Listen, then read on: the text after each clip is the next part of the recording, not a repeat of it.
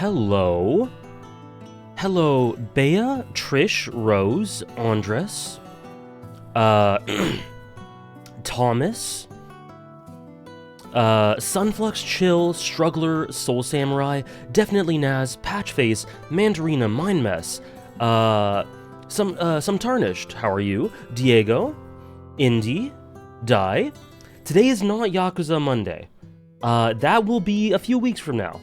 We got a beautiful little detour.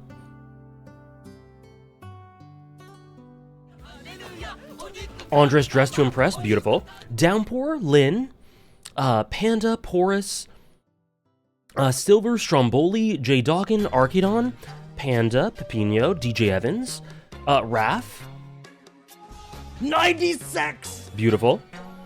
Dr. Nameless, Mandela, Mango Jam, Rick Ape, True Tren, Bragg, Potato Mari, Middle-Aged Man, PTM, Kiss, Enchanting Cat, Fear Lucaria, Hone Stage, Astros Maniac, Spaced Out Drip, Deep, Critty, DSP. Is it a detour if it's intentional? Yes. Yes, but it's a subset of detour. Shark on Stage, Safwa. Okay, I think we're caught up. Jack Doyle, Terravin. Will I be able to watch this later if I miss this? Yeah. Yep. What is my Demon Souls take? It's very good. I think every Souls game is good. Freddie Green? Sebastian? Hello. Thank you, Safwa, for the 25 months with Prime. Thank you very much.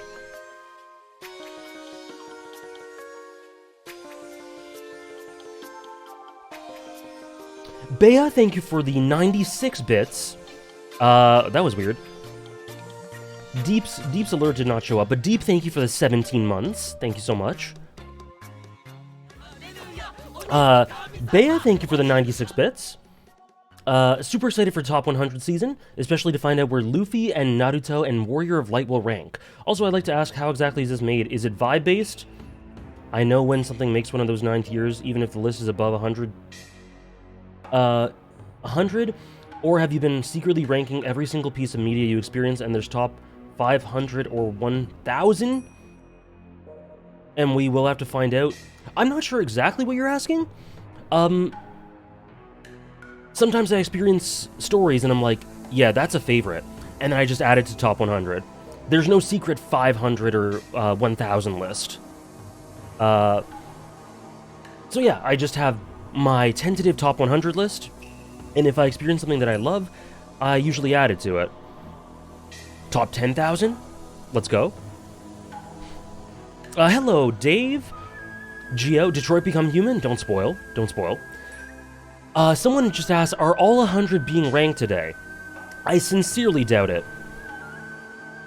Metal Gear Solid. You guys like it? I was gonna wear it yesterday, but yesterday was One Piece Day. The top 1 million? Yeah, so no, to answer the question, Bea, I don't have a huge list, and then I just cut off 100. I just think, is this my favorite? Yes or no, and then I add it. No problem, Dave. No problem at all. So, welcome to the beginning of the 2024 Top 100 lists. I'm really excited. This year, there have been so many changes. Tons. I have played so many new games. I've played Yakuza 0 to 6, Judgment, Metal Gear Solid 1 to 3, Final Fantasy 14, up till the end of Endwalker 6.55, Rebirth. I've read Naruto. I've read 500 more chapters of One Piece. I've started Bleach. I've I played, did I say Rebirth? Whatever. Guys, I've done so much. So... Objection! Chill objects to the fact that I've done so much. I see. A tin hog shirt? Never, Thomas.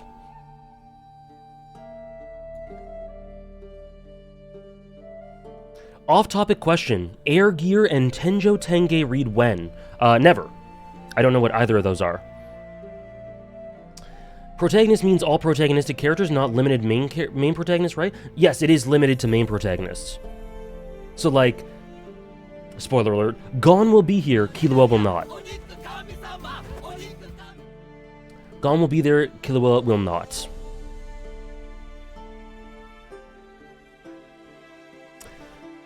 Thank you, Muddy Sandwich, for the 25 months with Prime. Thank you so much. Thank you, Slade, for the 8 months with Prime. Thank you, Chill, for the 1,000 bits. Thank you so much. These streams have been such an exciting point on the horizon to look forward to these past few months, and now that we've arrived, I'm so completely overwhelmed with emotion. Such a beautiful community experience can only be achieved with a community as wonderful as this one. So thank you, AJ, and all of the mods for bringing about this group of people that means so much to me. That is so sweet, Chill. That is so sweet. Thank you for being an essential part of it, and I'm so glad you enjoy it, and I hope you enjoy these streams. It really is like a sort of yearly tradition. And obviously, I'm not always going to force it. Like, in 2025, if not much changes, I won't do it. But luckily, we've had changes 3 years in a row, so... hey, Ryuko. Welcome in. Are gaming streams coming back after you've done with these lists? Of course. Yeah, I've always said that, yep. Are you up to date with My Hero Academia? I am, yep. Actually, let me just update that really quick. But yes, as Trish said, you can check my anime list for questions like that. So, on screen right now, there are predictions that people have made about these top 100 lists. You can check them out. I think I linked them in the Discord, but you can also check them out here.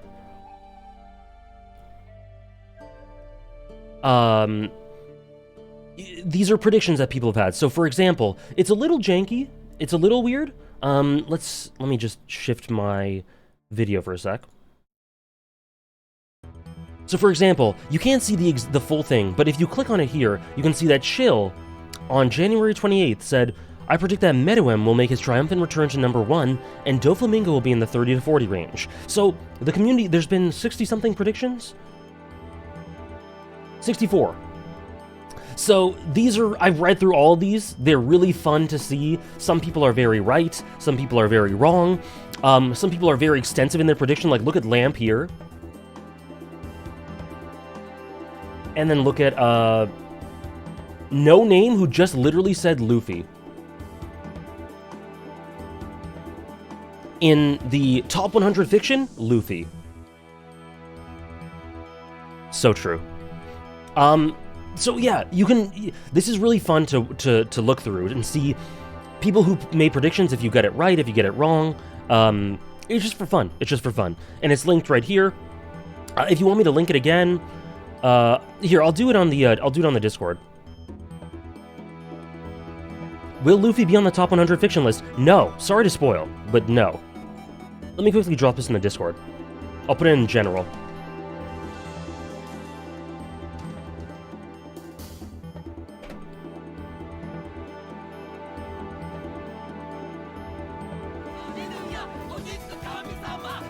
People in the Discord asking stuff that you could just ask in stream as well. You can only get the answers here. Anyway, so these are really cool.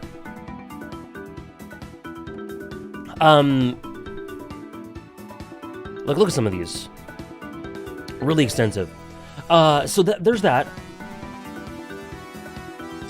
Then, if you want to quickly check last year's list, it's right here.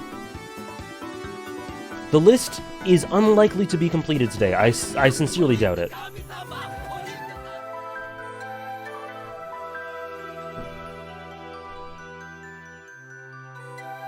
So if you want to see the protagonist, antagonist, or fiction from last year, you can just use this command. They're on here. This is what it was last year. These are the tiers that people are predicting. Someone just asked that in chat. These are the tiers. I divide up the top 100 into numerous tiers. There's honorable mentions, then there's tiers. Just by how much I love them. Last year, who won out? Hinata Shoyo, Haikyuu. But it was really tight. It was really tight. We'll see what happens this year. Could Thomas do a yearly ranking evolution, like next year or this year? I'm not going to impose that on Thomas, because that is a lot of work. I don't think there's any need for it, but if anyone out there not just Thomas, if anyone out there wants to do something like that, I'd show it on stream for sure. The thing is, it is a lot of work. It is a lot of work to do that. So I definitely don't want to ask someone to do that. But if anyone out there wants to, and it doesn't have to be Thomas, it could be anyone, then sure, for sure.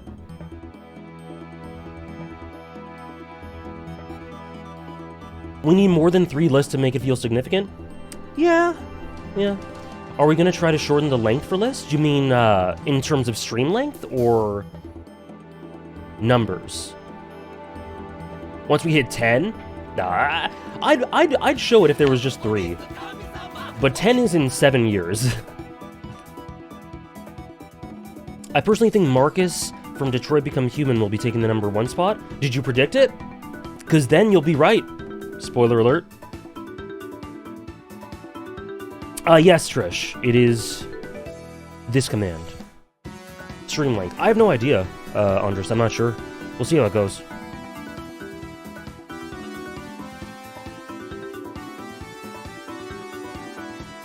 AJ, is Dan your favorite FF protagonist because he's in the top 20? I guess you'll have to see for this year. You'll have to see for this year, right? Because this is 2023. Welcome in, everyone. How does the predicting thing work? Is there a system in place, or are we just talking? The predictions are done. These are done. If this is what you mean, Critty. But we will also do,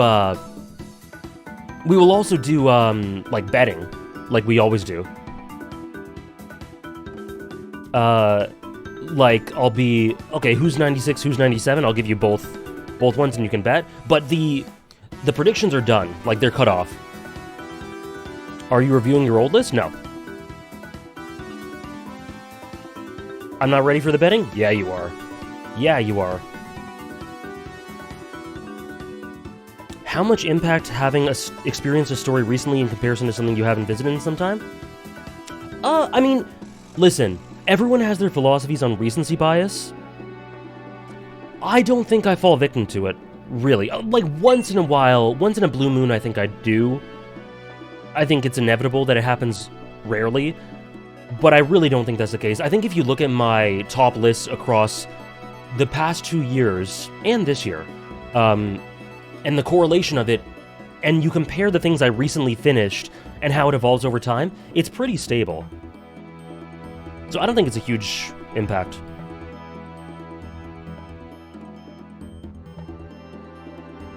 Will that happen, Sebastian? We'll see.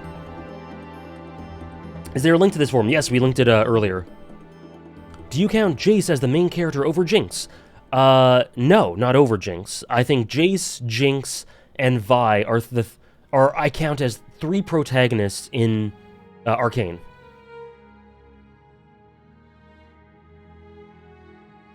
The list is made, Burly Shark. The list is completely made. Hello, welcome in, everyone. Quicksilver, thank you for the 27 months. The list streams are back. We'd love to see it. Welcome back. Thank you, Gart. Thank you, Gart, for the 7 months as well. Are you feeling better? I feel better in some ways and different in others. Like, I have a worse cough, but, like, my energy's better. It's weird. That is true, Critty. So, it's a good question, though. For some series, there are multiple protagonists. For Arcane, there are 3. For 13 Sentinels, there are multiple. For Succession, I put 3. Or more. I don't know. 3, I think. So there are some series where I think there are multiple protagonists, and sometimes I rank them together, sometimes I rank them apart.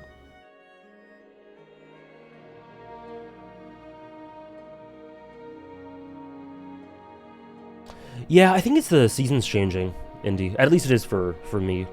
It's not allergy for me. This is a little cold. Oh shit. I just realized Thorfinn is, the color of Thorfinn is wrong.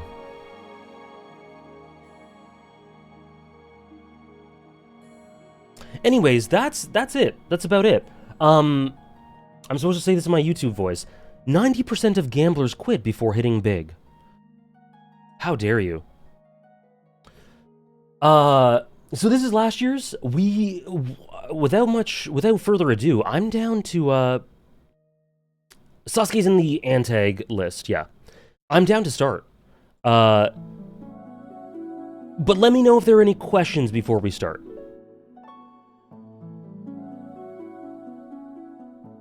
Nah, Andres. If there are any final questions, I will answer. But of course, you can ask them during the stream as well. What on earth is golf? No idea.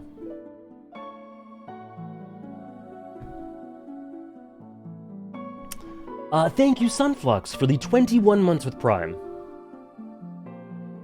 Will Greg be on the list? He's number 0. Was Disco Elysium's protag in that list or you played after? I played Disco Elysium after the list. Yeah. That's another one. Is Bleach being considered in these lists? So... To an extent. Do you consider Zuko an antagonist? I do not. Will you change your My Anime List mosaic after these lists are done? Yes. Yes, I will. But I didn't beforehand because it would spoil stuff. Okay, let's do it. We will be starting with... Oh, this is exciting, eh? Also, by the way, if... people did this last year. If you have your own top 100 list, feel free to do it and share it in the Discord. Under, general or something. Okay.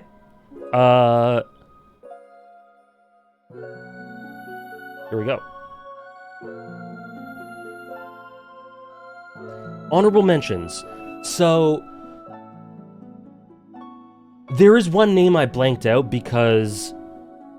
Just in case Hannah or anyone else is going to play Danganronpa V3 in the future, I just blanked out the name just so you don't know the name. It's not that big a spoiler, but I blanked it out for the beginning of this. I'll unblank it later, but that's Danganronpa V3's. So let's see. Noctis Lucis Calum, Final Fantasy 15, Chris Deltarune, Takayuki Yagami from Judgment, Mao Mao from the Apothecary Diaries, Oppenheimer from Oppenheimer, Laios Toden from Dungeon Meshi. May I ask why you don't consider Zuko an antagonist? To me, he's absolutely one. Until he isn't anymore, of course. The last part of your sentence. The way I categorize antagonists is, is their final impression on the series one of antagonism?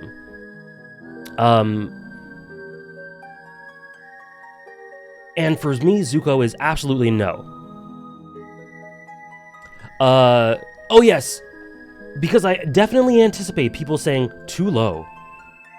Too low. We do have this alert.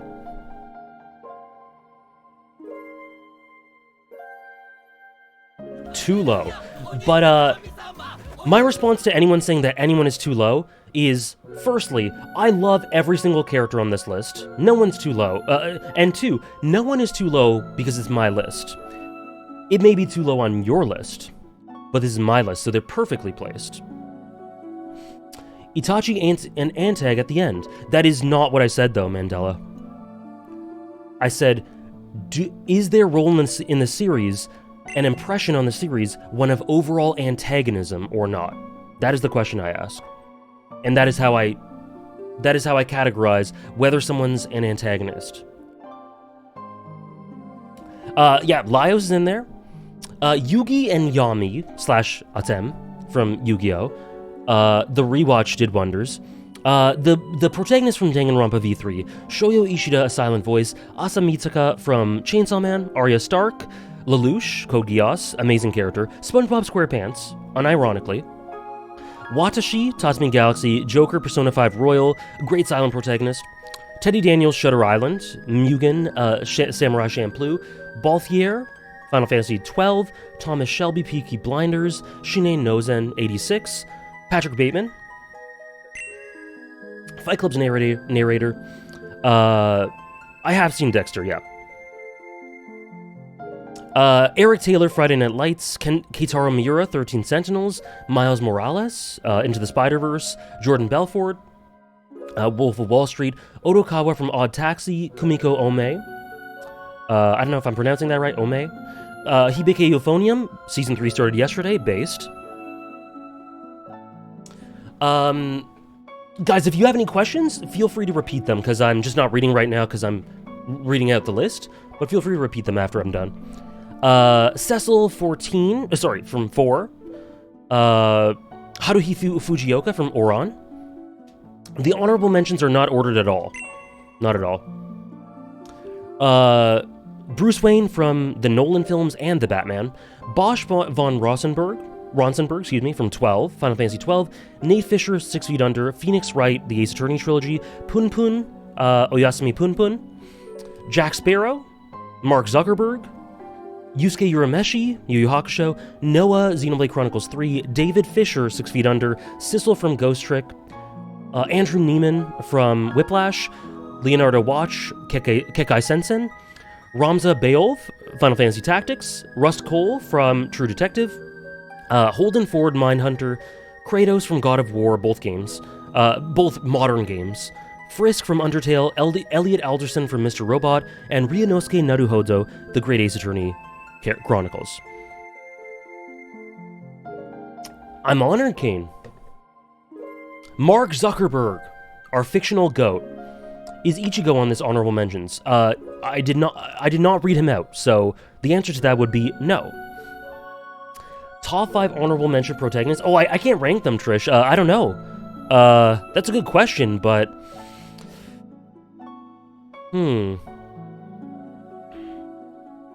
okay, let me try. Hello, Fiji. Is Tamaki your favorite from Oran? Yes. I love Tamaki.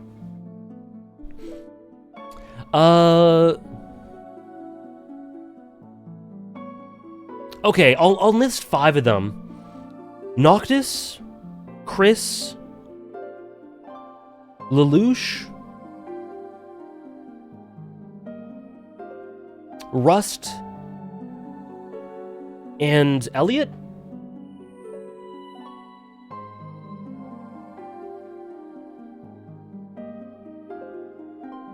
Yeah. The order of these lists will be protagonist, antagonist, fiction. Is the falloff for Frisk and Chris because of Undertale Deltarune falloff, or is it unrelated? I guess we'll have to see. Bea. Because I don't want to give away the fiction stuff. What I will say is that I started thinking about what I value in characters a little bit differently this year. Is Naruto my favorite among the big 3? I guess you'll have to wait and see. Although, it is worth noting I'm only 115 chapters into Bleach. What was I saying? Yeah, sorry, I value characters a little bit differently this year than I did in previous years. And I'm taking emotions into account a little bit more, and sort of conclusive feelings.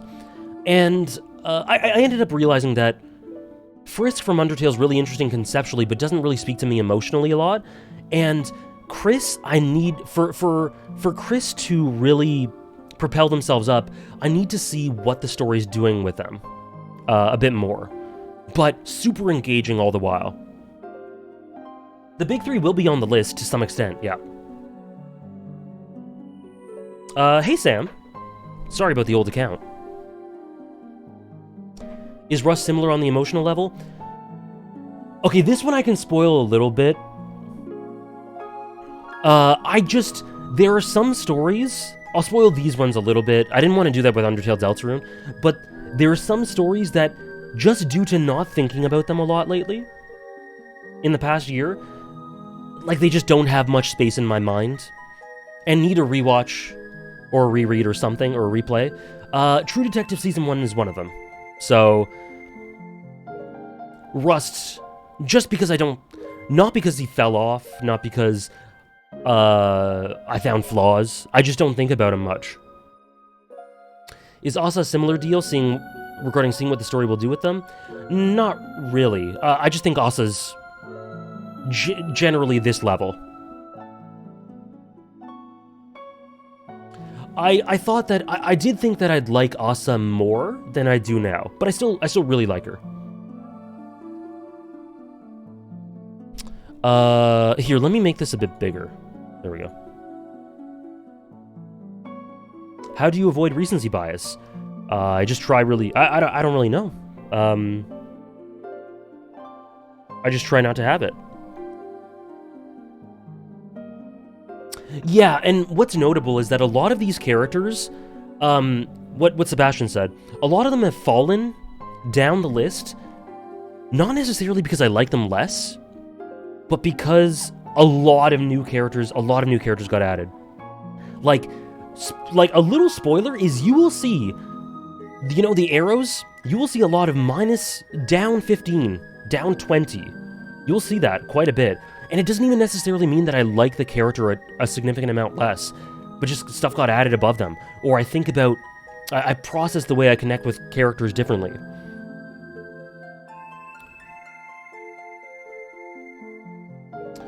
Yeah, the former, Sam.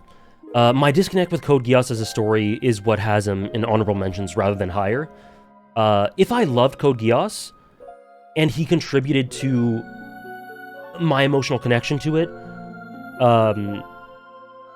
he contributes hugely to my enjoyment of Code Geass, but if he contributed to my love of Code Geass, he would be higher, for sure. Do you often replay or rewatch your favorites to know if you still love them as much as you used to? It's very vibes-based. Sometimes I just go like, I want to rewatch Rakugo, or I want to rewatch Haikyuu. It's just very stream of consciousness. What tier would he be? S. Who are the protagonists of Succession in your opinion? Just the three main siblings? I guess you'll have to wait and see. Do you consider Mugen? I forgot how to pronounce him. To be the sole protagonist or one of two equal protagonists? I think you could view it as multiple protagonists, but he's the only one who makes it. Do Kenjaku and Geto still count as one character? No. I don't know what I was cooking with that. That shit was weird.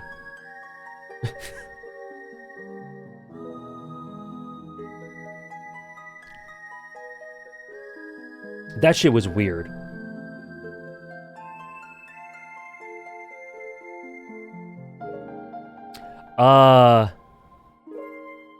Okay, Critty? Maybe I'll put that into YouTube and maybe I'll do it later.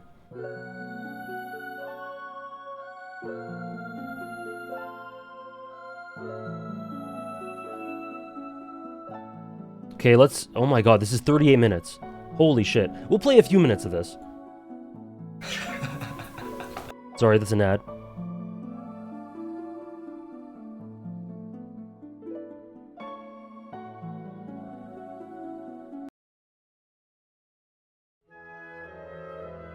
Eight minutes? Well, the first thing on, oh, number 2.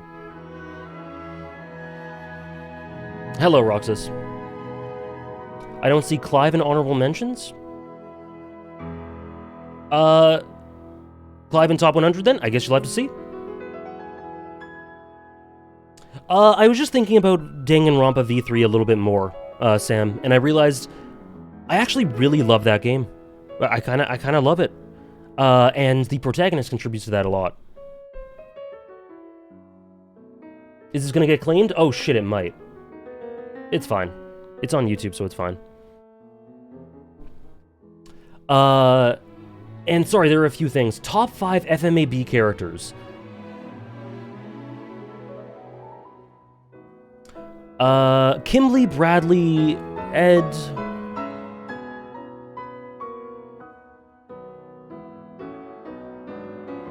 Hohenheim.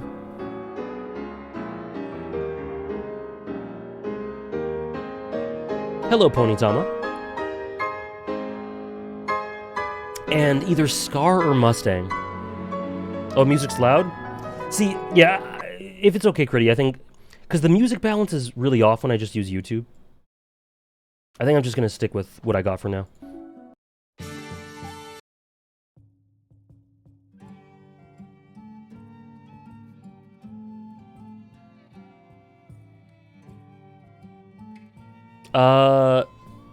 Yeah, V3 is amazing. I do like, Hajime.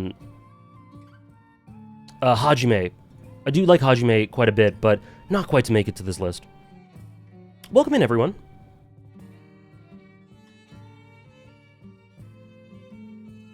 Oh, Greed Ling. Shit, I completely forgot. Yeah, Greed and Ling, put them instead of Scar, or Roy, or Hohenheim.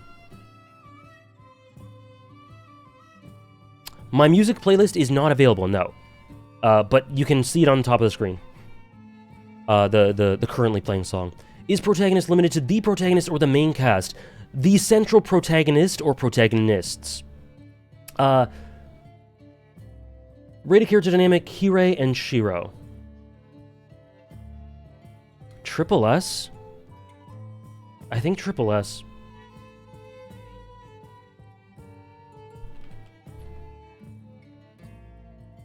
I think Triple S. I think it's, like, maybe the best one in Fate.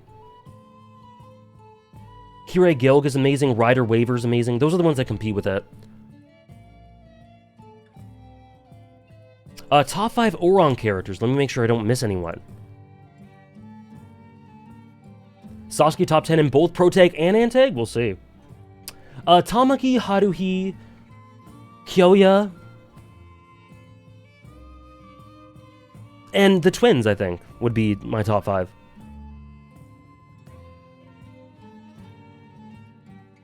Rated character dynamic, Winry and Scar. I'd give that an S.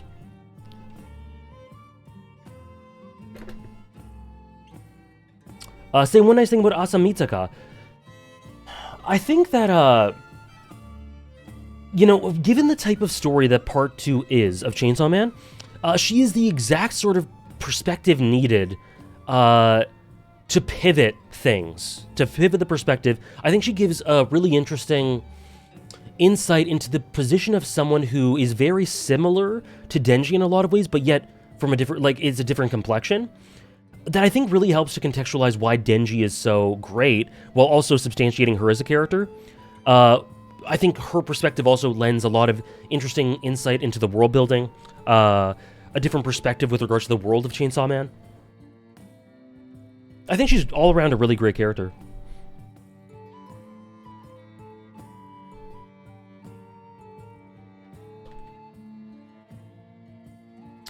Say something really, something nice about Koizumi from Ping Pong.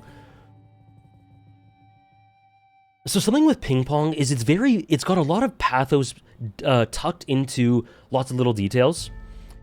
And I think he's like the biggest personification of that.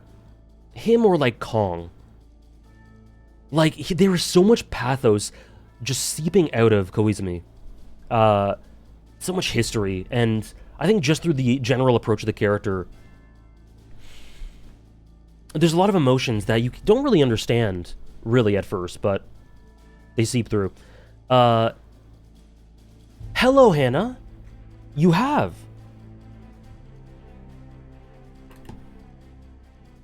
Ping Pong is amazing. Say one nice thing about Sissel. He is... Okay, from a plot perspective, one of the most engaging video game protagonists. Autumn is in honorable mentions. You can't see the video. Who else is there? Autumn and Yugi are both there. A2 is there. Laios is there. Mao Mao's there, Hannah.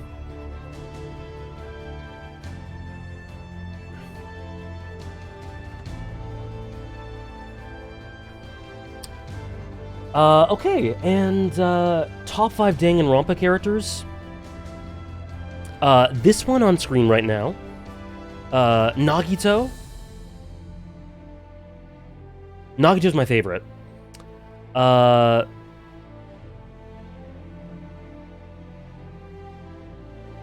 I'm gonna write some on screen right now. This one?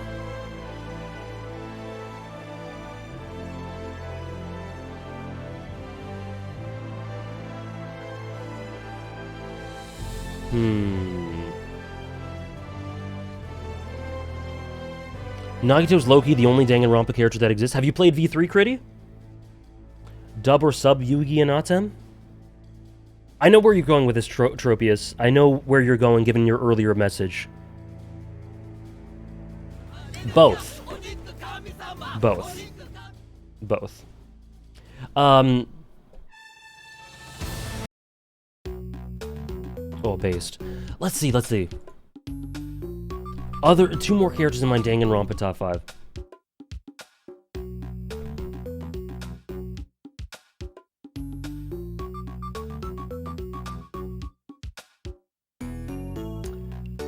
I do really like Chiaki. I really like Gundam, but I don't think he's top 5. Okay, Chiaki's 1. Oops.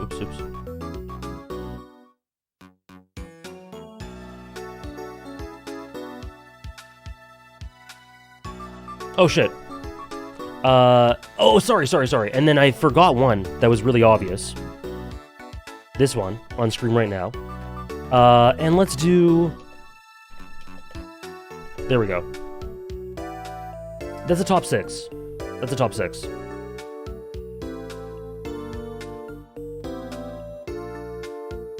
I won't do this for all the series, but I'll just do this for Danganronpa V3.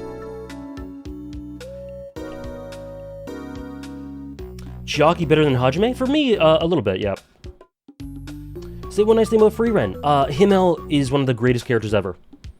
Top 5 fictional swordsmen. I cannot answer that. Because that will spoil some protagonist-antagonist stuff.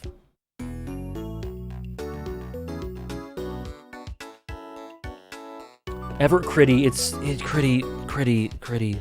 It's just, I'm just being exaggeratory. Himmel's an amazing character. Sorry for gushing a bit during a top 100 list thing. I'm just... Himmel's amazing. I love Himmel.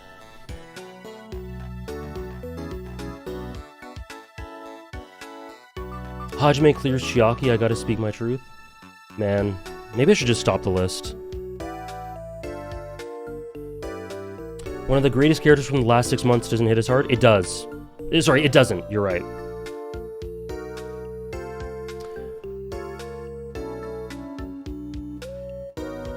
I should stop the list. Okay, stop it before it even started.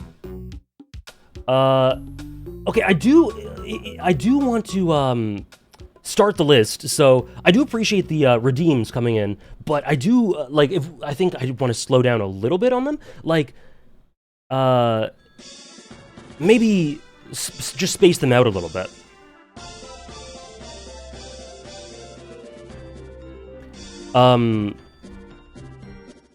Thank you, 9 Lives, for gifting out a sub. Hello, Simba. Top 5 names for manga. Berserk.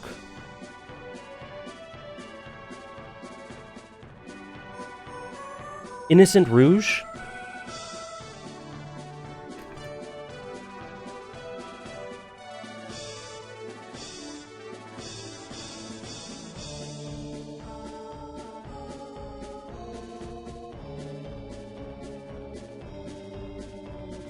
I do like Full Metal Alchemist a lot. You said for manga only, otherwise I'd say Neon Genesis Evangelion. Yeah, Shingeki no Kyojin. It's better than Attack on Titan. Especially with context, yeah.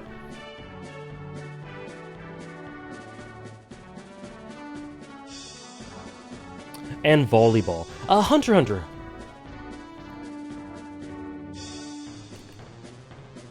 Bleach, I gotta wait a bit. Top 5 Scions of the Seventh Dawn. Or just FF14 characters on the Protag side. Alphino, Alice... Spoiler. Warrior of Light. Say one nice thing about Mau Mau.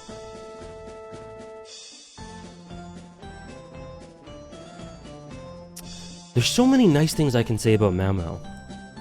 Oh, how about this? Unless I'm forgetting one, my favorite Aoyuki performance. I'm pretty sure.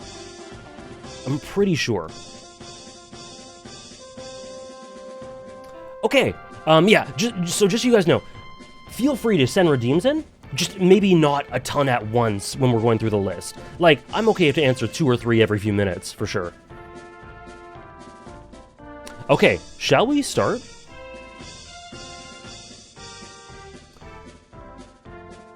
Say one nice thing about Freeman. I did not miss yours, Burly Shark, I answered it.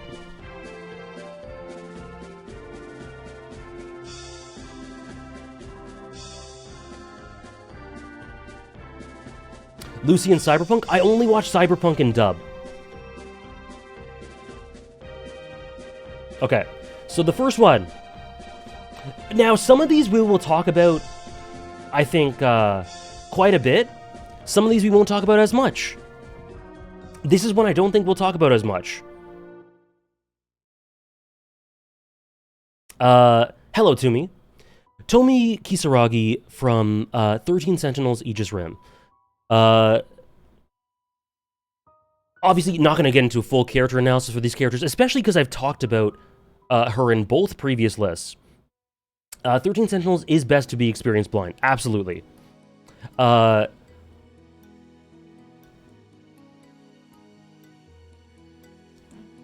think something that I love about 13 Sentinels is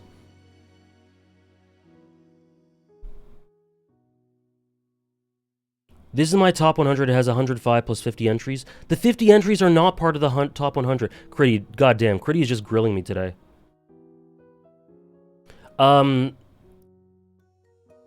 I love about 13 Sentinels is how the I don't want to say too much, but how character sentiment is indirectly communicated, and Tomi is the sentiment of her character and how that is expressed is probably my favorite example of that in the story, protagonistically. And she's just generally likable. She's my favorite role from her voice actor as well in the English dub. And speaking of her, the next entry... also, I'm doing this list reveal thing rather than typing them in. The credit to that goes to Critty, because he was doing a list like this as well, and it's better to just highlight a whited out text. A. Sekigahara. I like him ever so slightly more, because I think his sort of psychological quandary and arc and development and progression is really hard-hitting, and his arc and how he comes to terms with a lot of the insecurities and things that he has is really meaningful to me. I'm speaking very vaguely about these characters because 13 Sentinels, if you have not played it, do not learn anything about it, and just play it blind, completely blind. I don't want to say much about these characters, but there's so many great characters in this story, and just play it. Spoiler alert, these are not the only ones on this list.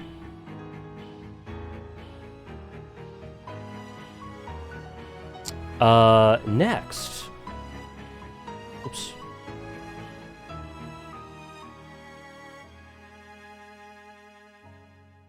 Here is the first drop. Thank you, Dave. The first of many drops. Smile from Ping Pong the Animation. Probably my third favorite character. Or third or fourth favorite character in Ping Pong. I adore Smile. It's one of my favorite Koki Uchiyama roles. Due to the nature of his role in the story, he's very he's not super outwardly expressive, so you do have to dig into him a little bit. He's a little bit of a challenge, not a huge one, and not as easy to buy into as characters like Peiko, louder characters around him like Peiko, or Kong or something like that. I did not, Andres, but I will eventually. He wasn't my favorite in the series? Me neither. He's, like I said, third or fourth.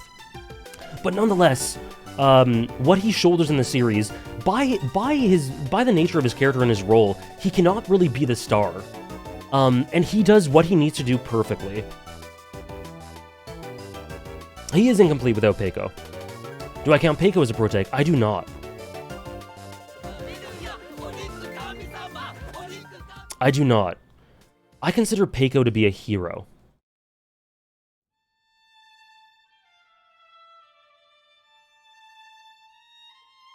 What tier would Peiko be? Probably double S. Probably double S. Thank you. Thank you, Zorept, for the 9-month resub. Thank you very much. And thank you, DSP, for the 6 months with Prime. Thank you so much. Top 5 sports characters with the most aura. Akashi Seijudo, Aomine Daiki,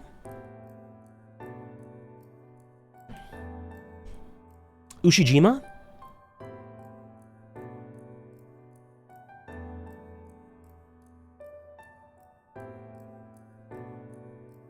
aura. Kuroko no Basuke is the king of aura. I would say, sorry to me. Let's skip this one. I would say Yuri, Megalobox.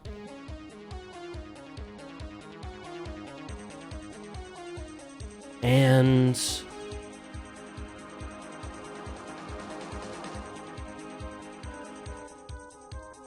I'm assuming this is any manga.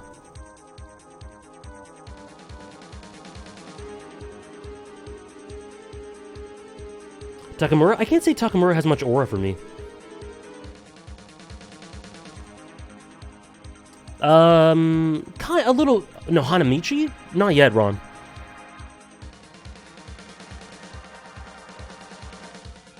And I forget his name, but Koki Uchiyama's character in Blue Lock.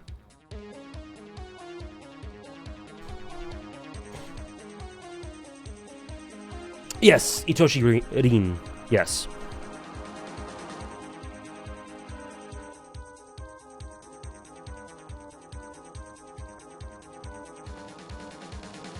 Okay, next.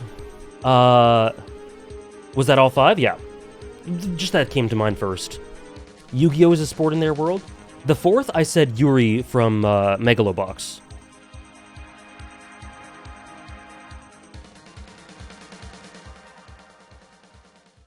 Thank you, Dave. I'll probably check out Ashita no Joe one day. So Agni, Fire Punch. That is next. I think Agni's one of the most disturbing protagonists I've ever experienced. I think he's the best character in the series, and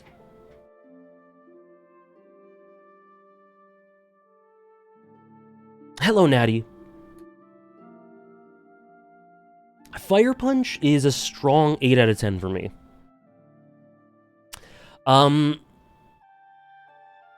I think he's one of the foremost examples of, like, a self-detrimental perseverance that I can think of in any manga. Like, an absolutely twisted, just, this character goes through the absolute ringer. He's broken down, he builds back up again, he is just urged forward by this insane core sentiment that turns into, like, a fire that burns him from the inside out, pardon the pun. And it's just such a disturbing but captivating journey to see how he develops and progresses and changes but stays the same in a lot of ways throughout the entire story. He's a really, to me, really disturbing protagonist in a really effective way. Fire Punch is insane.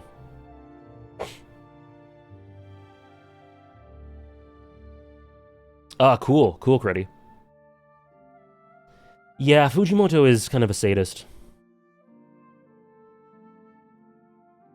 The idea of roles in the story and how Agni has to deal with the imposed one that he can't both physically and metaphorically be stripped of is one of the best aspects of the story. Right, and like his struggle and tussle with, am I just that?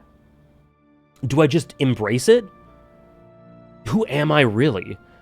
Throughout this this eternal pain, symbolically and metaphorically and psychologically, but also physically, it's incredibly raw, and not in the Twitter definition of the word.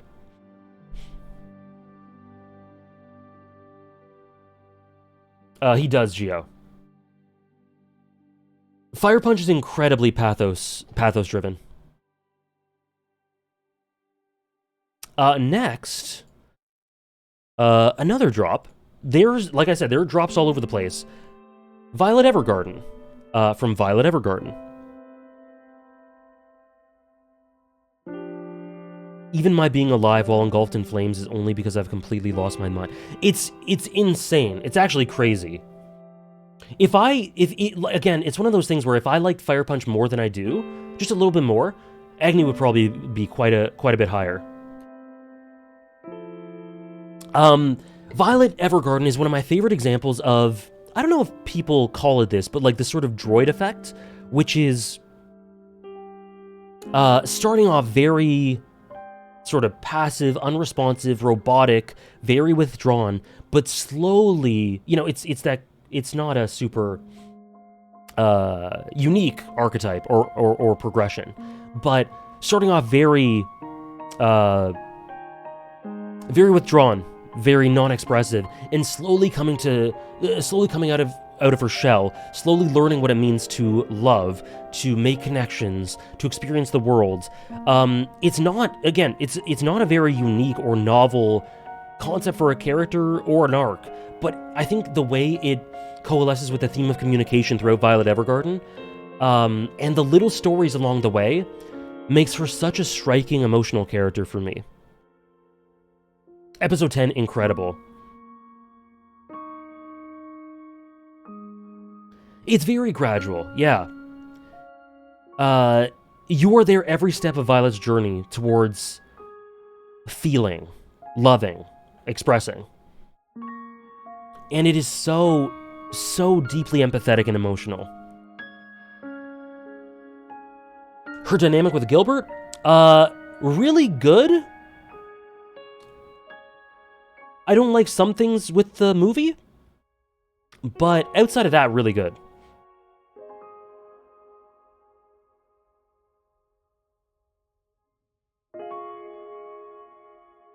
What are your votes for the major NBA awards? Jokic or Doncic MVP? Defensive Player of the Year? OG Anunoby? No, you can't be him. He's been too injured. I'm not sure about defensive. Rookie of the Year? His name is going over my head, but Holmgren. Wait, why is Lelouch not even in the top 100? You can go earlier in the VOD for an explanation. Coach of the Year? OKC's maybe? Or Boston's?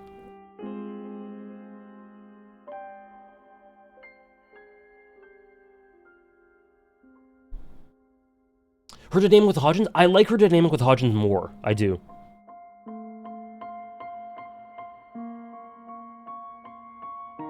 The honorable mentions are not in order.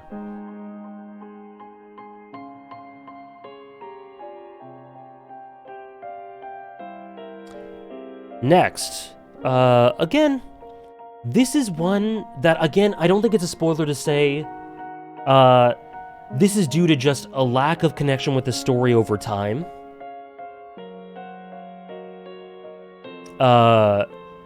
Rei Kiriyama, Sangatsu no Lion. I have not watched this show, this anime in like 6 years, something like that. And so its prominence in my mind has really, like, I don't think about it much. But I think about Rei and him hugging the dog, or, you know, the 360 swivel shot in season 1. Or his dynamic with Kyoka, or some of his matches. And he is just such a fantastic character that I'm sure would be higher if I had taken the time to rewatch the series, but I haven't. Season 3, it's the perfect excuse I need to rewatch it.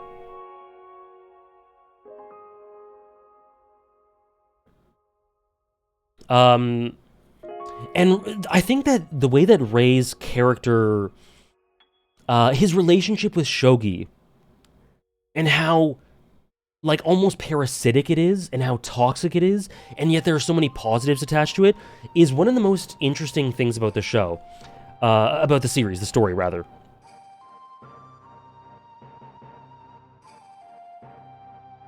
Cool to revisit it in manga form? Maybe.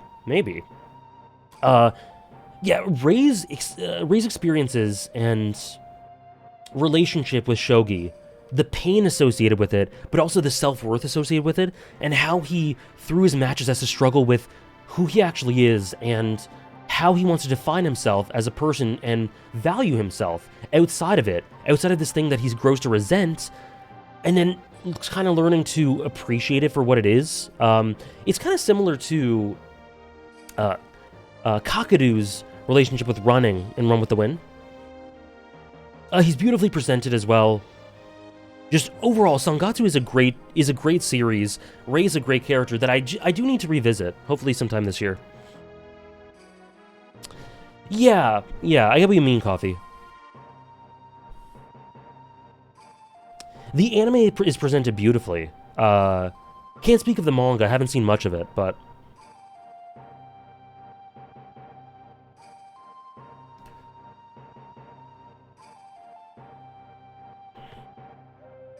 Wait, what? I like Chainsaw Man Part 2. Chainsaw Man Part 2's great. Do you have some to share on what you'll probably revisit? Haikyuu. I'm rewatching Haikyuu. I would like to revisit Sangatsu. I'm not sure if I will. I'm not sure. It's very on a whim. Okay. Oh, here is the first new addition on this list.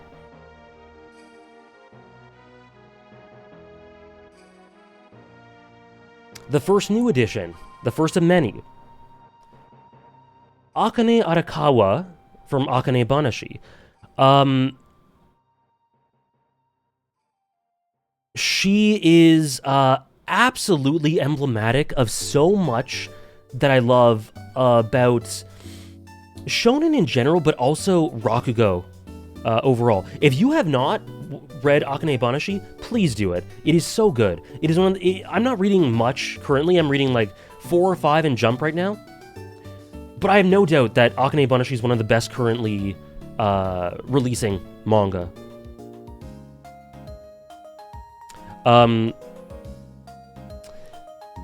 And she's this awesome mix of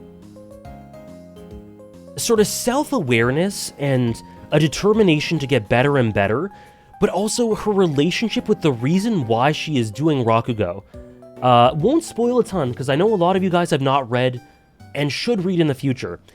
But let me just say, her relationship with her role model is so complex and dualistic. Not really dualistic, but it's really complex, and there are so many conflicting elements to it. Is it a crutch?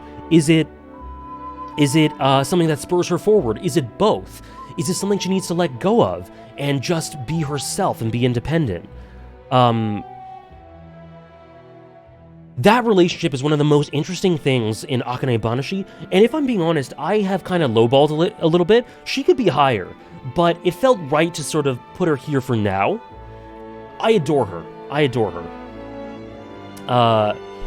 It's absolutely fascinating. Also, thank you, Weaver, for putting me on Akane Banashi.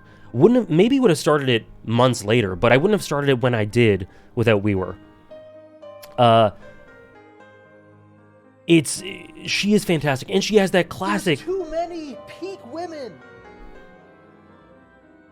I love them all. Thank you, Jonathan, for the 420 bits. I'm so proud of Akane every second of every day. She does really have that. You are so proud to see her progress. She has so many great dynamics with so many other characters. The one I mentioned I think is my favorite, but she has like 5 or 6 great ones, at least. And she's very much got that sort of monster to her. She's really got that monster to her. She's got a bit of Hinata, you know?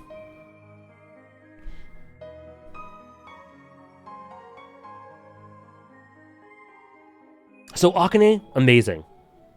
Amazing. And I really, like I'm saying, she could be higher than this, but it felt right to do a little bit, like, to be a little conservative. Because I'm sure she'll rise next list. The Rakugo will hit better animated. The voice acting is a huge part of Rakugo. If Akane Banashi gets a anime, man, I'll be watching that shit. I'll be promoting it. It would be so, with proper direction. Oh. It's the new Chihaya Furu? Honestly, I actually think it's quite different in a lot of ways to Chihaya Furu, at least in presentation.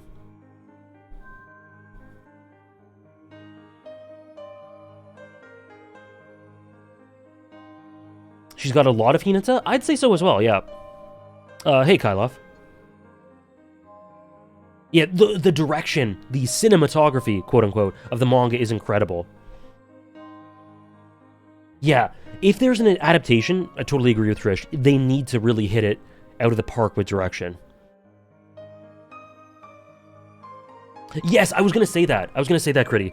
I didn't know the director's name, but Shinichi Omata, Rakugo Kaguya, that approach, the best thing about it is I think that a mix, like a sort of healthy medium or healthy middle of elements from Rakugo and elements from Kaguya-sama could work beautifully for Akane Banashi.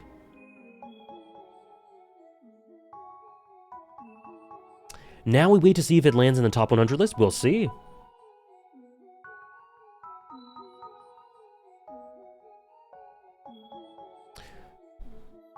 Did they explain how shogi works?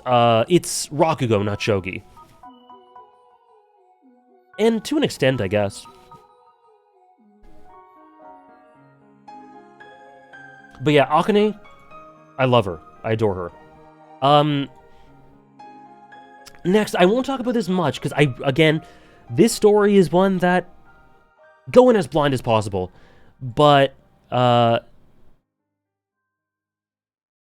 another from 13 Sentinels.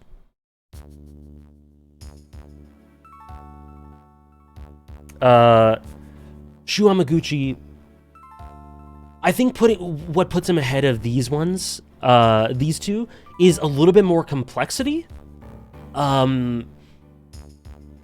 A little bit more complexity in the relationships and dynamics.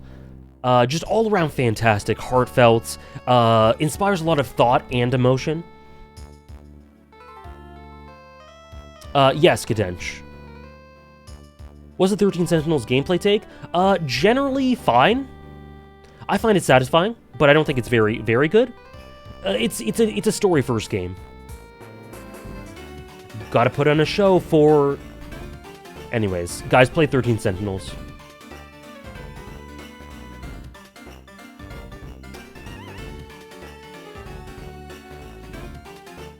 Next is one that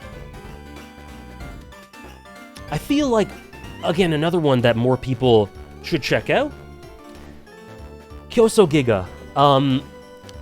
Kyoso Giga is similar to... Sorry, Koto from Kyoso Giga. Kyoso Giga is similar to Kekai Sensen in that it's very abstract and symbolic, and if you try to piece everything together in an incredibly traditional way, it doesn't quite work. There's eclecticism and chaos everywhere, but strung together, something that strings it all together is this overlying sentiment of family and bonds. And Koto breaks through everything, quite literally, with that yearning for family and relationships. And, same writers, Kekai-Sensen? Is it? I know Rie Matsumoto is the same director.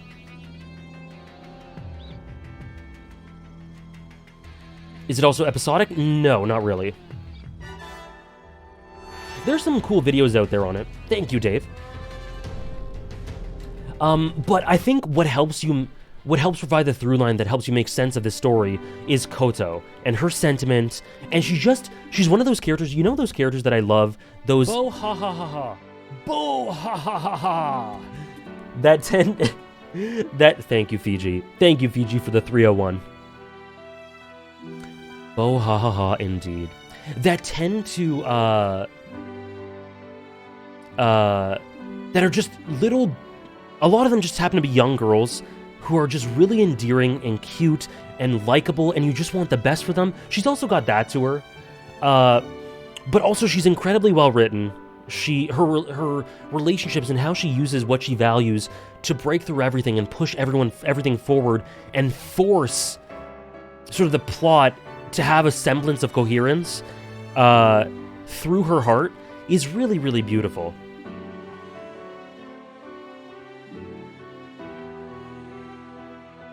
Really, Fiji? That's amazing. Yeah, it's beautiful, Dave.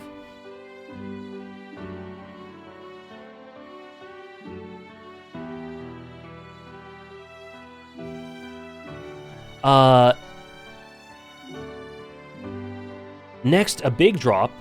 Now this one's interesting. I won't say too much about the drop, but it's just how things shook up. Bazette Fraga McRemitz. It's just how things shook up. I still adore her. I still absolutely adore her. And her dynamic, her sort of internal tussle with the idea of what it means to be honest and genuine, and sort of internal darker elements of oneself, and how that bounces off and coalesces with sort of the main themes of the work and Angra is magnificent. But just when going through the list, for some reason, she just ended up dropping down. I don't really have an explanation for it. But I adore... She is absolutely a beautiful character. And this is another one where maybe a reread would help bring it back up, but that thing just sort of... That just tends to happen, I guess. Yeah,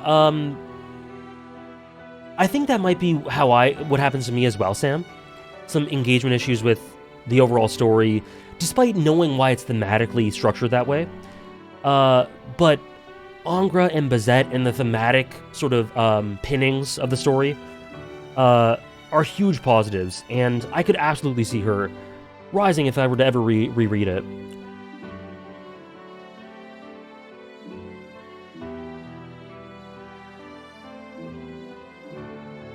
Engagement issues is a good word.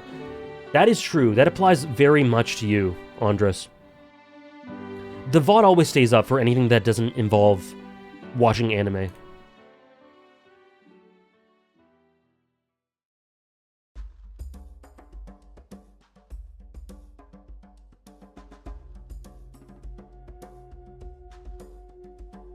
I gotta read Prisma Ilia to become a real Bazette fan? Do I? Okay.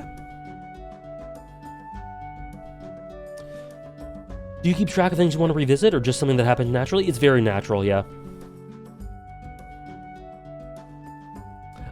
Next...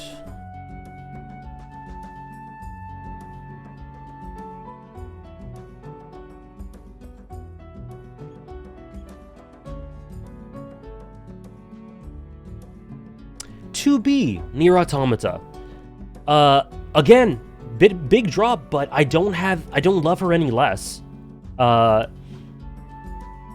Again, guys, don't worry about the drops. Don't worry about the drops, okay? I have experienced so many stories that have given me great characters that are new additions, that are high up the list.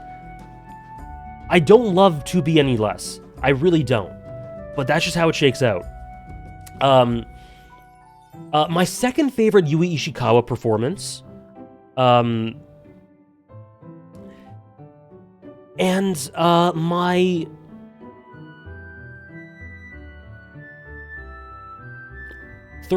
third favorite character? Second favorite character, maybe, in Nier Automata. Either way, she shoulders the first half or so.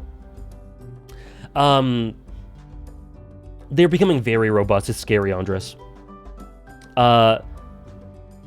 She shoulders the first half or so of Nier Automata incredibly beautifully, and she's a great example of a character being non-emotional, very withdrawn, very sort of rough around the edges, but so engaging because there's clearly something beneath the surface. And when the revelations of why she acts the way she does come to the fore, it is absolutely a hammer blow. It is an emotional hammer blow when your heart just goes out to her when you see the reason why she's been acting the way she does. She's been holding 9S at an arm's length because she is just so hardened and damaged by the world and the repetitive cycle, the mundanity of this violence and pain, that she just does not want to connect because of the continuous pain it'll lead her to. There's a ping pong video, yeah. Is A2 considered a protag? She is in the honorable mentions. Would you recommend replaying Automata in Japanese for Ishikawa? If you've played it in English already, go for Japanese.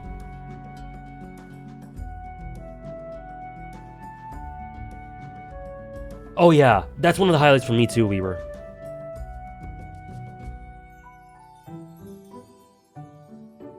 But she's amazing. She's absolutely amazing. And you know, she's the sort of, while I don't necessarily think she's the complete central protagonist of the game, she is the sort of mascot for the series for some reasons that don't have much to do with the writing of her character, but I'm glad that she is even still, because the writing of her character is fantastic. She's really, really good. Yeah, I've been saying for a while, Sam, that I'm probably going to stream it. It'll be a Monday, maybe Tuesday game. Does the anime do anything for her? Not a ton. It's some cool extra dimensions that don't elevate her a ton. It's cool. The mascot of the series? Well, sorry, mascot's the wrong word, but like, for Automata, she is the character that everyone thinks of.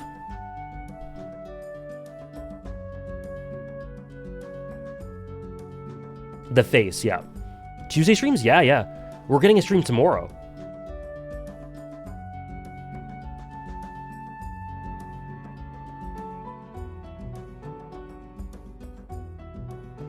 And with that,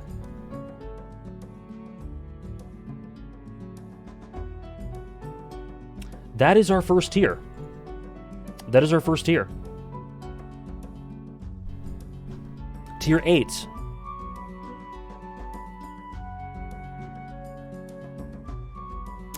I got rid of the love's a strong word tier because I just love everyone. So that's the first tier. No more tier 9. As we go up and up the list, we'll get juicier and juicier. Because some of these, I know a lot of you guys haven't experienced some of these. Kyoso Giga, 13 Sentinels. So there isn't a lot of opinions. But the more we go, the more we'll get to stuff you guys know. Like, everyone knows. And let's just fix this up. Okay. Now, okay, we got some juicy stuff. Some juicy stuff coming up. Here.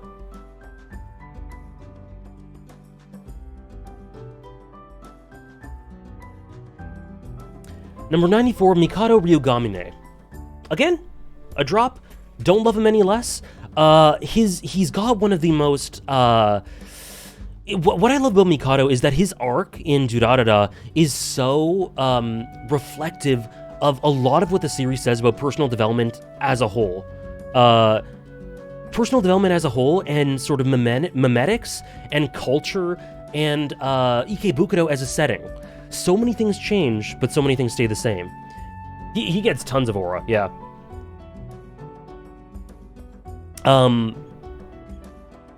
And yeah, to me, Durarara Season 1, borderline masterpiece. After that, I think it drops off a little bit, but the reason why it's still consistently engaging is in large part due to him. His development and character arc past Season 1 is so interesting, and I love where it lands. It's very sort of Persona 4 in a lot of ways, but also not really.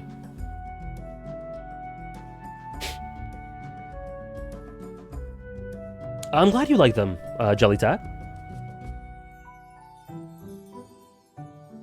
Durarara's for me. I've given up on trying to predict that, Andres, but it is an amazing series. I think Izaya is the only character in that series who is more reflective of the main theme for me. But also, Mikado also does some stuff that is unique to him. Completely unique to him. That Izaya doesn't. So, maybe not. Maybe not.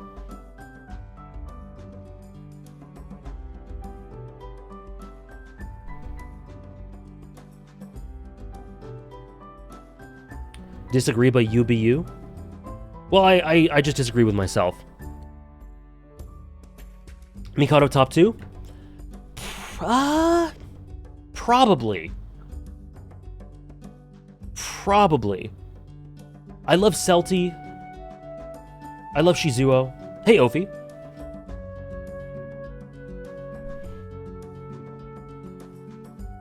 Shinra's good. Shinra's probably like top 10. I think Mikado's my second favorite.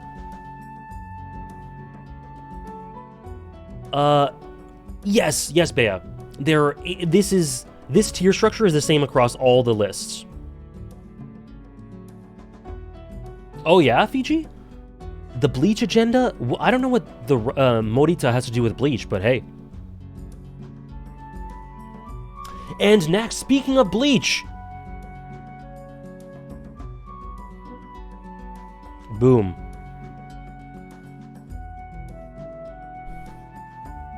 So, I'll just put it this way. I completely envision Ichigo's gonna go way up. But let me put it this way. Bleach, because my thoughts on Bleach are very fluid and still very early in the story, I was just going to put everyone in the honorable mentions. I was going to put Ichigo in honorable mentions. I was going to put Bleach in honorable mentions for top fiction. I was going to put maybe a couple of antagonists in there. And spoiler alert, I did that. But for Ichigo, I looked at him and I'm like, no, he has a spot. He has a spot. Maybe Bleach is in the honorable mentions for fiction. Maybe Bleach, I could put it somewhere on the list specifically, but I'm not going to. But Ichigo, I just felt like, you know what? Yeah, he's already got a spot. There was an Ichigo-shaped hole. He is absolutely fantastic. He is a great character. And there is so much substance in the little details that I think I'm picking up on. That I think the series is hinting at. There are so many things he does that he is so self-critical. He is so detrimentally, self-destructively self-critical. Let's play number 1 instrumental? Oh boy.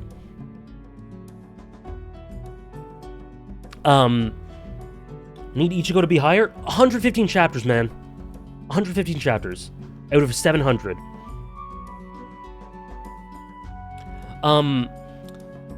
He has so many deeply seated issues about the way he views himself and how he interacts with the world, the way he views how he should sort of bend over to protect the people he cares about.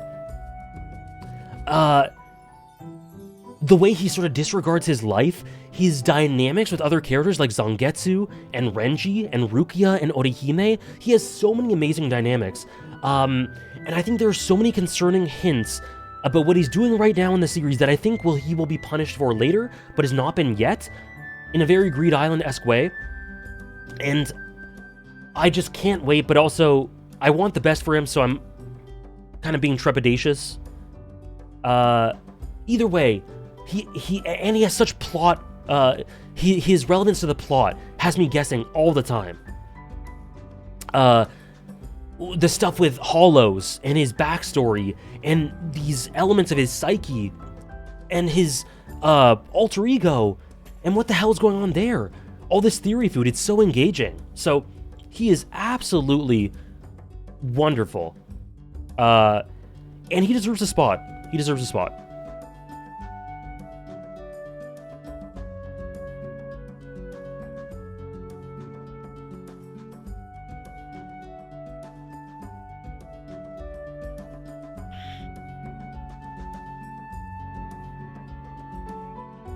Looking to ace Kubology? Hopefully.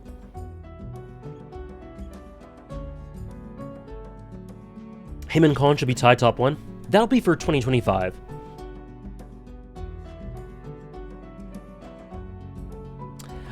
Anyways, I love Ichigo. Already.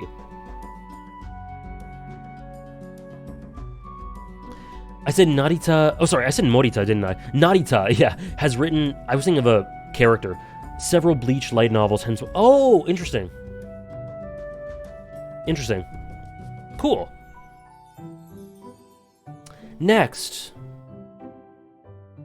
Himura Kenshin. Largely just tied to Trust and Betrayal. But I still think Trust and Betrayal to this day is a quintessential origin story. Oh, I see, Critty. I was thinking of, yeah, it's a voice actor. I was thinking of a character that got stuck in my mind. Last time Kenshin was above Luffy. Is he still? Is he still? Who's the last 3? It's best to go back in the VOD for stuff like that, but I'll quickly show you. It's over here.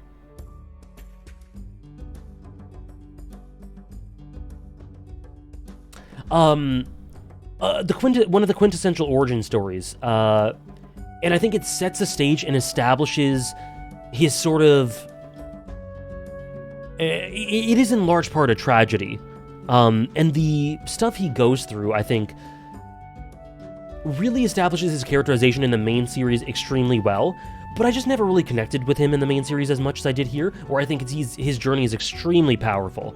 Like, every time I watch Trust and Betrayal, which hasn't been many times, 3 times maybe, I am at the edge of my seat, full of sympathy and emotion for Kenshin, and the conclusion he comes to at the end of the OVAs, I think is just extremely impactful, given the story that he goes through. And yeah, I just think he's all around a really great character. Luffy was 75, let's see. Yep, he was 75.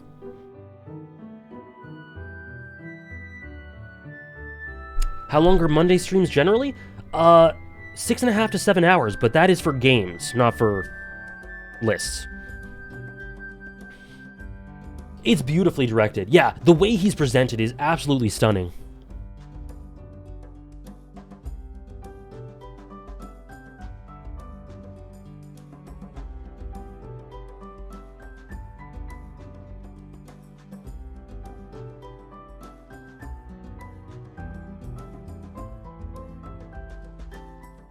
And yeah, I watched the rest of the series. Kenshin should be higher. My god.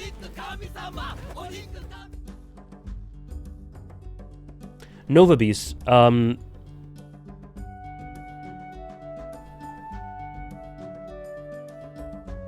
mind. Never mind. Thank you, Nora, for the 17-month resub. Welcome in.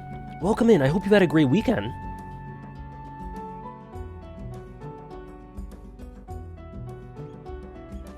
Seeing him in Tier 7 is so exciting. Yeah. Like, these are characters, I love them all. And they are low, considering it's a top 100.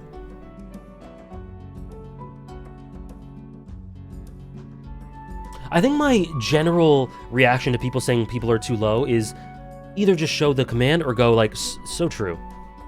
So true, King.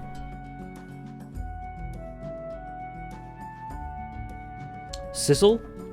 Sissel, I don't know. Is Sissel in the honorable mentions? I think he was. We talked about him. Sorry, I'm just blanking. One sec. Yeah, we did. We talked about him, yep. If you're curious about discussions about previous characters, guys,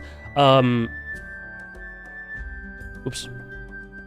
You can go back earlier in the VOD, where we talk about each of them at least for a couple minutes. And we show the honorable mentions as well.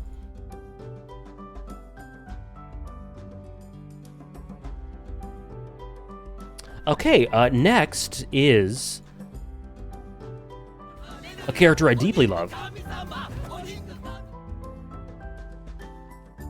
Vash the Stampede from Trigun Stampede. Specifically Stampede. Have I rewatched Arcane since last year's list? I don't think so. Trigun Stampede is my favorite version of the story, actually. And I think it all comes together for Vash in the finale. His dynamic with Nai is just one of my favorite sibling dynamics, the way it all comes together. So much love and connection and dependency and sort of altruism, but also self-interest and hatred as well from one side. It's just so complex and interesting. But what really sold it for me was when Vash just says, contextualizing all of his actions throughout the series, his unerring faith in other people and humanity. I am Vash the Stampede. He will continue to go along the same path he's gone this entire time, even if it may seem foolish, even if others may criticize him for it, even if humanity has shown itself to be extremely dark and not worthy of this sort of sympathy or forgiveness. That is his conviction, and that is why he is Vash, and Vash will never back down on having that faith in other people. That is who he is. And I think there's something so beautiful about that. A Paradise for Us, it's so good. Oh my god. Have I seen the original? I have. I don't think it's super good.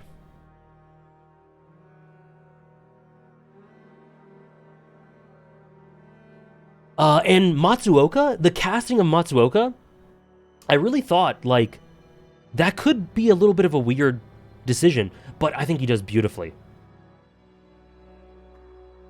I mean, when was the last time you saw the OG? 4 years ago? I'm confident in my opinion. I know what you're getting at. It doesn't need a rewatch. I'm very confident. I think I watched it subbed. Stardust. Sorry, Sam.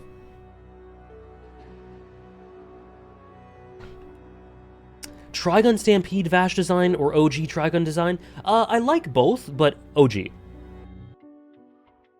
Best Matsuoka role?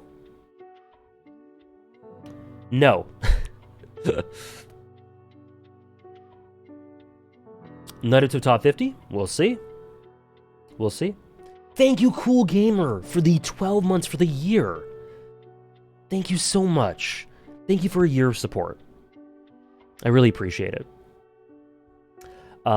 Here's to another year. Thank you so much. I hope you continue to enjoy. Welcome to the Year Club. These lists work so well as recommendations. Do it. Watch Trigun Stampede. It's really great. Though I will say that I think it isn't perfect. Like, it isn't a 10 out of 10. I don't think it's a masterpiece. But what really sells it to me, similar to another series that is a favorite, is the finale. The finale really brings it all together.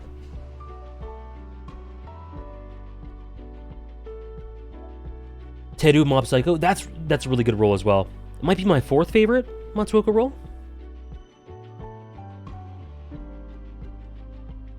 Hey, JG.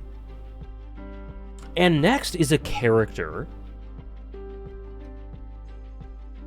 that I will never stop loving.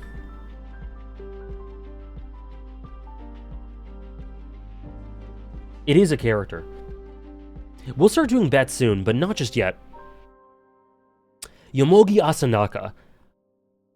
The goodest boy in the universe. I love this boy so much.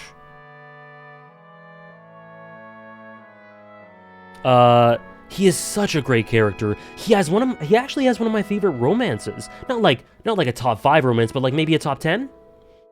A great romance. He is so beautifully empathetic and sweet.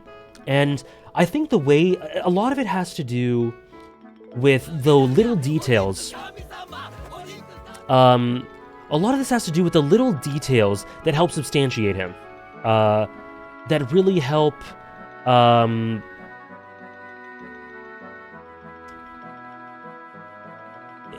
piece things together and add these little tiny bits of emotion that really add up and accumulate to make him a character that I just feel so much for. It's Enoki, Junya Enoki's, I think, my 2nd favorite role of his, after Yuji. Thank you, Dave. And I think he's inspirational to me in a really low-key way. Always being kind, in spite of everything. But again, that sort of faith in people. This desire to connect with others consistently, and to fight for others and for oneself. He's a really simple character, but I think the way that he's presented really, and him being in a favorite story of mine, really helps elevate him. And I saw the movie as well. The Gridman Dynazenon movie. It had some cool stuff for him too. Is it worth watching if you're not a fan of mecha anime? I'm not sure. I'm not sure. What I will tell you is it's awesome.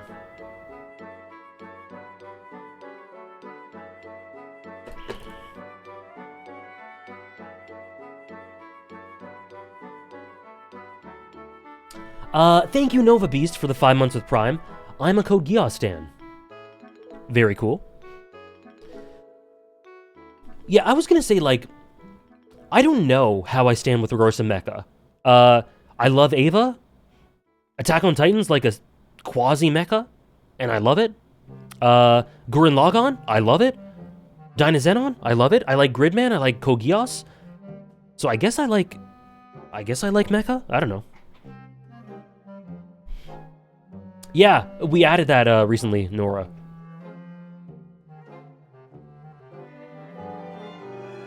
'86 is very cool.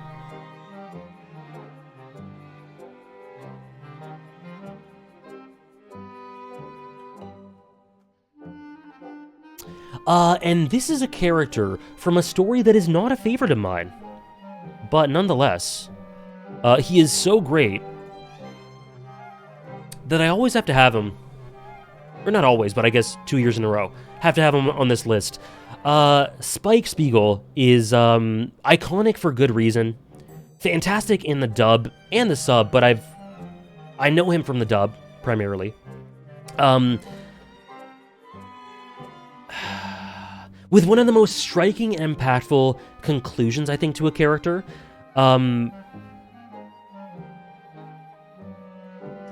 I hate Cowboy Bebop, I do hate it. And a character conclusion that honestly, every time I think of Spike's progression and conclusion, it really shocks me. It is really out there in a really fantastic way. You know, he is a great example of accumulating little pains and traumas and how people deal with them and find themselves distracted from them and find themselves needing to distract from them and use connections as a method of doing that, and sometimes succumb to them. sometimes succumb to them, which is so impactful to me. I think Spike is extremely... I don't really care much about relatability, but I think that the way he's presented in this really integrative way. You know, you think of a snapshot of his past, a snapshot of a little mini arc, a snapshot of his relationship with Jet or something, and Vicious. He is an amalgamation and a mosaic of so many moments that have added up to what he becomes right at the end. You don't like Cowboy Bebop, please stop misrepresenting what I'm saying. I like Cowboy Bebop, it just isn't a favorite. It's all about impressions, yes. I like Cowboy Bebop, guys. I like it. I think it's a very good series. It just isn't a favorite. I think there are stretches of it that are very disengaging. So the experience of watching it, we can go from an S-tier episode to an episode that I find really boring. So the inconsistency in engagement for me really makes it so that I can't love it, but I think it's very good.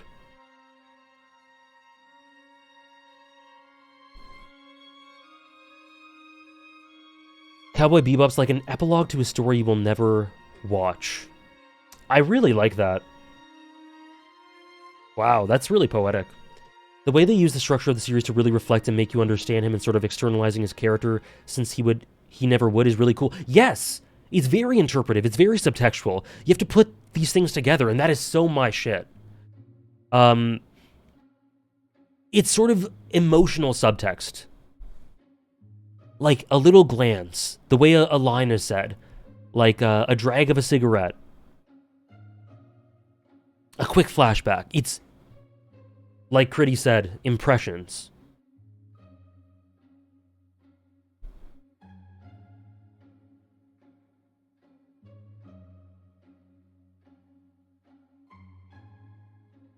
And yeah, it's one of the most beautiful anime, of course. I'm not talking about Cowboy Bebop in general. I'm talking about Spike, but it is one of the most beautiful anime out there. Yeah, each episode being a stylistic homage to different genres. I love that. Cowboy Bebop's a series where I love that it exists in the form it is, because even though it doesn't land with me perfectly, I think to dilute its identity in a way that would better suit me would not be right. I love that it is what it is, even if it isn't exactly for me.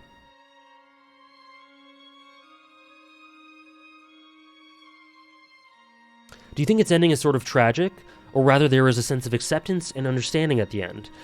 Both. I think it's both. I think it's a tragedy because of the conclusion he comes to, and the things about himself that he accepts, and the way that everything just seems to overburden.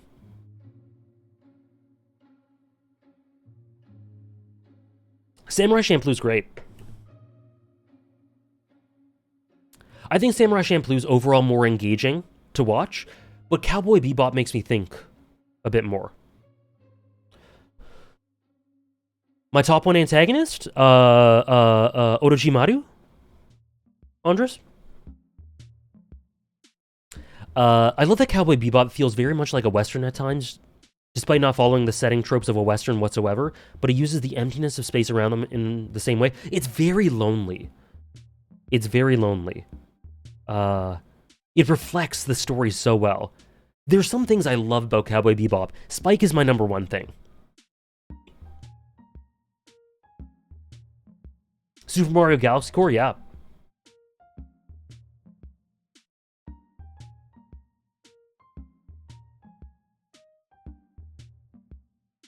Next, the Takakura siblings from Mawaru Penguin Drum. So this is all three of them. I put them sort of together here. They're the emotional core of a favorite series of mine. I think similar to Koto, they're the emotional through line and coherence for a plot, that can be very overly symbolic. Ikuhara goes all over the place with it, but I think they help create a semblance of cohesion a lot of the time. And their relationship with one another and what they would do to sacrifice themselves for one another never fails to make me tear up, make me very emotional. What's the take on the blue-haired one versus the red-haired? Shoma and Kamba? Kamba's my favorite. Red hair's my favorite. But they're so close together that I put them together. Hello, Hugo. Is Penguin Drum the same writer behind Tatsumi Galaxy? Is it? No, it's Ikuhara. It's Ikuhara. So, Utena. Are we ranking characters in general or protagonists? Protagonists, just like the title says. Protagonists.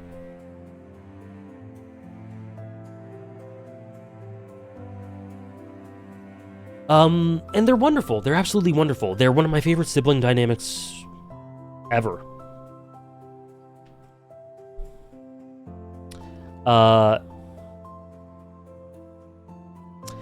Yeah, I do think that Penguin Drum can be a little inconsistent in quality from episode to episode, similar to Cowboy Bebop, but I think it comes to, like, I'm overall still engaged. I do think it has some problems, but it comes together in the last few episodes so beautifully.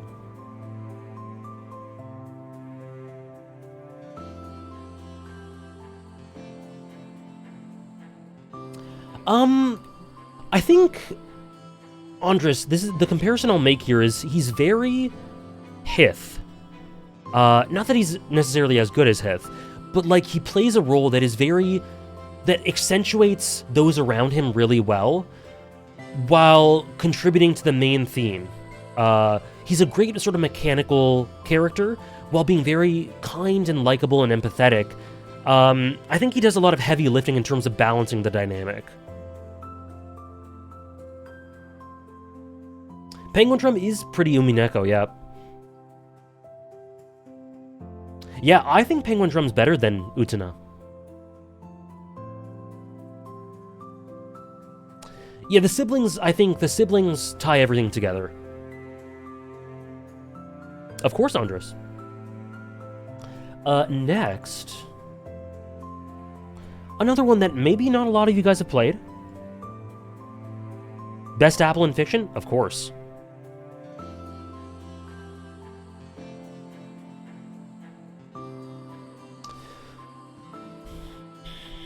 Himari, yes, Andres. Himari's awesome. Ashelia, Ash. One of my favorite Final Fantasy protagonists. And she has the things they achieve with the thematic storytelling associated with her arc, and her sort of flirting with the darkness that her role sort of associates with is really good. Because you flip several things throughout her story, and her character arc could have gone a completely different way. But every step of the way, she chooses the difficult path. And something about that really sticks out to me. I've seen Revue Starlight. Oh, not the movie, though. Ash is amazing. She's absolutely great. And I really like Final Fantasy XII. I think it's great. Check it out if you haven't. I don't have a huge emotional connection to FF12, but it's really good. Damn, Dave is on it.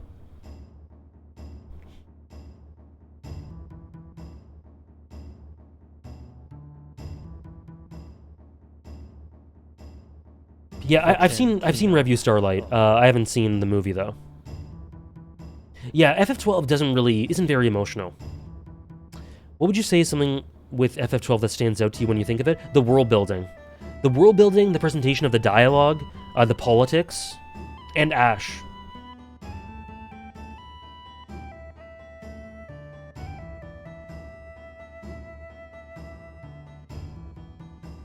It's one of them, Amma. It's one of them for sure.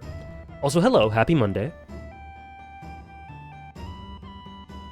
Yeah, Jesse's match. That's interesting, isn't it?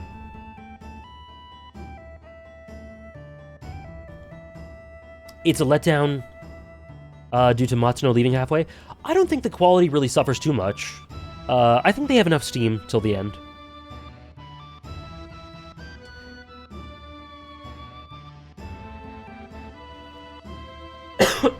Sorry, excuse me.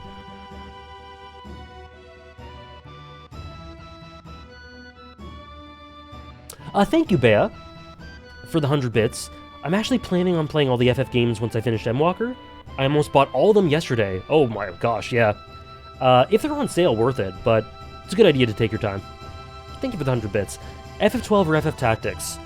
Check my rankings video, Andres.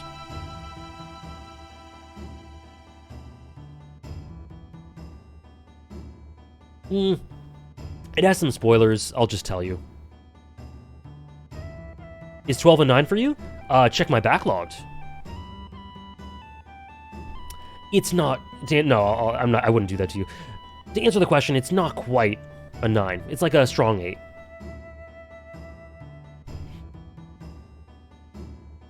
It's really good. I think it needs a bit more emotional oomph for it to be a 9 for me, Indy.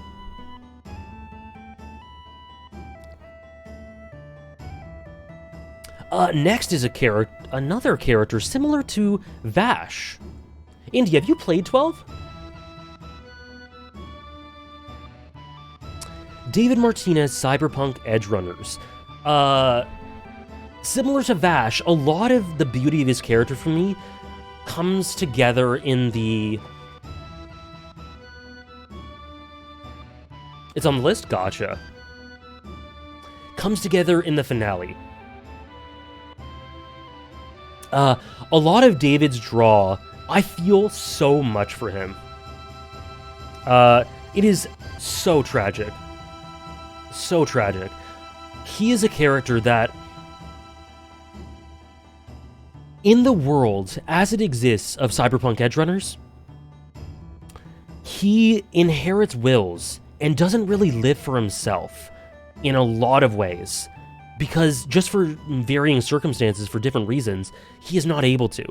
People die around him, and he feels almost obligated to take on the burden of their legacy without living for himself. And the burden of that legacy often integrates very strongly with the trials and suffering of the world around them. So he never really lives for himself. And the conclusion that happens at the end... Oh, Blackhawk, stop. Is sort of being self-aware of that and being sacrificial and sacrificing himself so that Lucy can do what he couldn't in this world and follow her dreams and carve out a place for herself that he was never able quite to do. And there is something so beautiful about that. That is so beautiful. It has stuck with me since the end of Cyberpunk. And will continue to. He is a phenomenal character. I made a video about it. A really short one, but I'm quite proud of it. Self-sacrificing selflessness, yeah. He is such a tragedy. He is an absolute tragedy. But, he also helps you hope. My god, when I finished Cyberpunk, I was in my feelings for ages. The end of that series, the last episode of that series, I was like, oh, it destroyed me, and it still destroys me to this day when I think of it. Thanks, Skyloff. And thank you, Trish. What's my interest level on the actual Cyberpunk game? I played it. It was quite good, but I haven't played it since it got better. My interest is, like, vague. I'm a little interested. I hope you enjoy it, Dai. The DLC, yeah. I haven't seen the DLC.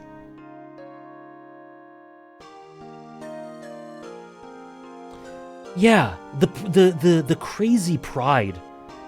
The horrific, tragic pride, but also somehow empowering in a way. The expansion's really good, I've heard. Rebecca, yeah, it's really good too. Hello, Ahmed.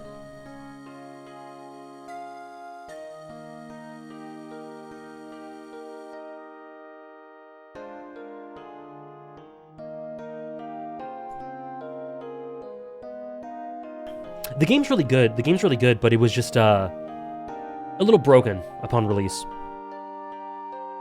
Oh, that song, Hamdaj. I really, oh.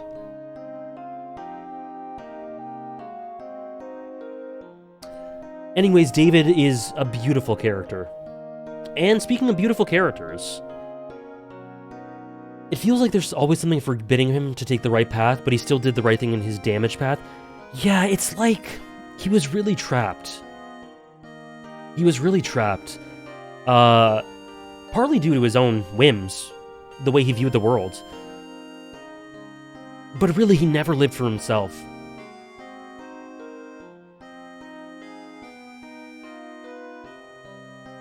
Yeah, that song destroyed me.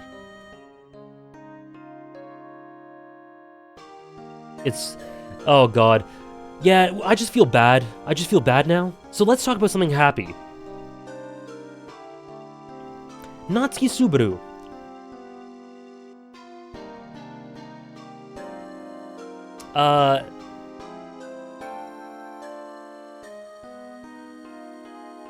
Subaru was really a formative character for me, because I watched ReZero. It was one of the first anime I watched airing.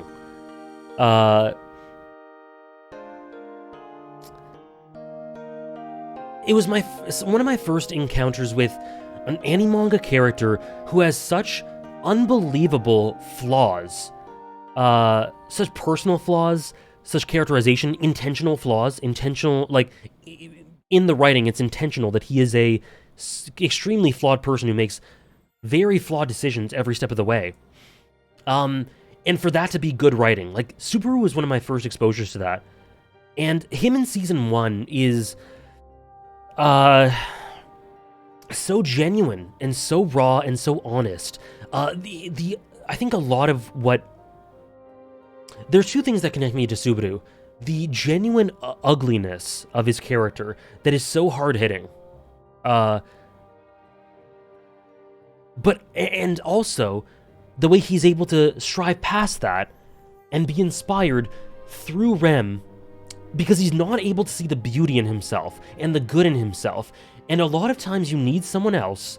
You need someone who's there, who sees the beauty in you, who loves elements of you that you can't see yourself because you're so self-critical, to show that to you.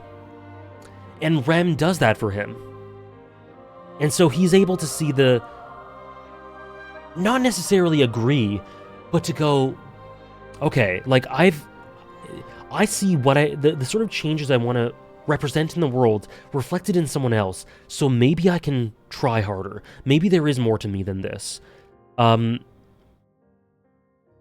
And it's so hard-hitting, that concept. Sometimes you're so self-critical, you can't see the beauty of yourself, so other people need to show it to you.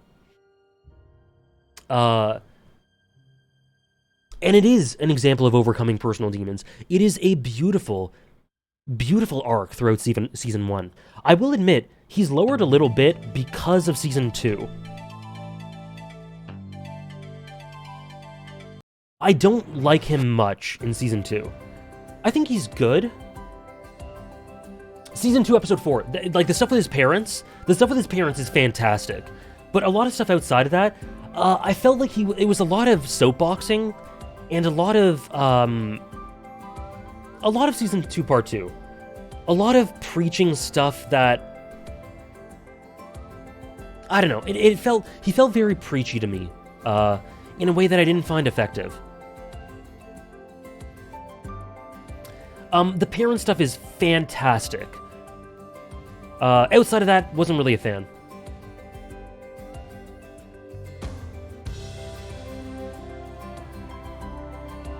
That is an odd take. Season 2 elaborated so much on him and made all his actions in Season 1 make sense. I disagree. I disagree fundamentally, because all of his actions in Season 1 make sense without Season 2. More context is offered. More context is offered to explain why he is, like, more of why he is the way he is. But it still makes sense. Hey, listen, now's the time. If you think that he's great in Season 2, outside of the parent stuff, feel free to preach. I am here to enjoy. If you can convince me, then I would love to enjoy Subaru more. Sorry, Thomas. Wouldn't you like to know?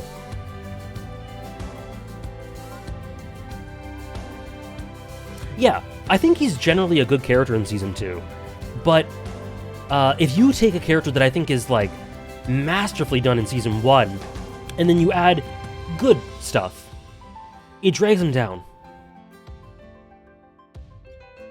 You ever gonna pick up the novel? I'm not really tempted at the moment. Maybe one day. The Echidna dynamic? I like it. I think it's one of the better ones throughout the series. I do think a lot of my issues stem from Part 2, yeah. Did I lose my sub? I see it, Natty.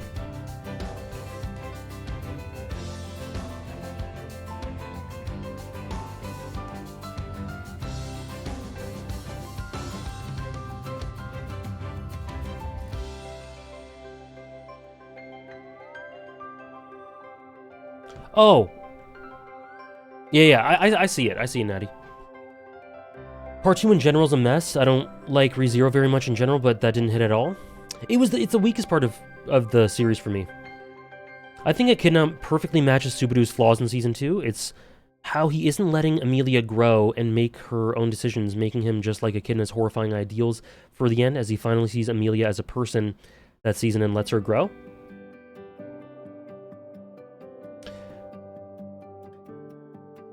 Wait, how does a... Interesting. I can't say I saw that, but, like, Echidna reflecting his... or matching his flaws, I saw it to an extent, but in terms of the way that he was able to properly conceptualize Amelia by the end, I can't say I really saw that. I guess I missed it.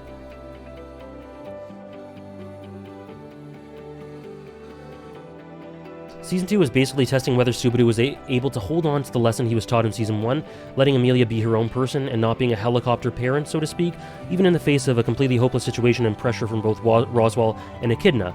The fact that he resolves to let her keep her free will is so fucking amazing. Oh, absolutely. I'm glad you enjoy that. And I think it's a very good thing for him to do morally. And conceptually, it's a great direction for his character to go in, and it's what needed to happen.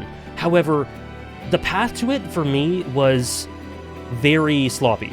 I think it consisted, whereas, like, in Season 1, I think it delves so deeply into the ugliness, from the littlest details, the ugliness and nuance of his character flaws, and expands upon them really well.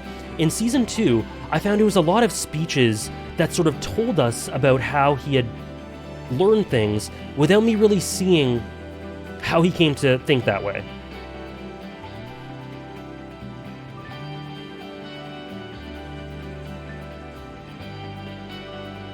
The anime cut a lot of nuance from the My Hero moment with Rem in Season 1 to the point that most do not get what Tape was going for. Well, either way, regardless, I have a very distinct idea of what season... Like, I'm talking about the anime. I'm speaking purely of the anime. So, these criticisms have to do with the anime and my perceptions of Season 1 compared to Season 2. It's all to do with the anime. That's a problem from the adaptation? Yeah, as I'm saying, this all has to do with the anime. It has nothing to do with the source material. I can't comment on it because I haven't read it. I'm not reading the... I didn't read the Kenshin manga, no.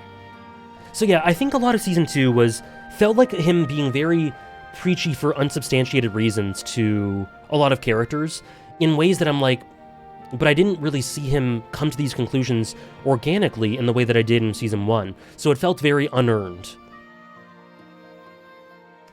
Number 1 is good. It's very good. Subaru's extremely well written. And I think that people really dislike him is just a byproduct of how he's written. Top 5 characters that you see a lot of yourself in. I have trouble relating to characters, but I'll say Yota from Rakugo. Graha from Final Fantasy XIV.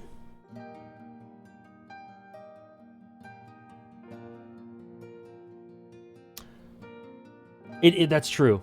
That's true, Trish.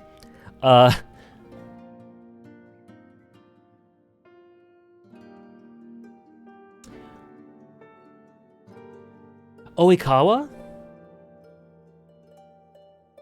Jing? Not in that I'm a horrible father. Although that question is up for debate, of course. You can see Kita in me? That is a great compliment. The Showa, the anime Celestica.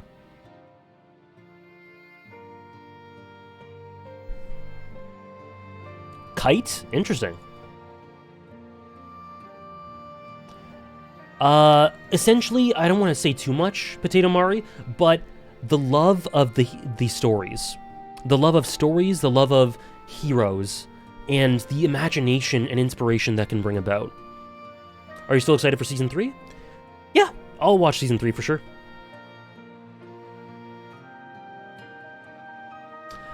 I don't relate to Oikawa today, but I related to him in the past in that I definitely saw myself as inferior to others, and that it was like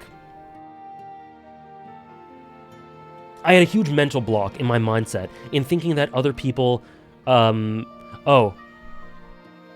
Hawk Zeno, you're the one who's been racist in my DMs and has said very, very vile things in my DMs. Okay, we gotta ban you.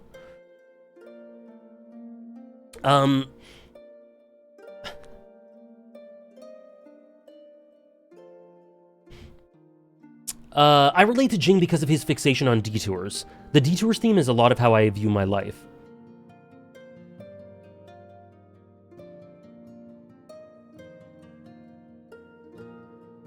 The top 5 of... yeah. That's my relation to Oikawa, Jing, love of stories, and the way I try to transmit, the character I most relate to in the world right now is Yota from Rakugo, in that through my content creation, streams, and videos, I try my best to transmit the soul of the story and help people better appreciate the story. And that is Yota. Do you plan on checking out Mushoku Tensei? No, I don't.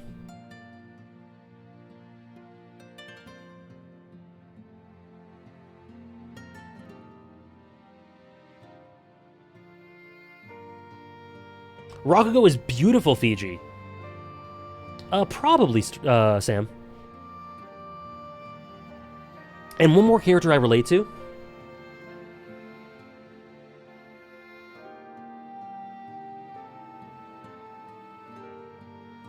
Hmm.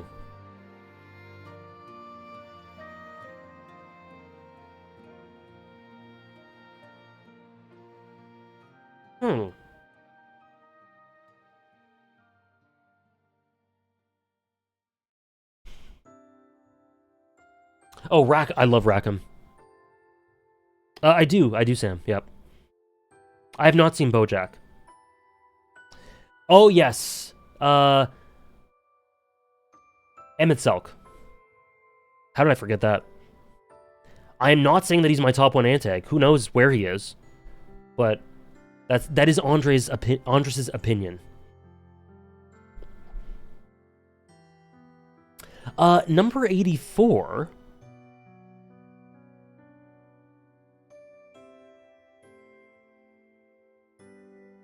Another favorite Final Fantasy protagonist, Squall Lanhart.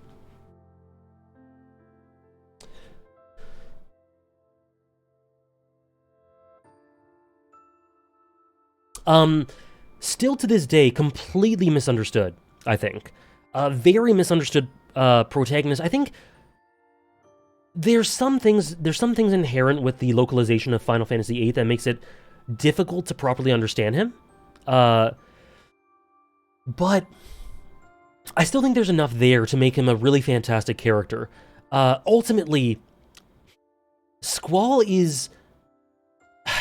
I think it's interesting to see how he's so misunderstood, because he is in a lot of ways someone who is an introvert, someone who thinks about relationships as well as, like, hopeless, in that, what is the point of me connecting with you? Because we won't be able to understand each other. And a lot of his journey is figuring out that even in spite of not being able to understand each other perfectly, it is absolutely worth it to try.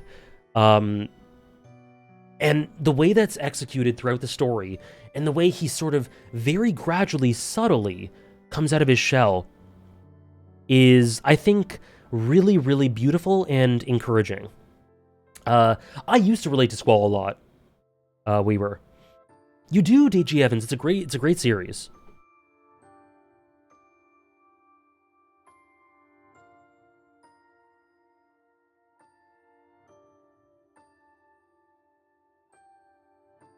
Squall's amazing. If FF8 got an FF7 remake, it would probably take a decade, but I'd be there for it.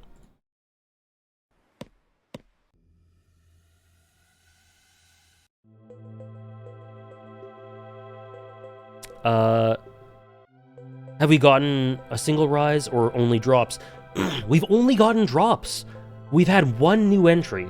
Oh, we had these rises from honorable mentions. But we've had all drops and new additions and a couple of rises from honorable mentions.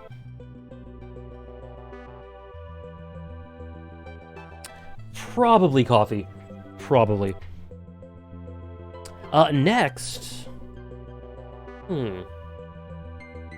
Ah.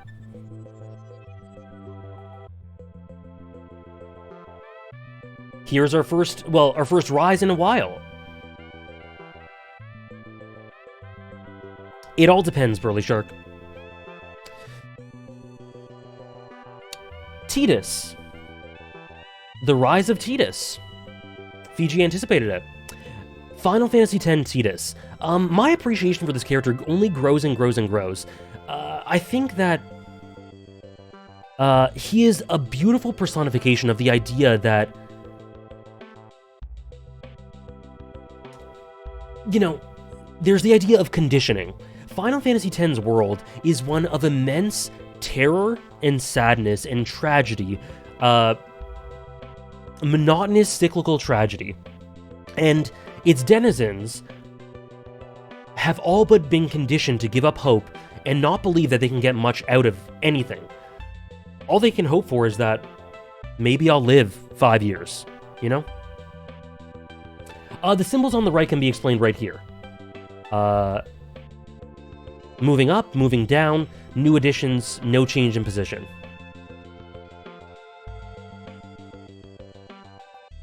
There are some of them I love less, Milky Wave. I've talked about them when I went through them earlier.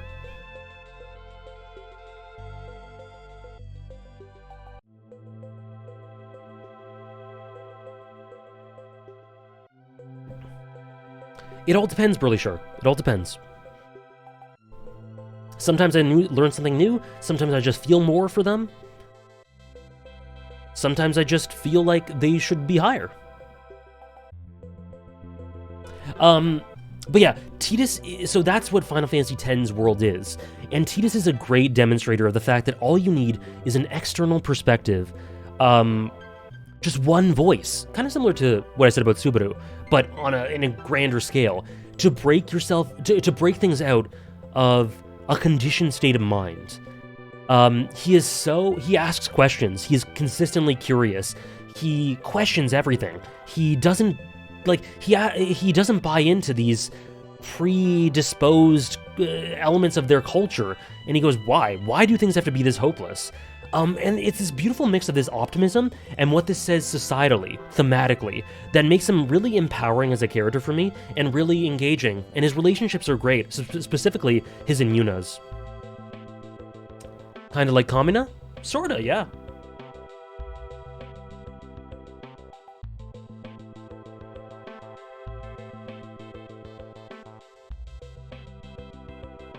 He heals the world, yeah. Just beat Rebirth a couple days ago. Easily a top 10 game ever for me. One experience. Was glad to see you loved it so strongly, it seems. I did. Thank you for the 8 months with Prime, Kingdom Cal. We'll see where. But spoilers, it is on this list, the fiction list. I have to add Detective Conan to my plan to watch. You got it.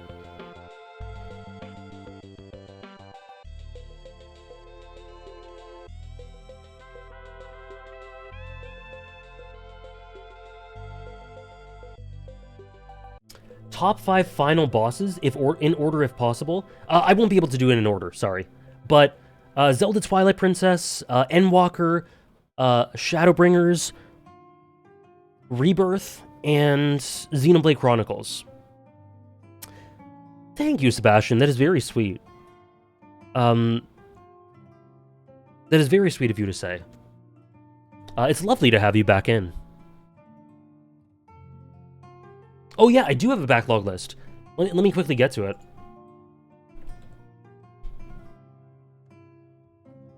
This isn't ranked, but yeah.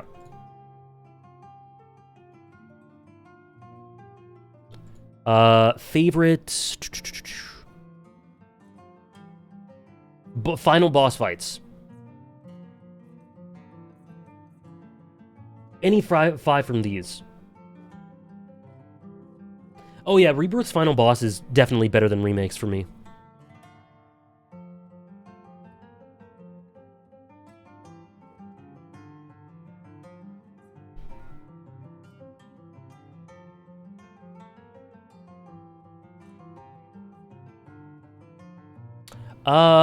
Persona? Yeah, the full list is here. You can check it on my backlogged. If you want to see, I'll just link it here.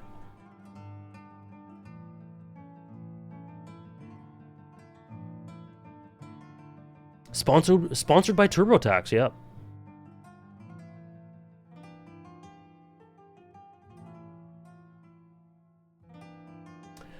Next.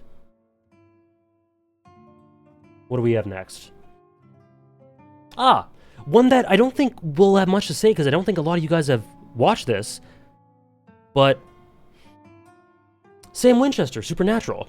One half of one of my favorite protagonist dynamics in fiction, one of my favorite sibling dynamics in fiction.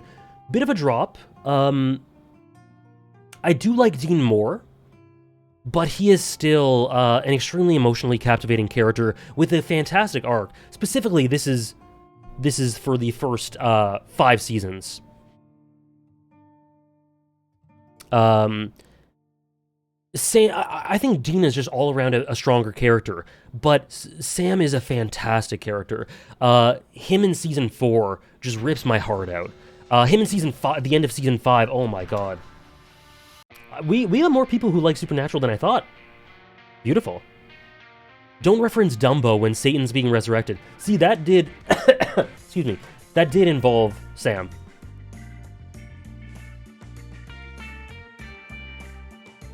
One to 5 of Supernatural, it's so good. Just pretend the series ends there. Let me quickly... That's a good point. I should say... Seasons 1 to 5.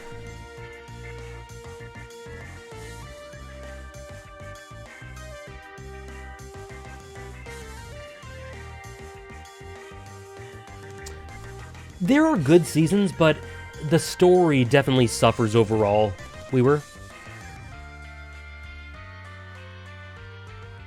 And 5 ends like that arc of the story in a way that it could have just ended there completely. Did you, Takeuchi? I'm so glad. I hope you really liked it.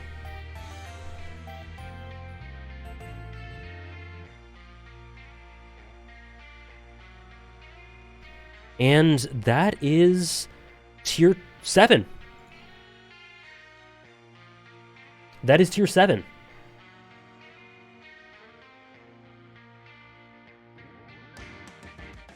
I think Supernatural seasons 1 to 5 get better with every entry. Peaks at 5, and then it was never the same. Supernatural ended at season 25. No, it ended at 15. 15, yeah.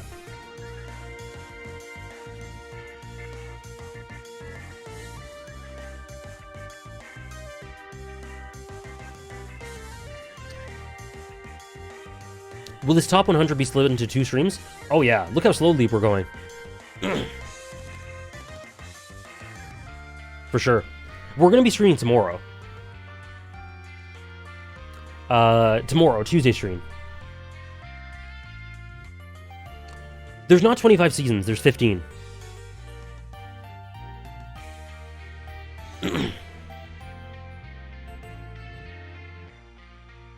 Oh yeah? Oh yeah, Indy? I can't wait. Super Hell, go to Super Hell with me. Let's see what's next. Can we do a bet? Okay, here's a cool one. Let's just introduce bets for the first time. I don't know if you guys will care much about this one, but let's do it.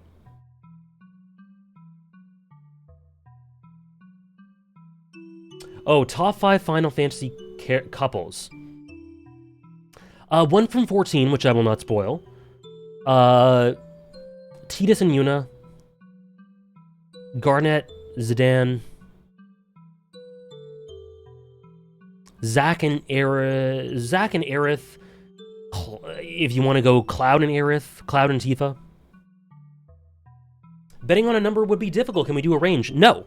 This is a tradition. I give you 2 names, and you say which one I like better. Okay. So this will be...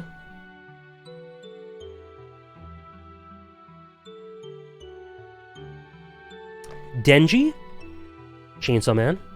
This is really random, but let's just dip our feet into the bets. Or Vi, Arcane.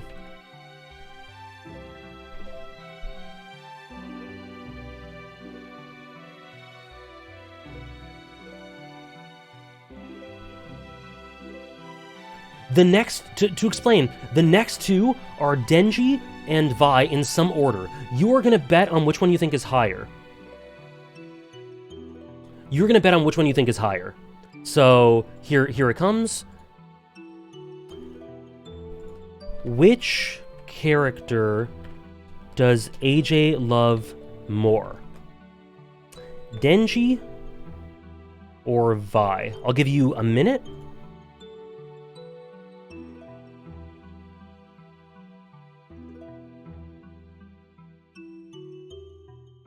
So you have you have waffles.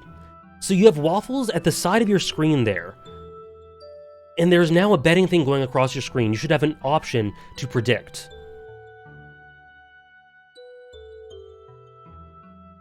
Easy one? Let's see. So far it's pretty split. This is cool.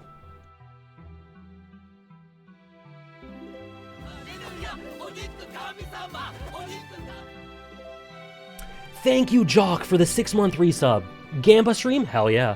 Welcome back, Jock. I hope you've had a great weekend. It's lovely to see you in. Thank you for the 6 months.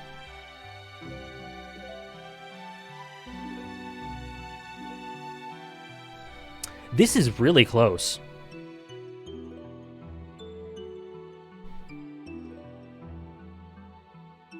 If I end up being wrong, then I claim the right to sue AJ. Sure. Sure. My lawyers will be ready with the compensation costs.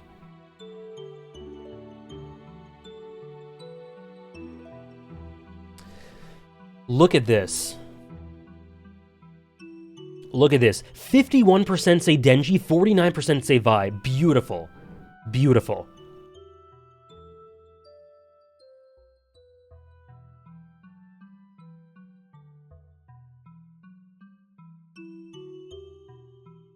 Yeah, some countries have banned the predictions, which is too bad.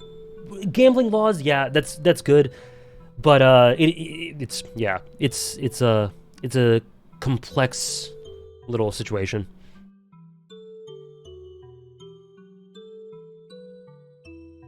Okay, the answer is... Oh. Hold on. Hold on.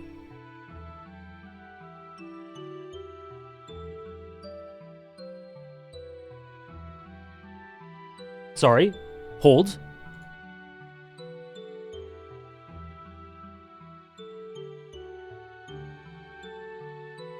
Hold.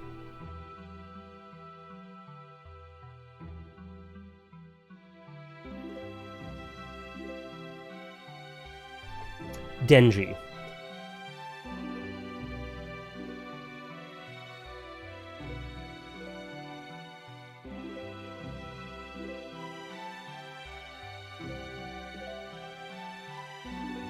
You hate Vi! I hate Vi, true. No, I really... hello, Kurt. I really, really love Vi. Yeah, a bit of a drop for Vi. I think that she has so many beautiful dynamics throughout the series. Minus 16, again, Struggler. There are new additions. I promise you, there are 16 new additions. I don't love her any less. There are at least 16 new additions above. Are there? Maybe, okay, maybe there's less than 16. But, like, it's close to it. They are called waffles. Yeah, so she dropped 16. I don't know, I still love her the same. But, her relationship with Vander is so beautifully Vinland Saga-esque. Her relationship with Caitlyn is one of my favorite. Obviously with Jinx is, I think, the my third favorite in the series. And generally, I think she's set up beautifully for Season 2. I think she's got the chance to be, as of right now, I think she's my fifth favorite character in the series. Hey Claire, I'm doing really well. Oh, Shay, you're right. The numbers are wrong, my bad. Would Season 2 certainly tip the scale? I don't know, we'll have to see. But yeah, I just grew to love other characters more. While my love for Vi stayed the same. I think she's beautifully set up for Season 2. And if Season 2 carries out, I think, a lot of the foundations laid and the potential she has, she could definitely skyrocket. But we have to wait till we see. What's the theming for the tiers? It's just varying levels of love.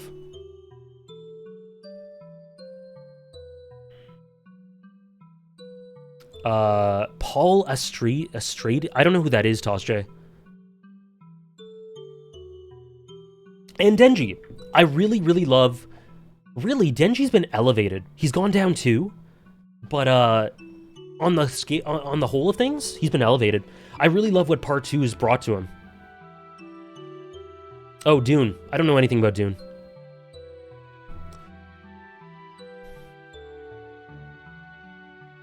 So yeah, I have a video on Denji as well. A lot of what I say holds, but just even better with Part 2. With his continuing, like, there's a chapter, I forget which chapter it was, 155? Something like that?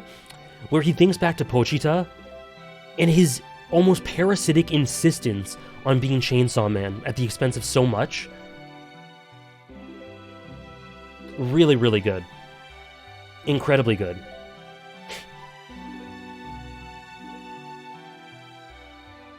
Oh! No, there's no problem at all, Dave. So yeah, that's that. Unfortunately, I think I've numbered these... Crap, I did a mistake. I did a mistake. So actually, what's going on here is... I think every number after this should be higher. Let me fix that.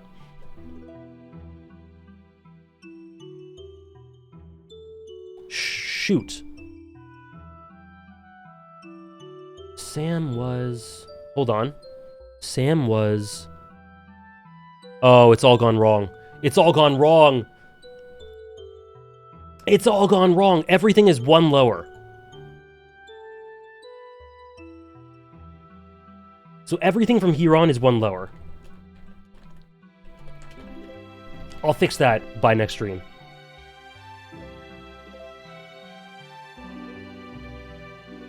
Including the arrows, yes. This is accurate. It's so Jover. Anyways, here. Let me, I'll at least fix it for this page.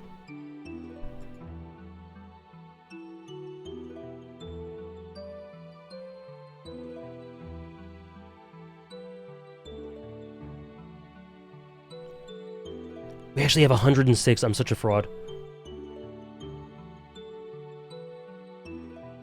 Hello, Sarah. Happy Monday. Just in time for number 80, who is Yukino Miyazawa and Arima Suichiro. Karekano is my, excuse me, second favorite rom-com.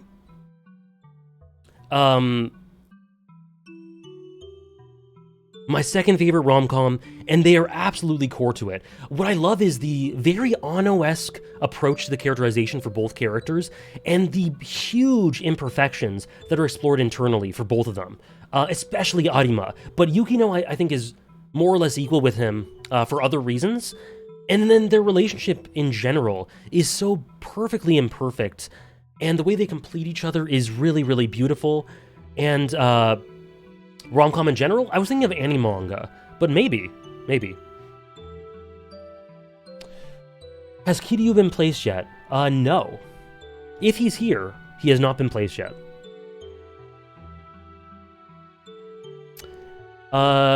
Lurking for a bit, but vouching for Karekano right now. Oh, for real. Watch the anime if you haven't, and don't read the manga ever. Really? I haven't seen the manga. Karekano's very good. Confirmed AJ hates Kiryu? Maybe. We'll see. Kirito. I have not watched Sword Art Online.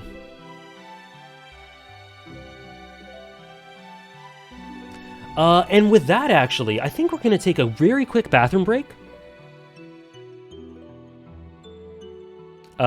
Quick bathroom break. I do like Kiryu a little bit. And we'll be back with the rest of the top 80. Be right back, guys. Kirito's all right. I'll take your word for it.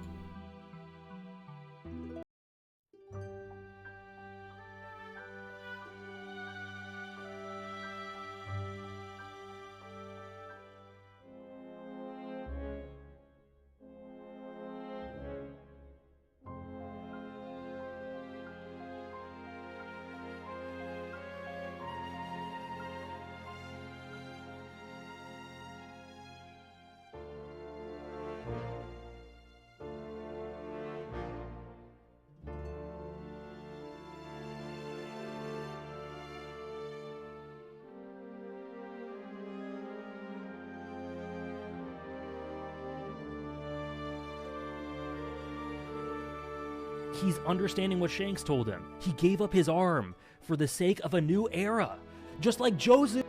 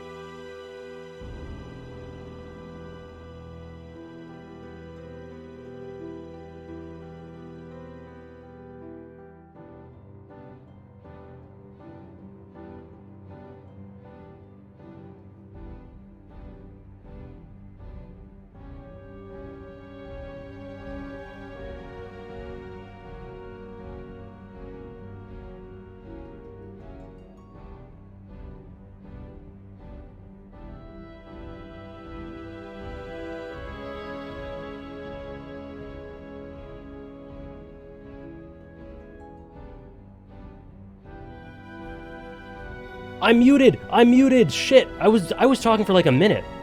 I said out loud, has he listed Luffy? No, he hasn't. Will he list Luffy? We'll see. I don't know. Maybe Luffy's on here. I guess we'll have to wait and find out. I also just went like, Sarah? Let me do the retroactive Jozu.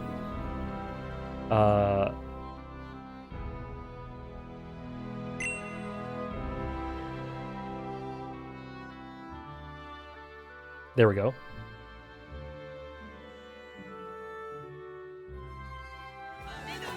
Oh, they came out separately. Well, it's Jozu anyway. Thank you, Sarah, for the 5 bomb. Thank you very much, Sarah. I hope you had a great day at excuse me. At work, and glad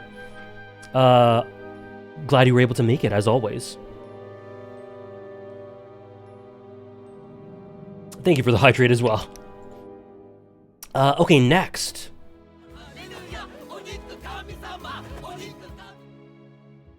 Mods, do you disagree with AJ? Spoiler alert, everyone in the world disagrees with this list.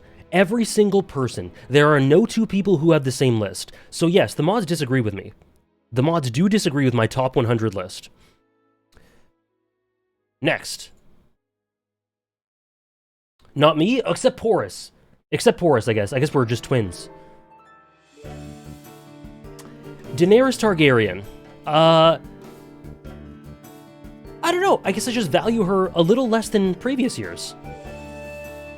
Biggest drop so far? Not quite. That was Bazette. Did we have any bets yet? We had 1 bet. It was Denji and Vi.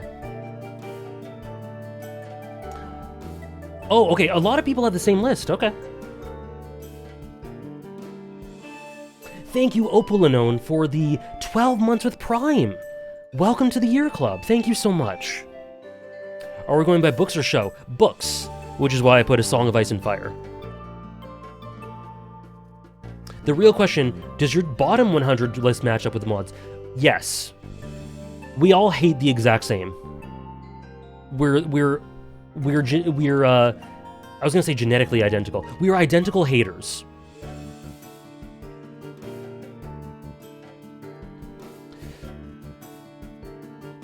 So yeah, Daenerys, I've talked about her a lot in the past. I think she's great. I just don't think about her as much lately. And I do think there are other characters in A Song of Ice and Fire that stick more, that just I generally find more interesting.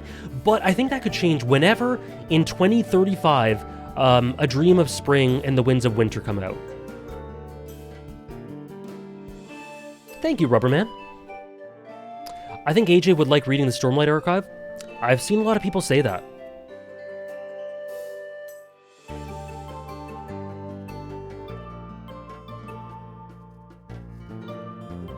Does she get better after a Storm of Swords? She maintains a similar quality, I think. Bit optimistic, yeah. Yep. Dracarys. Incredible.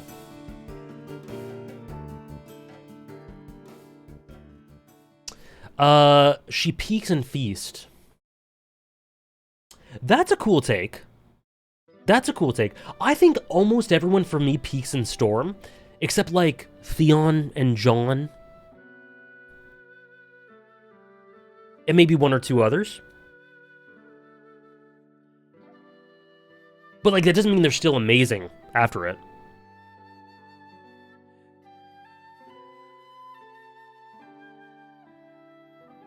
Let me do these 3 together, actually. So this is something that hurts a little to see these drops. But I really had to really sit down and think, how much do I actually... Like, I love these characters. But do they have as... do I love as many elements to them as I do with a bunch of the characters in similar tiers? And the answer was ultimately, they're not quite like top 50 anymore. Still love them. Still absolutely love them. But I think I had to sort of jig my opinions and recontextualize and really realize, okay, I think I don't actually love them quite as much as I thought I did. like, they're not close to Kefka. They're not close to Kefka for me. I do love them, but I think there's a bit of a gap between Kefka and everyone else in Final Fantasy VI. But they're still amazing. They're still great contributors to the main theme. Damn, Dave, you had to dig deep for that one. Like, no one's watched that one. Yeah, and I love them a similar amount, absolutely. Why is Freerun not one of my favorite stories? If possible, could you provide some specific reasons? I can't. That's the wrong way to go about it. There are usually not reasons for why something isn't my favorite, or a favorite. There usually just have to be reasons why it is, and Freerun does not have enough. Basically, Himmel's the only thing that is like a favorite thing of mine in Freerun, but everything's very good and I still really like it. But the way to address those sorts of questions is not why... Usually, there aren't specific flaws, unless otherwise stated, because on occasion this happens. But usually there aren't specific flaws that keep things from being in my favorites. Like, Cowboy Bebop's an exception that I discussed. But a lot of times it's the not having enough that I love. Yeah, there's not enough reasons. Do I think the first half of Freerun was better? I think it's pretty consistent.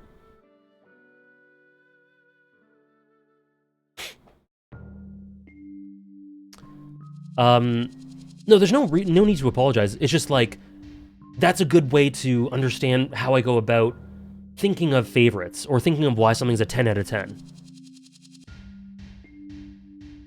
We need more Himmel.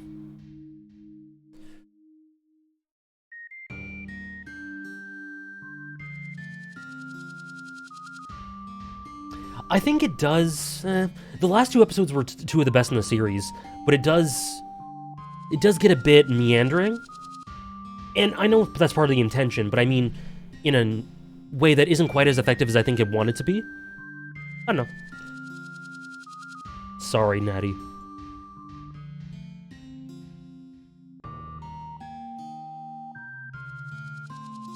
Does Tyrion count as a protagonist? Well, in 2023, he was there. He was 8.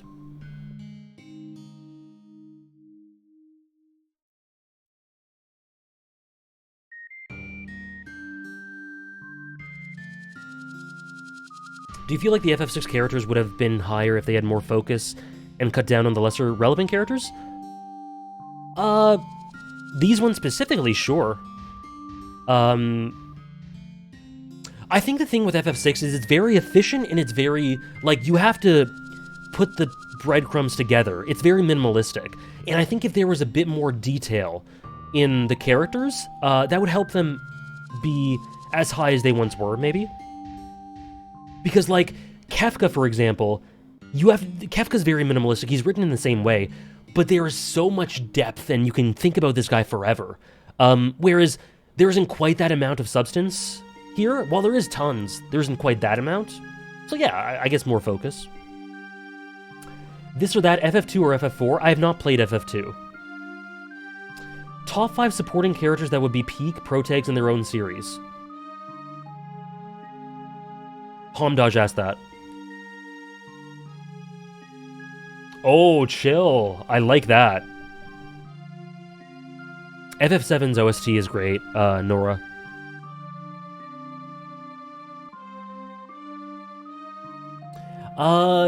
Supporting characters that would be peak protags in their own series. That's a great question.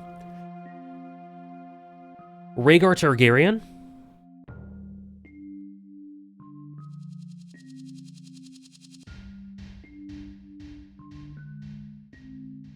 Laguna's a great shout.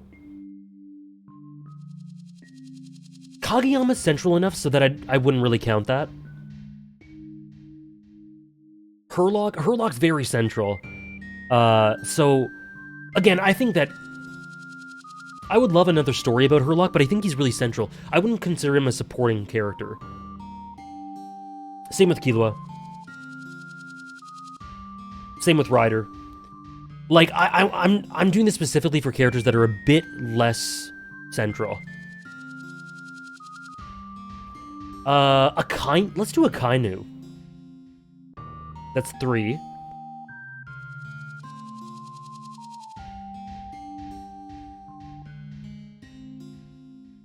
Akiyama's a cool one. Let's go Mine. And...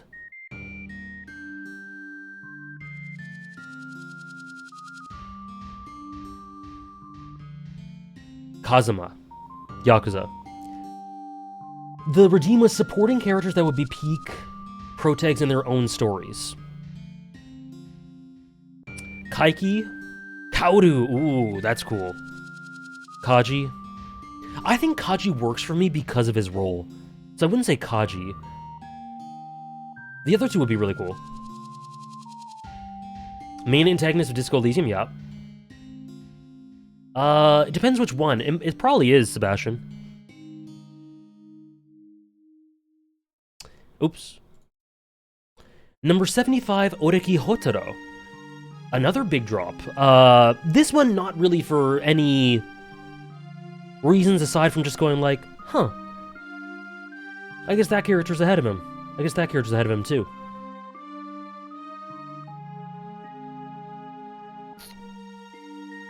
We have not mentioned the Disco Elysium protag. Indie.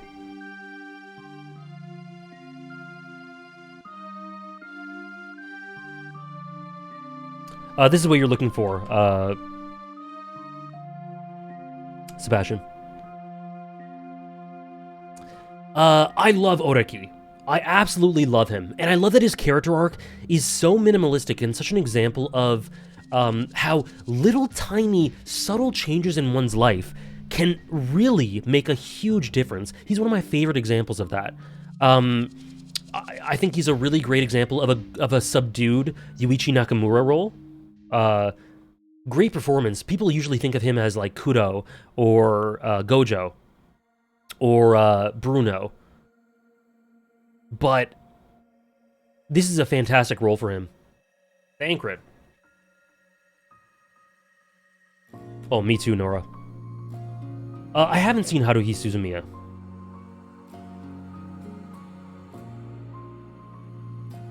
He's incredibly genuine, Safwa. And very, very empowering. Very empowering. Oreki has one of the most beautiful arcs that you can ask for. But it's so different. There isn't, like, overcoming a universe-ending threat. There isn't saving even a town. There isn't any real external conflict. It's all internal. And it's all solved through the connections he makes with others and the way he interacts with the world in little ways that evolve throughout the series. It is a beautiful character arc. Yeah, I plan to check out Haruhi. This is Hyoka I'm talking about. The significance in the mundanity. Yeah, I made a video about that Dave just linked.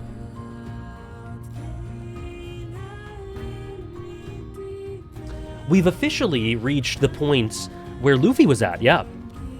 Now, has Luffy dropped out of the top 100? Or is he just higher than he was last year? We shall see. Yeah, me too, Green Bean. Stories with smaller stakes, with more mundanity. It's a great, like, I love high concept, high scale, grand scale, epic.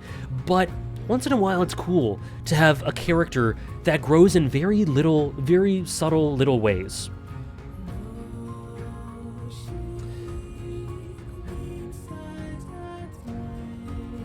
Okay, number 74.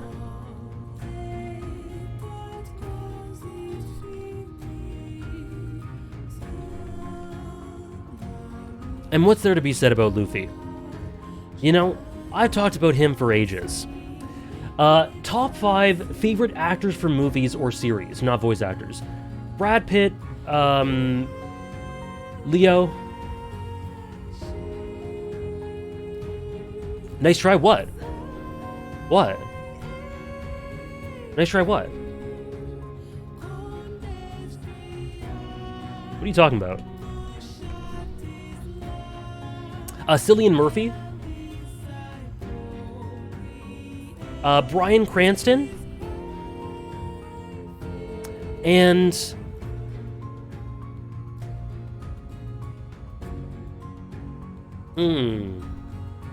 Another one, let's go...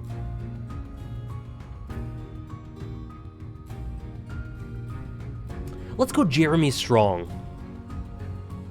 Those are just 5 of my favorites. Those aren't my actual top 5. Anyways.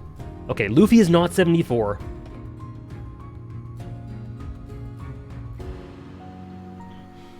You guys can predict amongst yourselves where you think he will be, if you think he's still on here. It's beautiful, Kyloff. It's beautiful. That's why I love the diversity on here. Oriki is so different from Terra, who is so different from Daenerys, who is so different from Denji, you know? I don't expect Luffy outside the top 40. We'll see. Yeah, not a single one believed it, eh? Not a single person.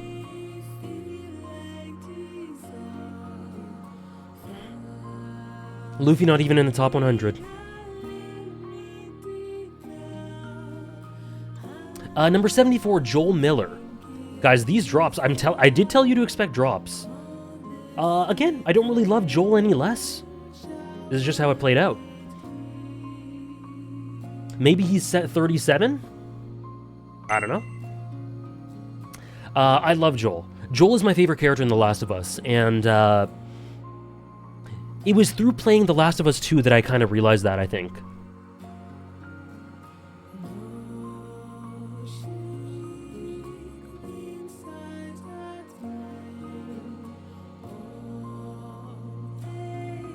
The typing gave it away? Yeah. Since I'm not typing, yeah. Did you watch the show or did it play any part? This is for both the show and the game, but the show didn't really have much of an impact. It didn't really elevate him. I like Joel a bit better in the games. But I do like Pedro Pascal's performance. I just like him a bit better in the games.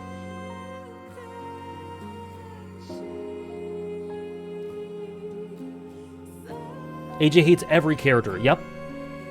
Top 5 meathead characters? Holy shit, you're speaking my language, O3. The show's really good. I like the show.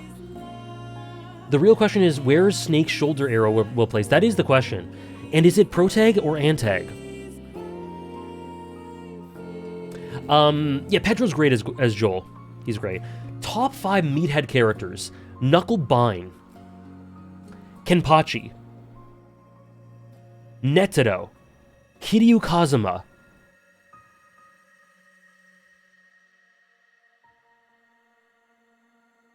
Toto.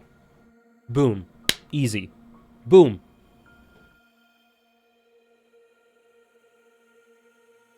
Those are just 5 of my favorite. I also had to include Kenpachi in there. I also loved including Knuckle. You could also say, like, Gon. You could say Hinata, I think. And they're obviously some of my favorites, but I wanted to be a little different with that. Top 5 characters uglier than Pez.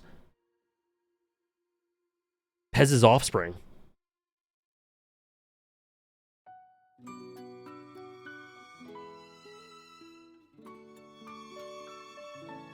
Oh, here's a cool one. I feel like writing 101 is don't reference Dumbo when Satan's being resurrected. Yeah, a lot of this is just what we're going through before. You're right, Sebastian. There have been 1, 2 new additions. Here's kind of another one. I have realized that, actually, James Sunderland from Silent Hill 2 has come up from honorable mentions, and he is actually a phenomenal video game protagonist. I was underrating him. Hannah actually played through Silent Hill 2, and we talked a lot about James, and I, looked at a lot of people's thoughts. I went through a podcast series about him. I thought about him myself. He is fantastic. Hannah streams help? Yeah, I think so.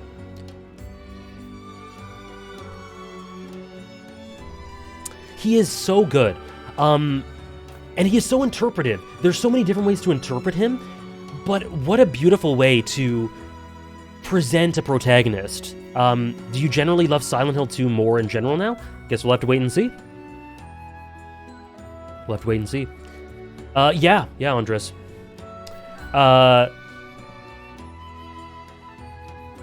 So yeah, the way that he is indirectly characterized through Silent Hill, through the characters around him, through the little details. James Sunderland is kind of like a more prominent Soulsborne character in a way. Through the, or like, rather, let me put it this way. I think he's characterized kind of like, a little more bluntly than, like, Link, or the Hero of Time. It's very interpretive, it's very subtextual, but it's more prominent than that. And it's so full of quality. He is such an interesting character. You can find him deplorable, you can find positive elements of him, but you can also find him very, very, like, I guess deplorable is a great word for it. Depending on how you interpret a lot of things about him. I could see people thinking he's evil. I could see people thinking that he's, honestly polar opposite of that. I've seen people say that. I've seen people say that he's a good guy. And I understand a lot of different opinions because there's so many different ways to interpret him, but yet what's clear is that there's so much substance there. And Pyramid Head is really, really good. Both Maria and Pyramid Head, yeah. They're essential to understanding him. James is amazing.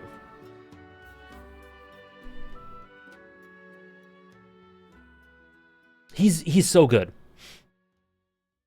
Silent Hill 2 is evergreen. Thank you for the 101 bits, Bea. Crazy how so far it's just 10 plus, 20 plus drops, and there's obviously so much more new entire series here. Last year was really the year of peak GOAT raw fire, at least for you, AJ, and your content. Absolutely. And thank you. Thank you, Bea. Yeah, I'm excited to get to some of the new entries and some of the rises, because there is some awesome stuff here. This being one of them. How's the gameplay? I don't care.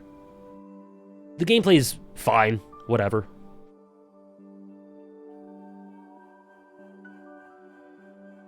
Yeah, Silent Hill 2 absolutely has confidence in its narrative and absolutely trusts the player. For anyone who doesn't know, when it comes to games, gameplay has very little impact on my enjoyment unless it's really good or really bad. If it's just good or fine, it doesn't really impact my relationship with the game.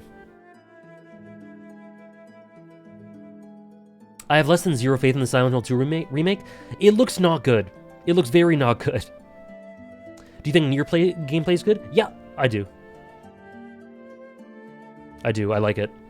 I like it quite a bit.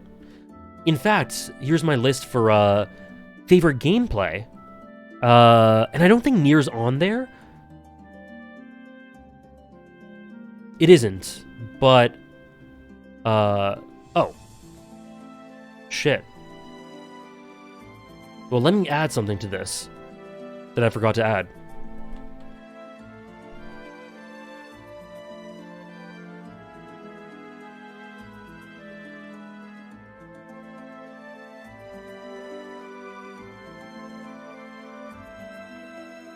Let's add Nier Automata. Let's add Nier Automata. Whoa, did I... Whoop. There we go. These are not in order yet. Do I enjoy Kingdom Hearts gameplay?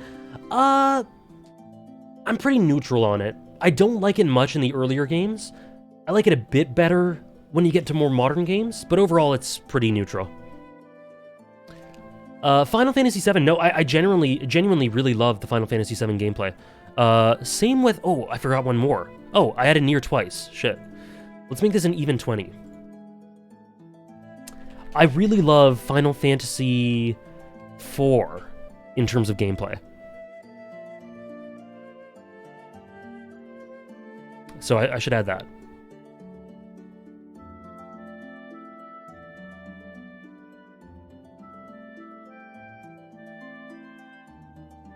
Five, it's been too long. I just forget. I forget, Backlogs, are you okay? You didn't add it.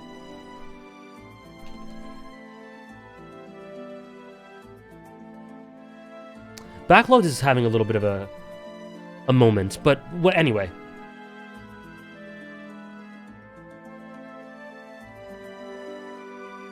Why, Andres?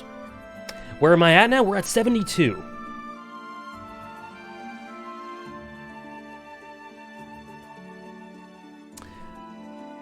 Top 5, the gameplay ruined the game for me. I don't think anything. Why is that bad, Andres? I put you on something good. That's not a bad thing. I helped you. Would you call it enjoyment and most of my experience with Bloodborne? Gameplay is yelling and breaking down every time I get stuck? Yeah. That's Souls, baby.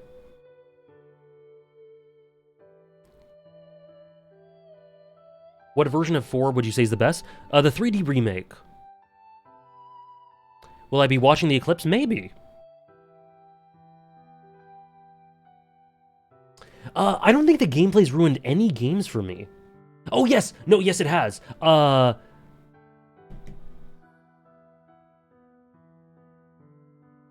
Hollow Knight? I don't like Metroidvanias, but I really like the story, but it just can't be a favorite because I had such a problem going through it.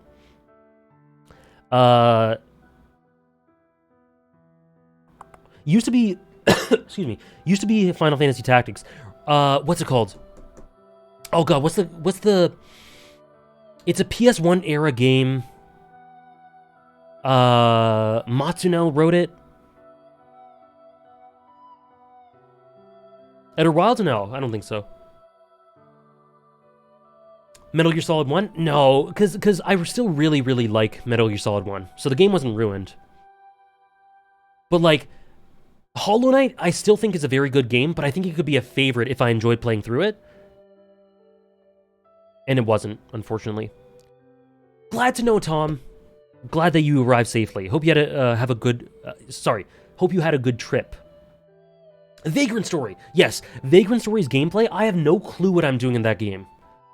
So I can't engage with the story at all. Like, I spend the whole time like, what is going on? Why don't I like Metroidvanias? It just doesn't work with me. I don't find it fun. I don't really like the flow of the game. I don't know. I just don't find it enjoyable.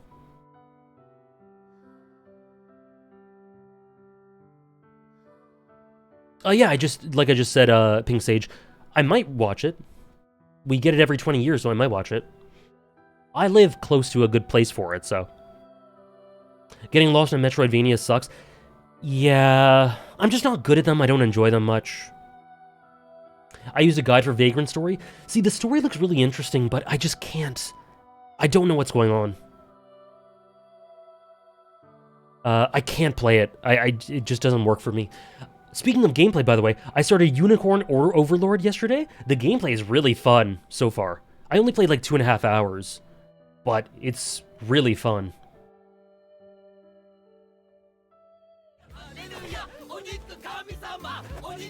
As always, thank you for making my week better, AJ. Truly appreciate everything you do. Thank you so much, Hornstan. Thank you for the 21 months with Prime. Thank you so much. Excuse me.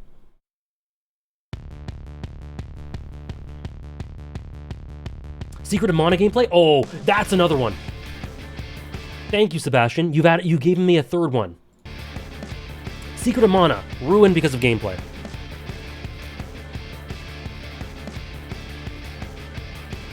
I might a little bit, Pink Sage.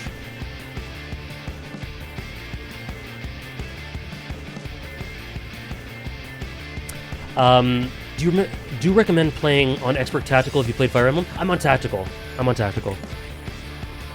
Yeah, it's really good so far. Like I said, only a couple hours, but I feel that power flare. If I wasn't waiting, for reload, I wouldn't have been able to start it. How far do you think you'll get today? Maybe to 50? We'll see. There's no real rush. Yeah, anyways, Unicorn Overlord, really good sign so far.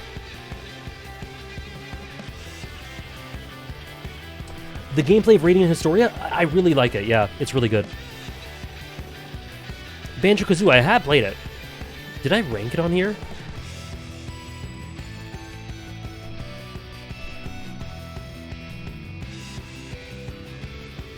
I feel that, BioLizard. I did, yeah.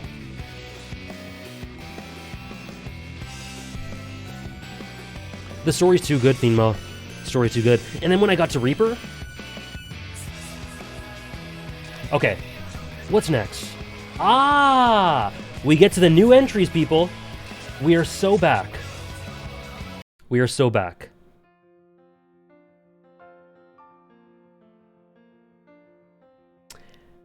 Haruka Sawamura. My queen.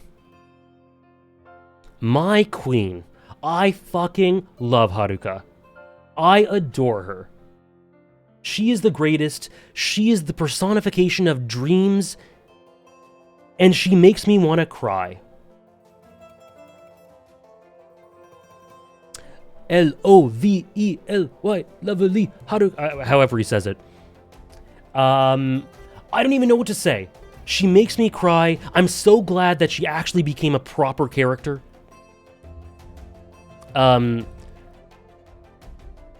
Because I don't think she really was until 5, but when she became one, oh man, her dynamic with Park, one of the best in the series, her dynamic with Kiryu, one of the best in the series, her dynamic with Shinada, actually, low-key, one of the best in the series, and she's just so demonstrative of all that is beautiful about the idealistic themes in the series.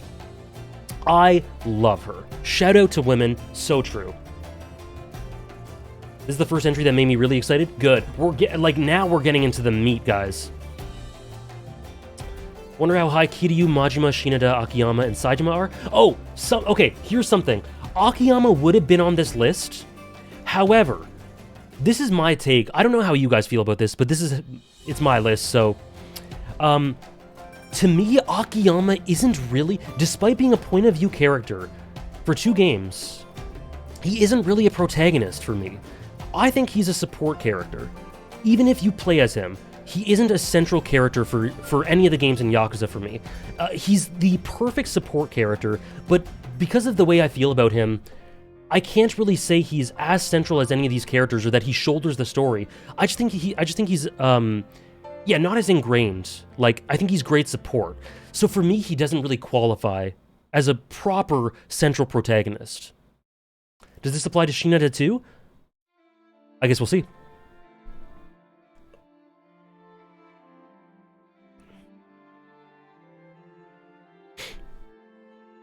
So yeah, that's Akiyama.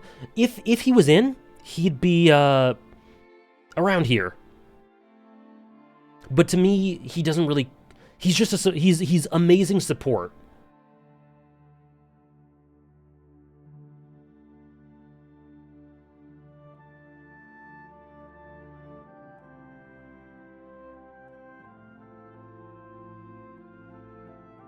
The thing with Akiyama is I don't think that we see his story, at least from what I've played throughout Yakuza. Okay, I guess I'm spoiling it a bit, but I do think that we see Shinada's story. I think we come to Akiyama after his story is finished. But I think we see a Shinada's story, for example. Anyways, next... Peak. Makoto Yuki, Persona 3 FES, one of the greatest silent protagonists ever. Are we going to see Gintoki? I guess you'll have to wait and see. Phenomenal protagonist, with so much awesome silent protagonist subtext stuff in a lot of the relationships. I won't spoil a ton. You're gonna love him even more in Reload? I can't wait. I won't spoil a ton explicitly. But let me just say that the way the last 2 hours of the game come together and how it applies to Makoto is one of the most stunning things I've ever seen. Not just for like a protagonist or a silent protagonist, but for any main character. It is absolutely incredible. And I think that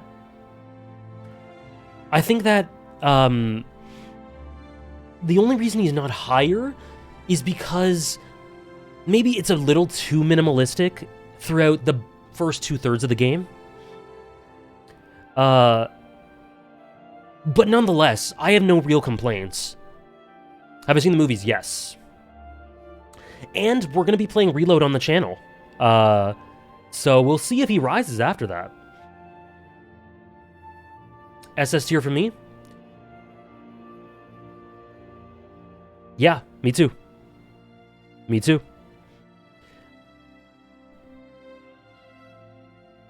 This is S+. We've gotten to double S. His dialogue options, absolutely. I thought Reload would be off-stream. Nope, we're doing it on-stream. It's going to be a big project, but we'll do it maybe later in the year, maybe 2025. It'll probably be after Yakuza. The ETA? Like fall.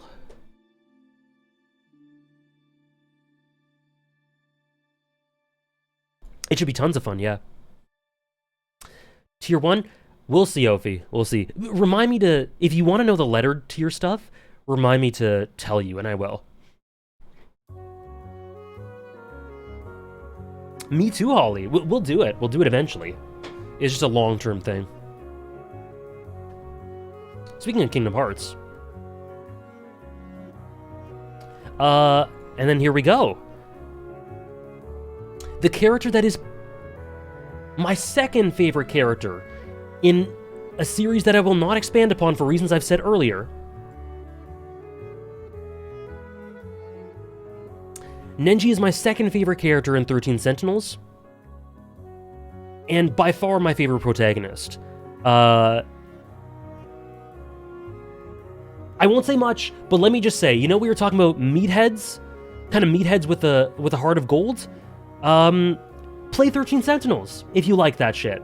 Because Nenji is an unbelievable character. R.I.P. Billy Kemetz. I think my second favorite role of his. He acts the hell out of Nenji. Yeah, he's voiced by Billy. He is an unbelievable character. I love Nenji so much. He is my everything. I love him so much. Is your favorite character an antagonist? No. My favorite character doesn't really fit into either protag or antag for 13 Sentinels.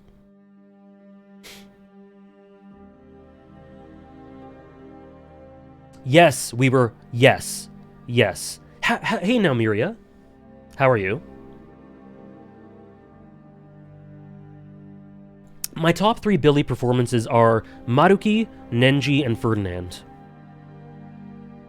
He does, Rachel. Rachel, I don't think I knew that you played 13 Sentinels. That's awesome. Nenji is just so... Oh, he could be higher. He could be higher. Actually, let me see. He's placed well, but he could be higher. I wouldn't change it, but... Did you like his Josuke? I did. I think his Josuke is part of the reason Josuke is probably my favorite JoJo.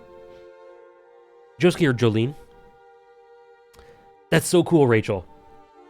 If I knew, I would have talked to you about it a little bit in December. Does Byleth count as the 3 houses protag, or do the house leaders get the chance? No. Byleth would be the 3 houses protag. So all 3 house leaders would be there if I counted them as protags, but I don't. Jolene's really good. I think she's top 2. Yeah, Jolene and Josuke are my top 2 JoJos. Who would you rank the highest of the leaders? I think Edelgard. I think.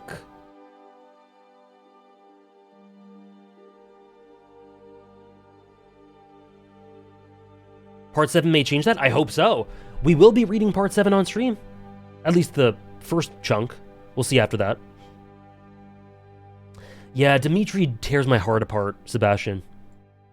So Dimitri's really close too. Claude is definitely my least favorite of the house leaders, but I still adore him.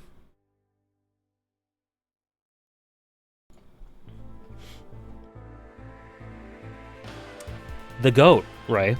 The greatest. I'm surprised that you don't like Dio. I like Dio. I like him.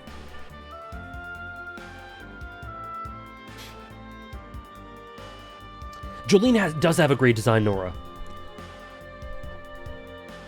Ooh, cool, Sarah. Part 5 is really interesting. Part 5, I think, has my most interesting concepts and themes. Edelgard's better with the DLC. Ah, interesting. It didn't really change my opinion too much about her.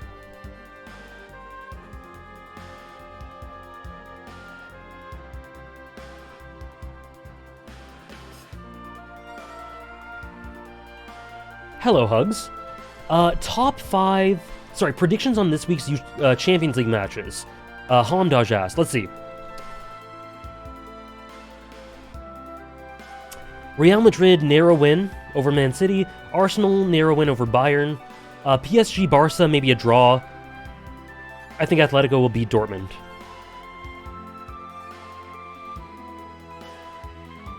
And, did I miss one?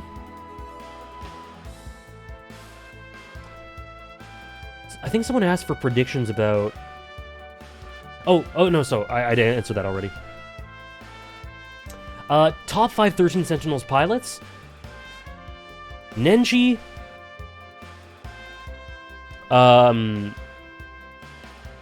Don't click Fiji's link. Okay. Okay. Shu. Nenji, Shu, Tomi, Tomi, and I think Keitaro.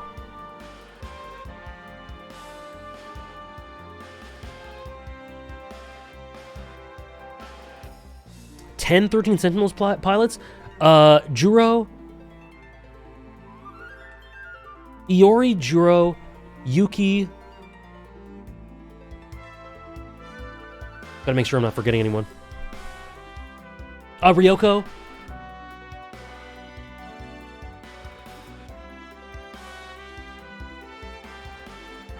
Megami, and then Natsuno and Goto are probably my last two. Did I miss one?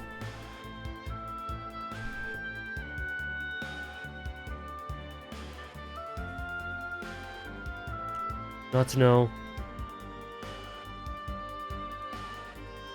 Yeah, I said Megami. Oh, Hijiyama! He would be top 10 ahead of, like... He would be ahead of Megami. He would be, like, 7th or 8th.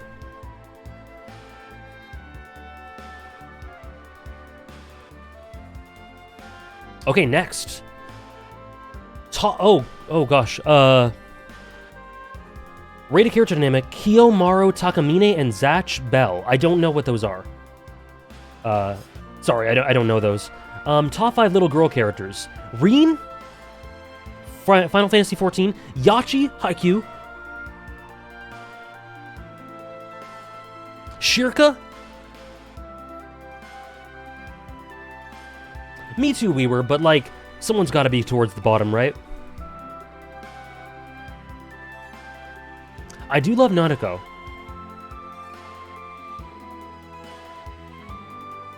Yachiru, not yet, but maybe eventually.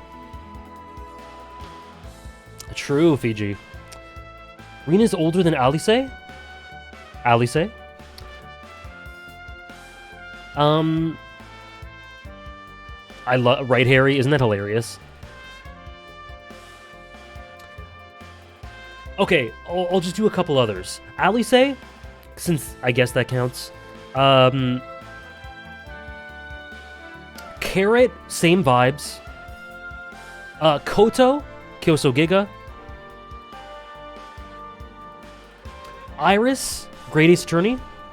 Otama.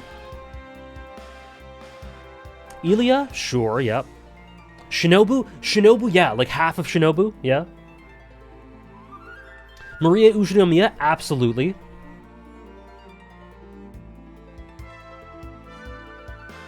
Meimei FMAP, she's good, but she wouldn't be like a favorite. Stop, Tarnished, stop. Stop. But yes. Next, Komugi. I think Komugi has the vibes. So yes, but I did think of Komugi. Sure, she has the vibes, but I think she's like, she might be an adult. She's close to it. But yeah, she has the vibes, so that counts. She's 27? I thought she was like late teens or 20 tops. I thought she was like absolute tops 20. I don't think we got an age, unless I missed something. I always imagined her 18 or 19. I'm capping, oh my god. Me when I spread misinformation. She's pushing 40. She's 65. Number 69, nice. A fantastic character. Absolutely fantastic subtextual character. I actually won't expand upon this a lot, but the wolf, or Wolf from Sekiro, is one of my favorite video game protagonists ever. Easily. He is fantastically designed. I will not talk much about it, but the voice, the presentation, the subtext and the breadcrumbs, and the way it all thematically fits directly into all the multiple routes of Sekiro, it is amazing. I have a video on the wolf, so I direct you to there for a full explanation. He is beautifully designed as a character. He is an artful character, a poetic protagonist, and by far the best Soulsborne protagonist. I played it in sub, so I got Daisuke Namikawa. The owl, the fights, the character dynamics at play during each of the fights, incredible. I could gush about the wolf forever, but I did in a video, so I'll just point you to that. He's so good.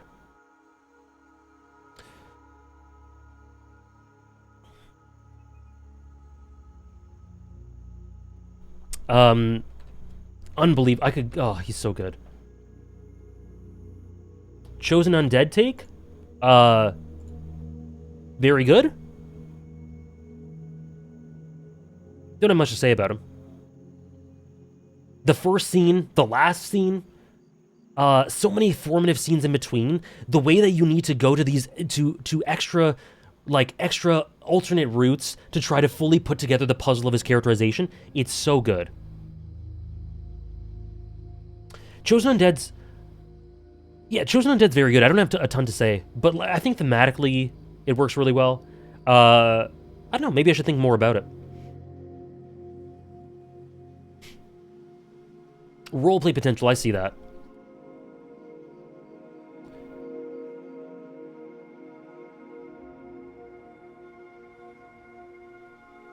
Next. Which ending of Sekiro do you like best? I forget what they're called. Let me see the names of them. I think all of them are essential, for reasons I explained in the video. Which one is it?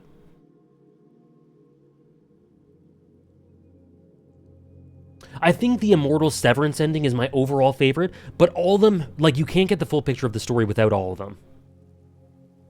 And I really, really like the, what the Shura ending says through contrast. The bad ending, yeah. Like, the Shura ending is essential. Number 68, Nier, from Nier Replicant. I definitely sympathize with not wanting to do FromSoft games and getting lost in their world, but not liking the gameplay. It took me a lot of time to like the gameplay. It's a struggle. It's meant to be a struggle. But if you really want to get into it, I'd recommend, like, sticking with it. Yeah, Ray Chase kills it. What I love about Nier is that there is so much moral nuance. He is one of the most morally rich protags on this list. The way, and the integration with the way that the plot sort of comes to the fore, and you realize the secrets of the plot, and what's actually going on as we continue our crusade towards saving Yona.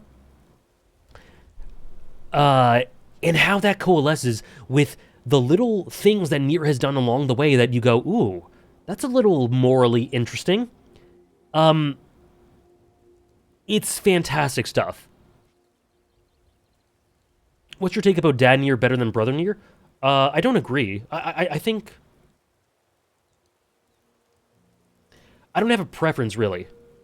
I don't really have a preference. I don't think one is better than the other. I think there are some scenes that are a lot awkward, a lot more awkward with Papa Nier. But outside of that, it's been a long time since I played Drakengard to me, so I wouldn't be able to properly answer with confidence.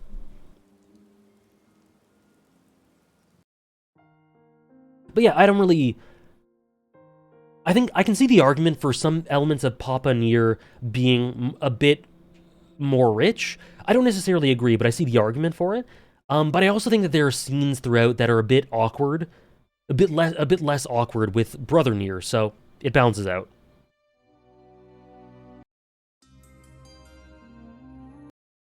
Ooh.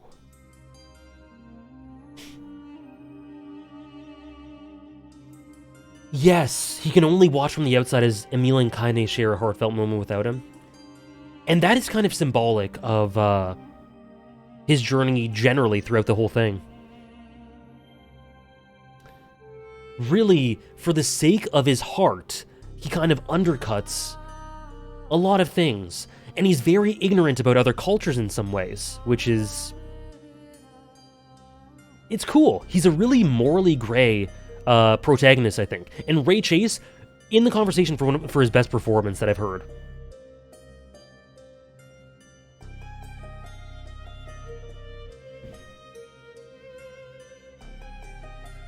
I love that line, Indy.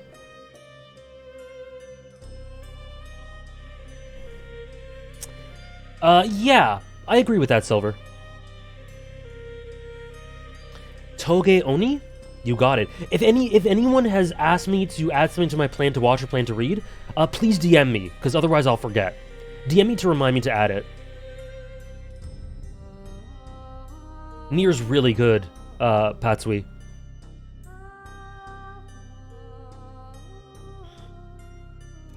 Nier is very meta, yeah. AJ loves cultural ignorance confirmed? What was it? What did I say? Tragically Greek?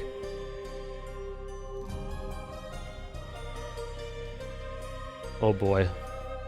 Cancel me. Is there a place where we can see the things on your plan to watch list? My anime list.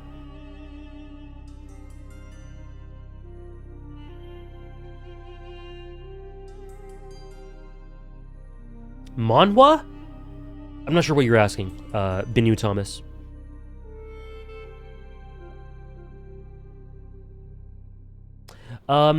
Next, we're gonna do a bet soon. Another bet soon.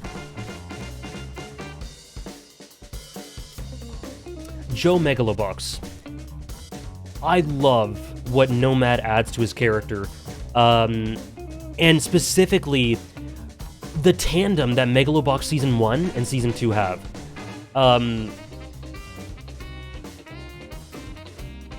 In Season 1, we have Joe desiring this dance with the devil, living life on the edge, no matter what.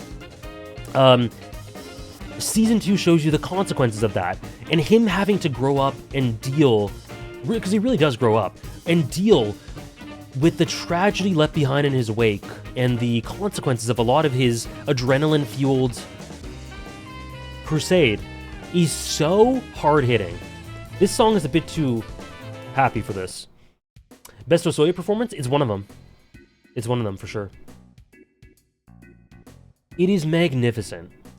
And the almost like fable-like element of the hummingbird and the flower? Wait, what's it? What is the... I forget what it's called. The hummingbird and the...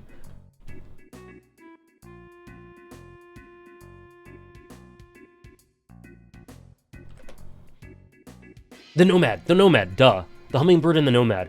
And how that connects with Joe, symbolically, is so beautiful. Season 2 of Megalobox is arguably better than the first.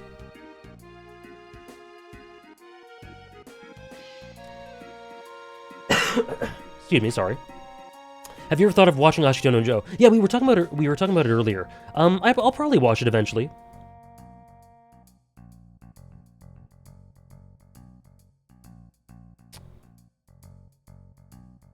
You're asking if I'm interested or not interested in manhwa?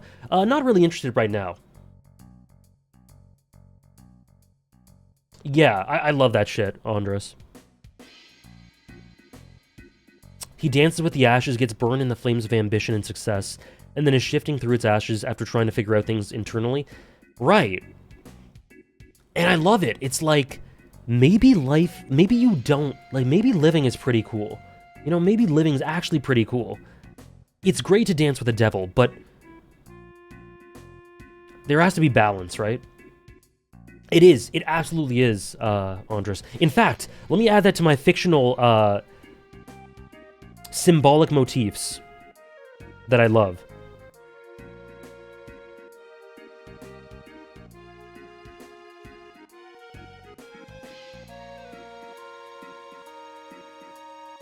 Along with Halos and Kurapika's chains.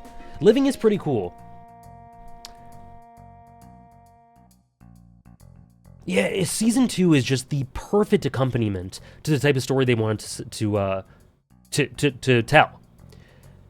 If they just wanted to end it with the dance with the devil, beautiful. But what a beautiful way for the dust to settle. It's very painful.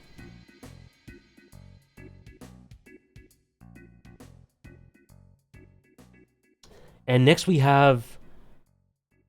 Oh, my queens. I'm currently rewatching Nana, so this could actually, they could actually elevate. But this is where they end up right here. Nana is so good. I'm about halfway through my rewatch. And man, the emotional depth that both of them have. I'm getting a lot of Hachiko early on. Because that's her part of the story. But, the incredible emotional depth, the way that Hachiko matures, but at the same time, in a lot of ways, stays the same, and is caught between such angsty rocks and hard places, you know? A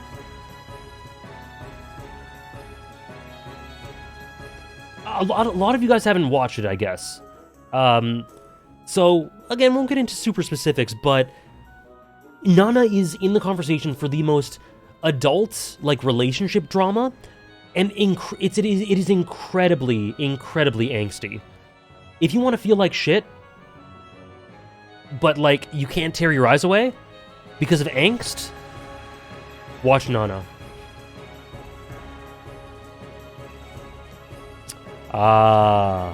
You're right, I should lower them, Foots. So true. It's Madhouse, yeah. They're so good. All the relationships are so rich. I love feeling like shit. I should read or watch it? Yes. It can be very cute and sweet. Like, it's really cute and sweet. That's why it's also painful. Oh, yeah, I feel that, Tarnished. I missed number 1? You did not.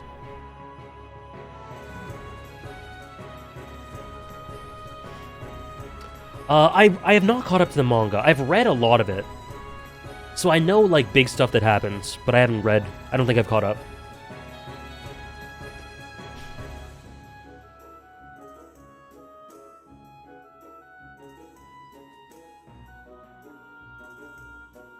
The one with the long hair in Nana interests me a lot. That's my third favorite. That's my third favorite character in the series. He's really good. He's really, really good. He drives me insane. He's kind of great. No other anime makes me want to rant and gush about its characters as much as Nana does. AJ ASMR? For free? Rachel, it's incredible. What do you think about Takumi? What do you think about Takumi? Anyone who's watched it.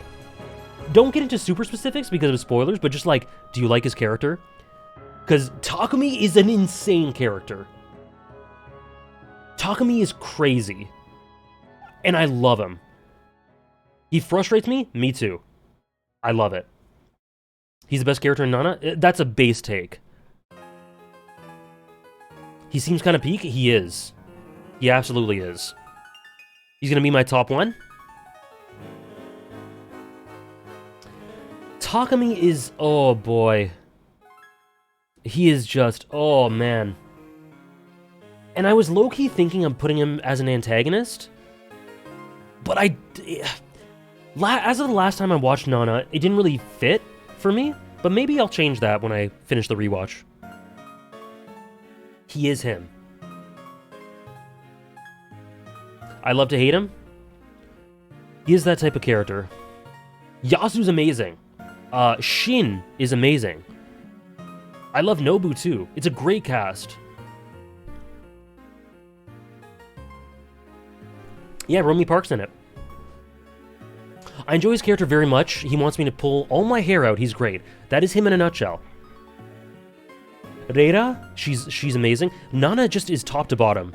A great, great cast. Me too, Natty.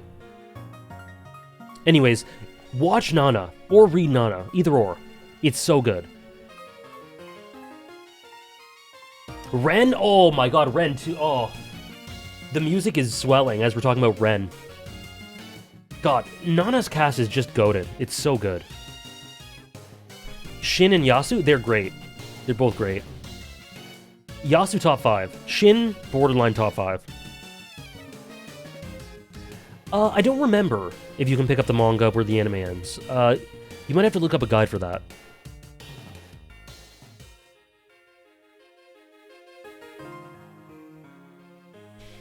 Very fair, JCap. Very fair. What's next? Ah! This is a character. This sure is a character. Speaking of hating men, I hate this man sometimes.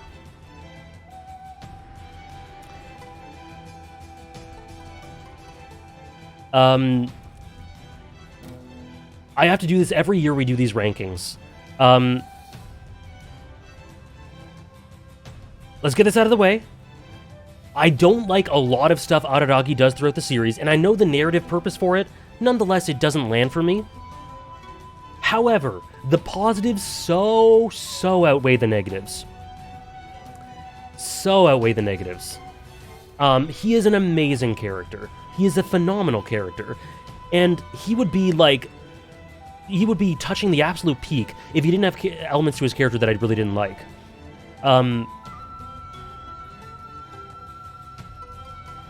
His personal journey, we were talking about relatability, his personal journey and his grappling with the idea of who he really is and how the relationships he has with others help define him, and his self-actualization, and how parts of him change, but parts of him also just are completely unchanging.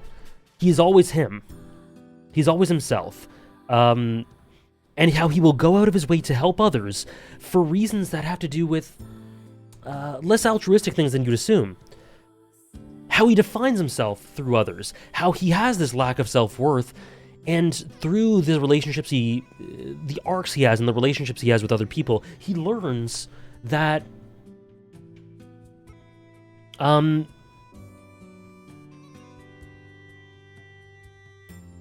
do I put this?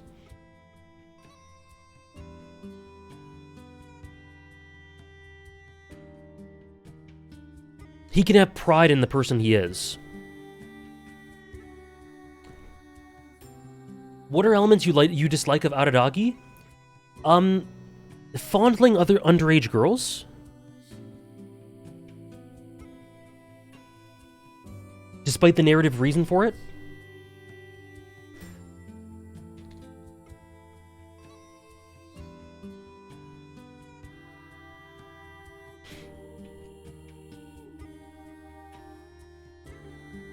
Technically, Hajikuji is... Yeah.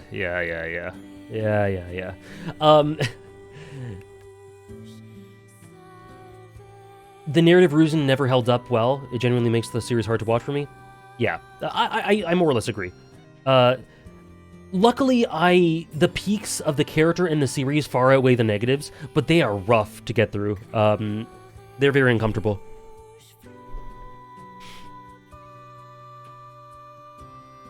However, Despite all that, he is a fantastic, fantastic character. Who I find genuinely inspiring.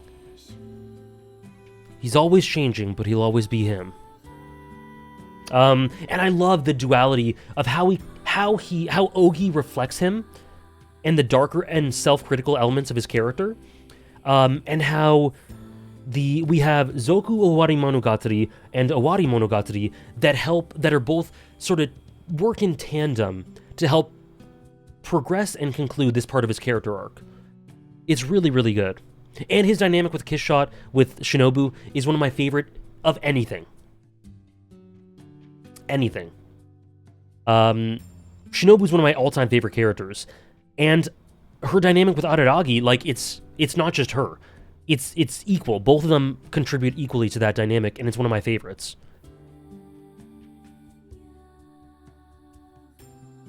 So yeah. Kizu, unbelievable. Would Shinobu be tier 1 in this list if she were to count? Probably. Hitagi End is beautiful. I'm the biggest fan of Mayoi Jiangshi. Mayoi Jiangshi is unreal. Kizu, unreal. Sodachi, the Sodachi arcs. Zoku Owari.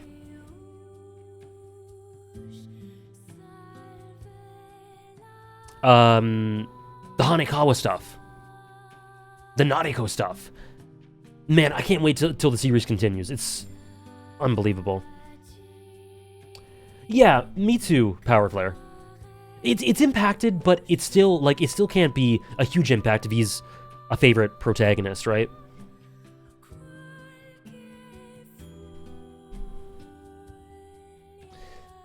They are everything to one another. They give one another to each other. Exactly, Hugs. Kizu's final quote, poetry. Poetry. Monogatari is so good. Top 5 characters that struggle with morality being willing to get their hands dirty to keep others clean? Oh.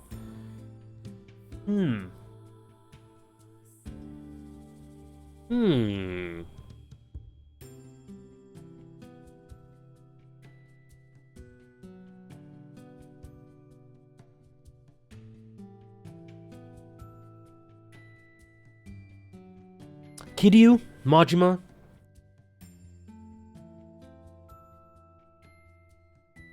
Yeah, I would go with that, Weaver. I'll say Maruki. Does Eren Yeager count? Yeah, I guess so, yeah.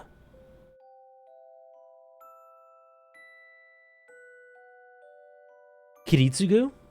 Sure. Majima! Sure, yeah. Kairos is great, yeah. He wouldn't be top 5, but a great example of it.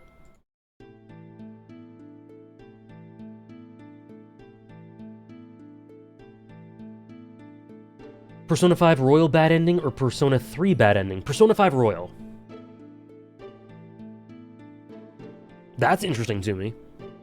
Luffy? I wouldn't say Luffy. It's slightly too charitable for how selfish I view Eren in that regard. Right, but I'm going to stretch it. I agree that it's too charitable, but I'm going to stretch it because I love Eren. Itachi? Cool. That's a very good shout. Itachi could be top 5. Top 5 purposely contradictory characters. Great question. Purposely contradictory characters, so like paradoxes. Eren? Walter White? Majima? Kiryu? I was gonna say Sasuke. I need to think if that counted. Yeah. Did I miss your redeem? I don't know. Where's your redeem?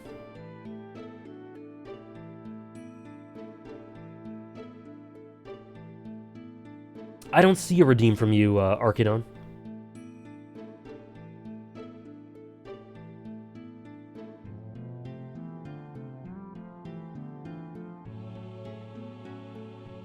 Yeah, I don't see any. Oh, just found it. Top 5 eclipses in fiction. Berserk, Mad Men? Eclipses.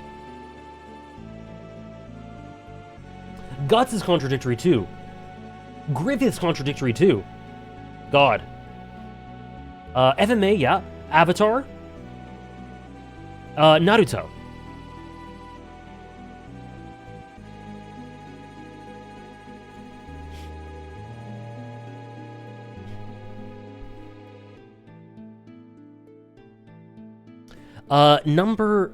Samurai Jack? I haven't seen Samurai Jack. Number 64. I love peak women. Akane Tsunemori, Psychopaths. Akane's great because... Akane's great because she manages to somehow find a middle ground thematically. As an answer to a question that... for which that would seem like fence-sitting. But in a way that doesn't feel like fence-sitting. The conclusion she comes to as she, uses her experiences that she's had throughout her journey, and how she ingrains all of that and uses it in her final sort of conclusion, is really sort of sobering, but with just the right amount of hope for Psychopaths. Providence? I don't think so. I don't think I know what that is. Oh, Emmett, obviously, yeah. Emmett and Hermes. Yeah, Paradoxes. Yeah, I haven't seen that, Safa.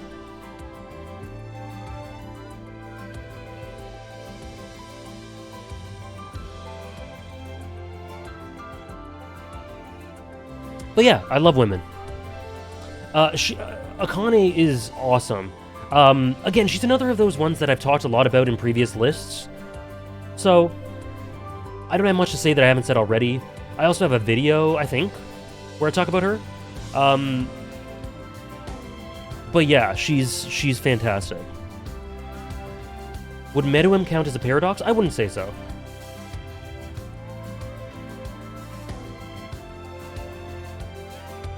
And that is tier 6.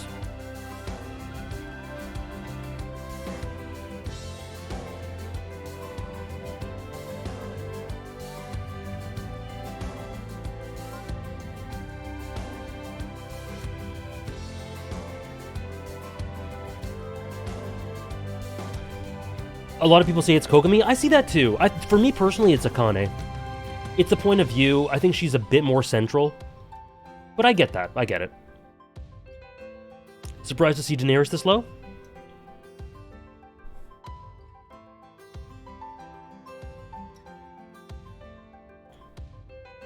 Is there a bet coming soon? I think so.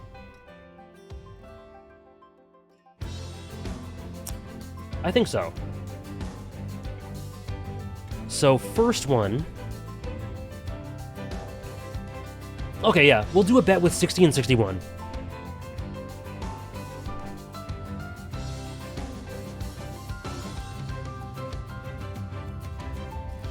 A new entry. Saejima Taiga. One of the best characters, I think, in Yakuza. Someone who has great, his dynamic with Majima is one of the best in the series, but his one with Kiryu is really, really, yeah, I think for sure, Panda, is incredibly good. I think they're very similar people. We're talking about meatheads, he's absolutely one. But what I love about Saejima is how he's consistently a role model for people throughout the series. He uses his experiences, his values, the things he learned throughout his series, the series, and imparts that legacy onto other people, younger than him, or as old as him. It doesn't matter, but he really just is a great example of pushing others to be better through his experiences and helping them to learn more about themselves, live a more fulfilling life. And he is just so kind at heart. The stain of the horrible deeds he's done, or he thinks he's done, really lies heavy on his heart. And yeah, the detail of him wanting to be a teacher, unbelievable. That is just him.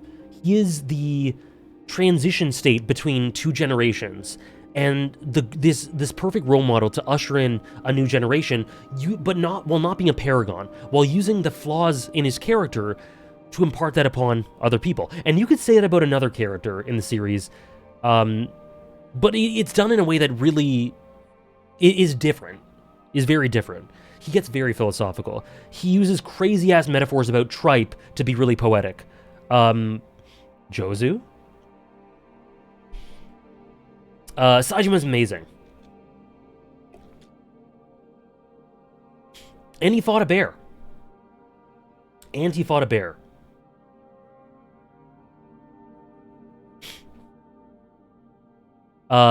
62.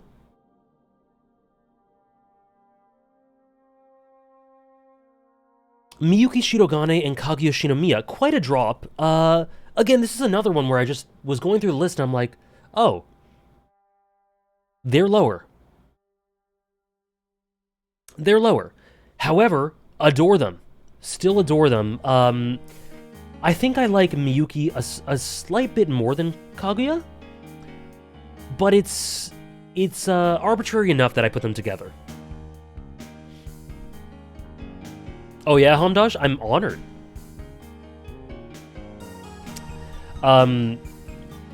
So yeah, I think I just sort of recollected my thoughts and went, they're not actually that high anymore. But hey, I still absolutely adore them. They are my favorite anime-manga rom-com couple. With both of them being incredibly endearing and likable, and you just want the best for them for different reasons, while also having quite a lot of complexity in their dynamic with one another and their role in the story and their characterization. No, they're my goats. They're on my favorites list. I adore them. Don't worry, the drop is fine. It's fine.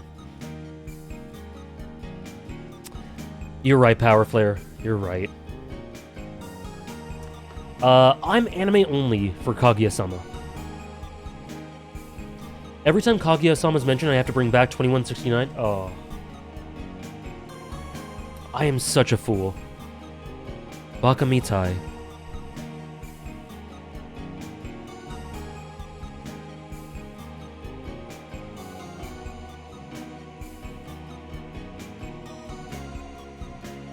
Hello, Hannah. Is that a Date I see? Just in time for number 61, which is Date.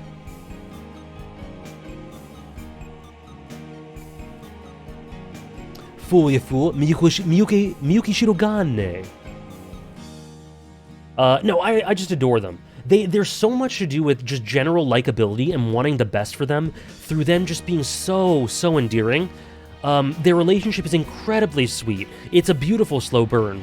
But each of them have such complexity and some dark elements of their character that really help substantiate them and make them more than just an endearing, likable couple. Surely not. See it to me. Yeah, watching Season 3 on stream was so much fun. They pushed the other to excel, absolutely. The origin story for why Miyuki started looking Kaguya's way, being inspired by her, despite her being so withdrawn in herself, is... oh my god. This or that, Miyuki Shirogane or Kaguya Shinomiya. Miyuki's my favorite character in the series.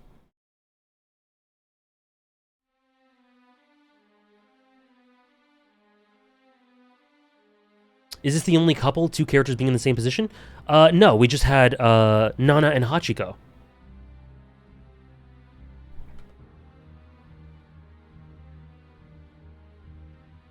Oh! Yeah, you'll have to watch to find out, but we have also done one already.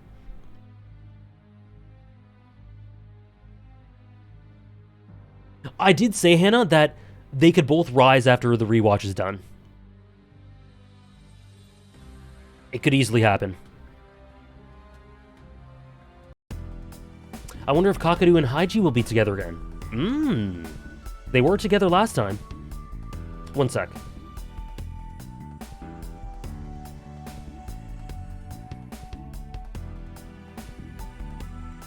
Okay. You guys want to bet?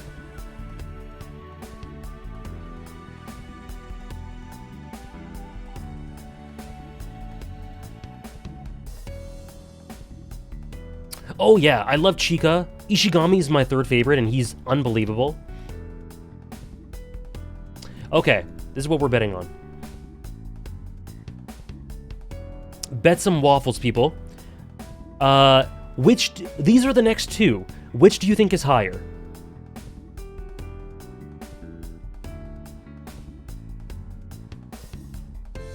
Betting on a hike, let's go.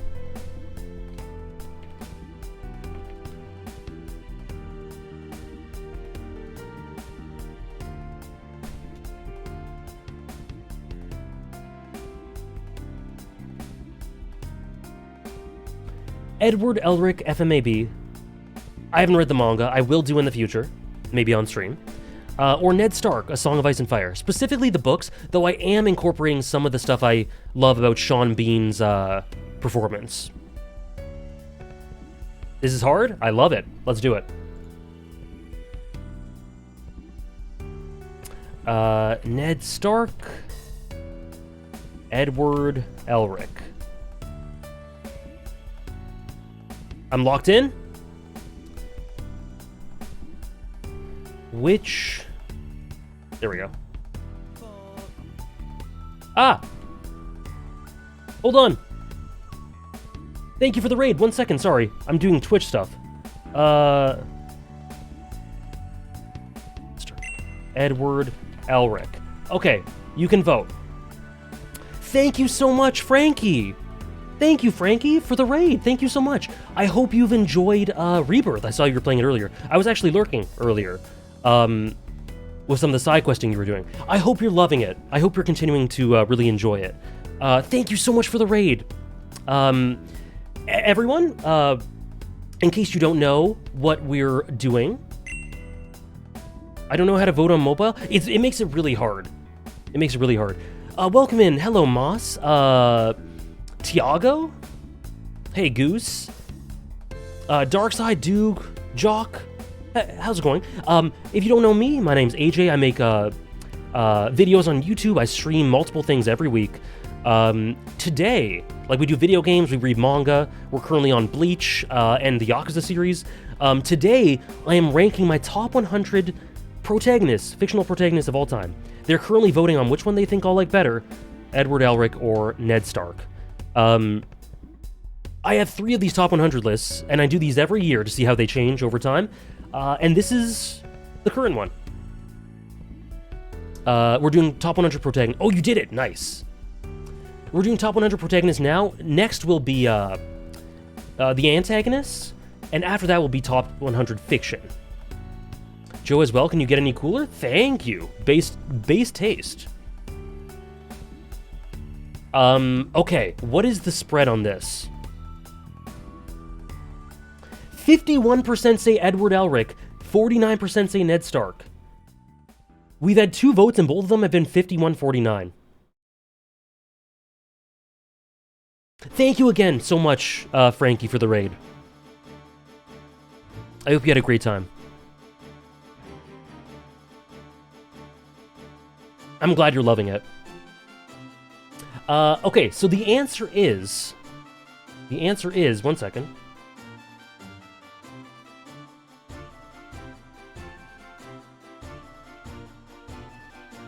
Oh, damn, we gotta go in between 2 pages.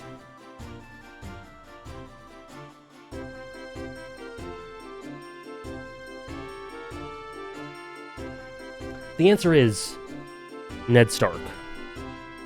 I like him slightly more. Slightly more. Blue got 71. He did, Hannah. He did. Haruka got 72, as you almost exactly predicted. Who is Ned Stark? A Song of Ice and Fire. A Song of Ice and Fire protagonist. Sajima 63, yep. Sajima 63. So, yes, the answer was Ned Stark. Congratulations on everyone who got it.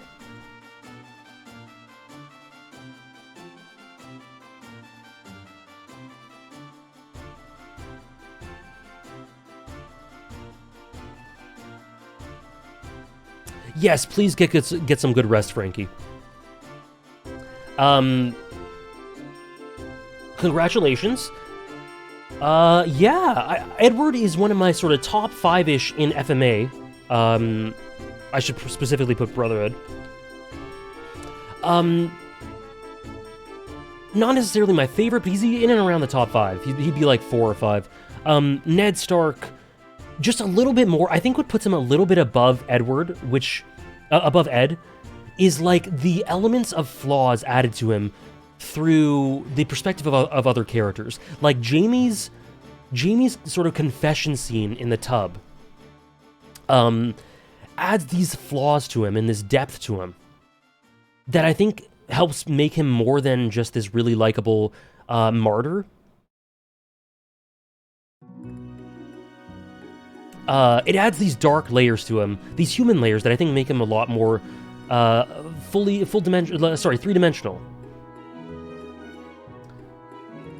Only lost 2,000 points from my 300,000, a drop in the lake. Ooh, oh, okay. I was wondering which one you voted for. There will be plenty to come. Yeah, his flaws get revealed. It deepens him as a character. It's so good. But I love both, obviously. Next... Oh, we're getting into the big leagues. Peak Fiction, Kino. Oh, boy. Would FMA 03 Ed be in a different position? He'd be a little bit lower. I still really love him in 03. This sort of encapsulates his character overall. Some of the shades of 03 are probably influencing it as well. Thank you, Goose, for the 100 bits. Who is 69? 69 is the wolf from Sekiro. Thank you for the 100 bits.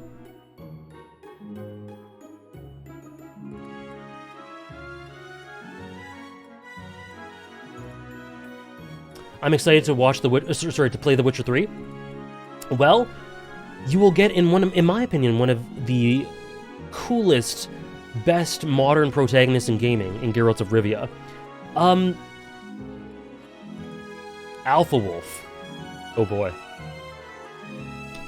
I think a lot of my love for Geralt actually has to do with just exploring him through the decisions you make, and the decisions, all of which are in character.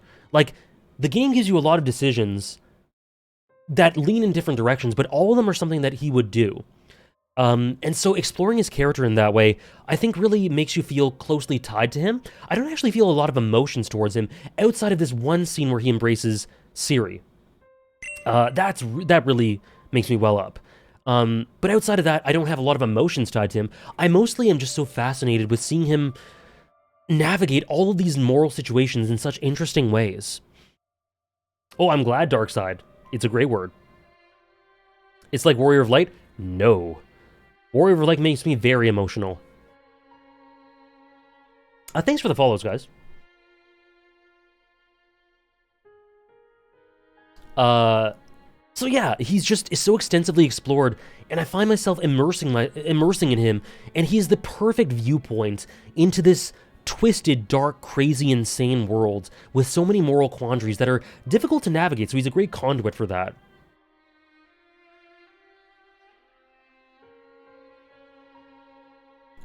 Excuse me.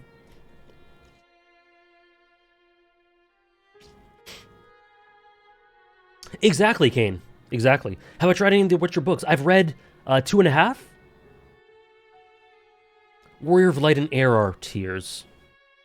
Stormblood? Tears.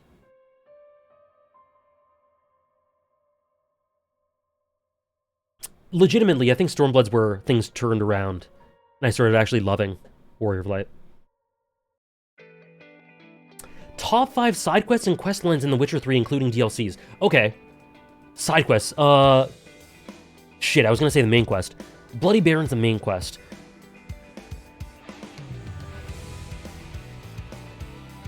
Okay.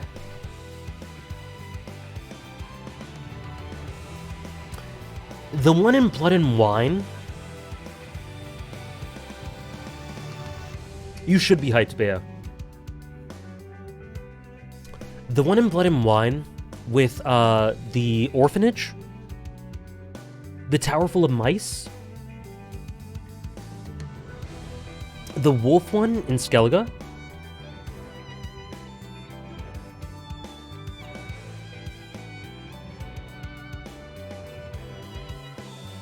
This is Haikyuu, yeah. Tower full of mice is crazy. Let's see. There's one in Blood and Wine, but I forget what it's called. Bloody Baron isn't a side quest. Otherwise, I would have said it. Frame 1. Thank you, Bookster. Thank you, Bookster. Oh my gosh, the raids today. Thank you so much, Bookster, for the raid. I'm not sure what you were doing. I hope you had a great stream. The werewolf one can't get bugged, yeah. Let me know what you were doing. I hope you had a great time. Thank you so much.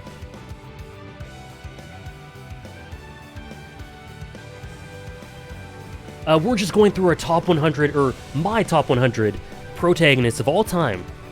We're almost halfway through. Following the thread. I love Following the Thread. Following the Thread's really good. Also, the one with him and Yen. Sorry, is that the one with it? Let me just make sure I'm... Oh no, that's Lambert. Sorry, I mixed them up. But that one's really good too. I'll say Following the Thread. And then the one with him and Yen, where they find out if they're actually in love. That shit is so good. Yeah, the Jin, yeah. We're just playing Final Fantasy X. Ooh, awesome. Is it your first time?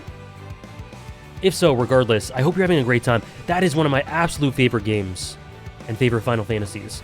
I hope you had a great stream. Thank you again.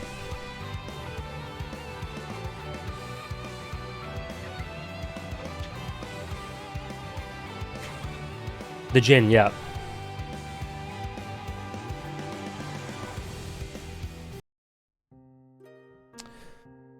Okay, next.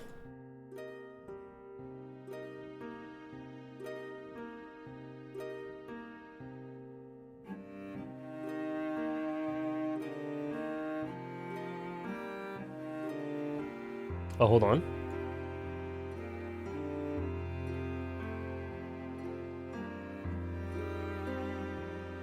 Okay, there we go. I can't wait for Witchery Adventure with AJ. It's gonna be so great. Hannah's gonna be playing through the games. Oh, I can't wait to see your thoughts on like so many of the moral quandaries and exploring all these amazing towns. Witcher 3 has one of the best settings in any video game, like easily. I think Final Fantasy VII Rebirth, Xenoblade 1, and Witcher 3. I'll kill them all. Thank you, Johnny, for the resub for 2 months with Prime. Thank you very much. Thanks for these top 100 streams as always, AJ. Love watching them. My pleasure. Thank you for being a part of them. I did play Witcher 1 and 2, yes. I'm including the whole video game series. And thank you, 28 Lux, for the year. Welcome to the Year Club. Thank you so much. With this horrifically sad music. Star Ocean till the end of time? I haven't played Star Ocean. Gaming is the best storytelling medium to explore morality and empathy. Ooh, sure. Sure, I'll co-sign. Yen or Trish? As characters? I think, I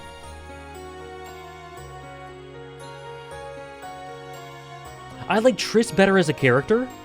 A little bit. However, I think Yen is like Geralt's match. Like, if that's what you mean.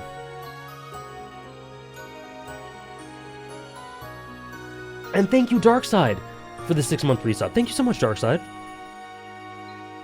Based, thank you. Next. Yeah, I agree, Johnny. I think I agree. Shawnee's great. Shiro Emiya. We were talking about him earlier. One of my favorite Fate characters. An incredibly broken mind, burdened and poisoned with a dream. And the way he sorts that out through the course of his life, culminating with the journey of Fate's Day Night, and Heaven's Feel, and Unlimited Blade Works, and then his dynamic with Archer, and the conclusions he comes to, and his resolve that he is right. Absolutely incredible. Incredible. He's one of the best Fate characters for sure. Also, he has the worst sex scenes known to man. I think games do a good job of putting a person in the mindset to analyze their morals, but honestly, it's all too based on how good the writing is, because people close their eyes in all types of media. Yeah, I think the reason I say gaming is because of that perspective, putting you in the mindset, but it all does come down to how good the writing is, and how open-minded the person is, as well.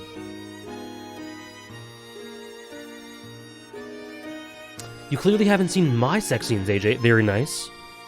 I want to bleach my eyes. Yup. And the way the root system shows different characterization for him, I totally agree, Scarlet Kurta. Yeah, they're infamous, Celix. Tarnished has asked, UBW or Heaven's Feel? Heaven's Feel. Overall. But I think UBW... I was going to say it peaks the highest. It may peak the highest. But Heaven's Feel overall. Heaven's Feel overall. Exactly. Kind of similar to what I said about Geralt, Sam. I just got here. You are so real for the Witcher world take. Thank you. Thank you, F. Hope you're doing well. Thank you, Shamil, for the 100 bits. My goat, I assume you're talking about, Shiro. BRB, no worries. I have both adaptations at 9. I was talking about the visual novel. In terms of the adaptation, I don't know.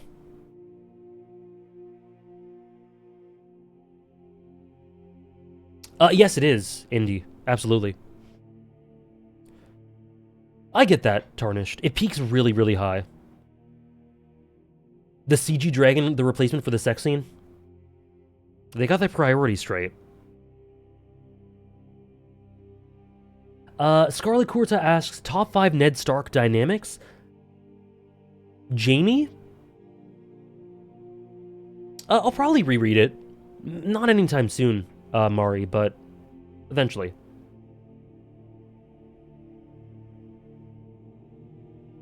You haven't read the visual novel, and you think that, Kylov? Oh my gosh. Get on that. You gotta get on that. Bo ha ha ha ha. Bo ha ha ha ha. Ned Stark Dynamics. Oh, sorry. Jamie? John?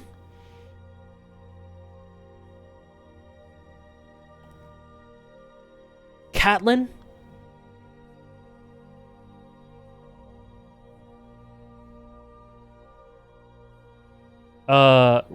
Maybe Robert?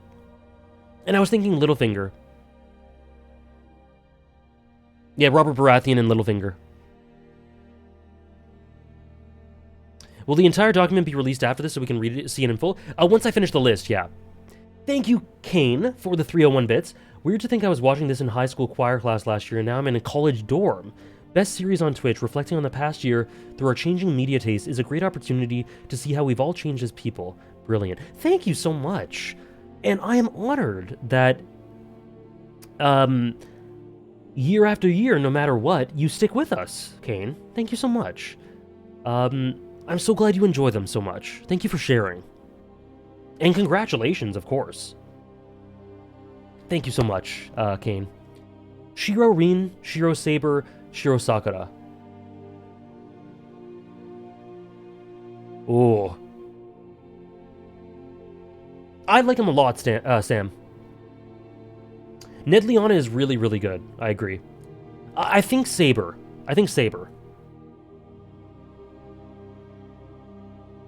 57.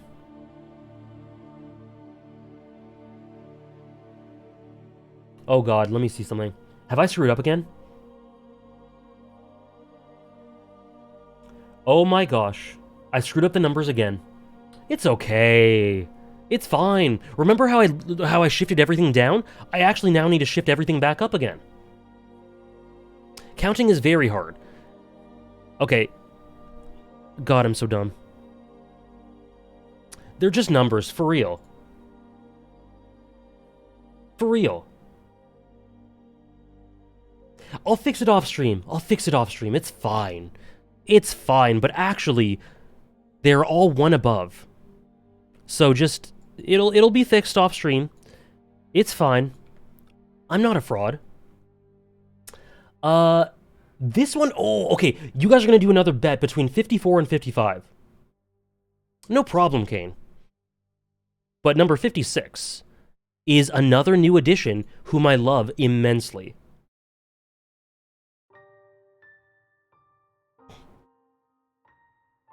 I had to go in the doc and live edit for your numbers. I remember, that was so funny.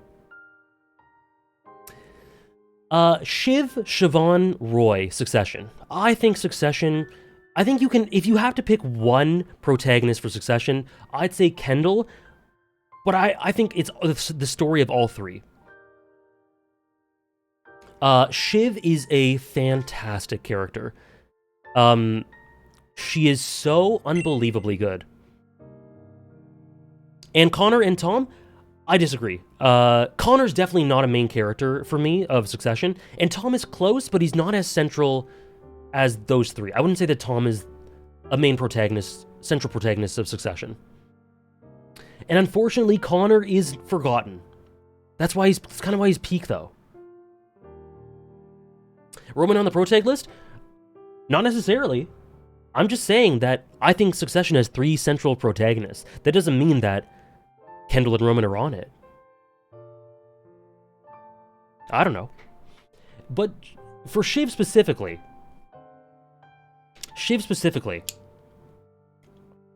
oh, someone asked Catelyn Stark or Natsuhi Ushinomiya. Natsuhi.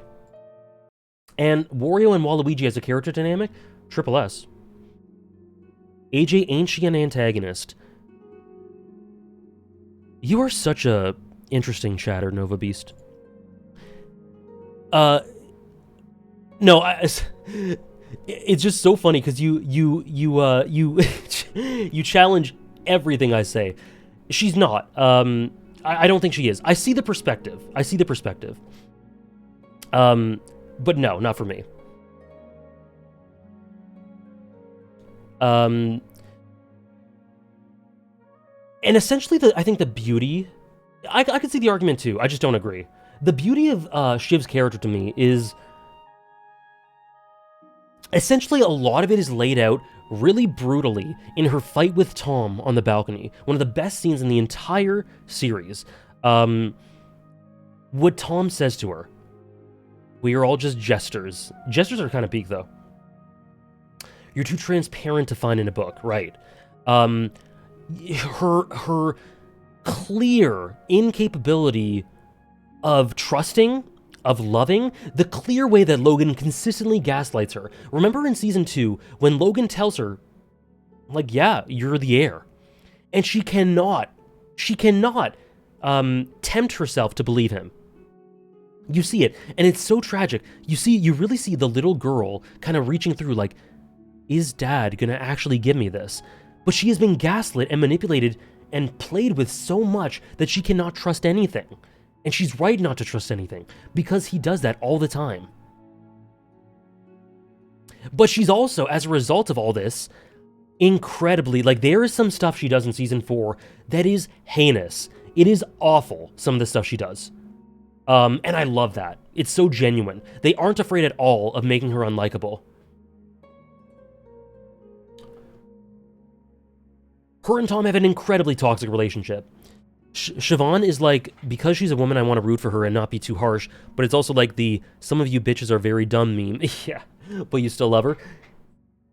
She is... I really feel bad for all the kids, for obvious reasons. But I think she's just incapable.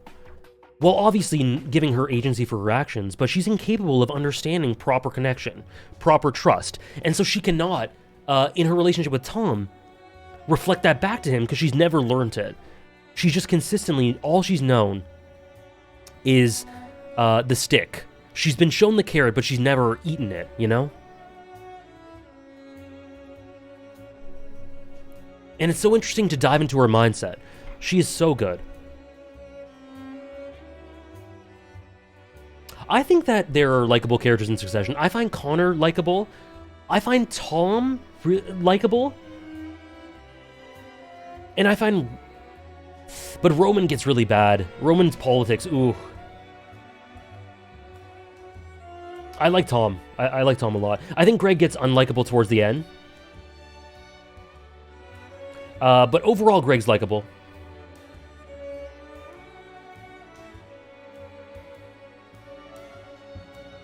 Yeah, I think... I agree with F. I think...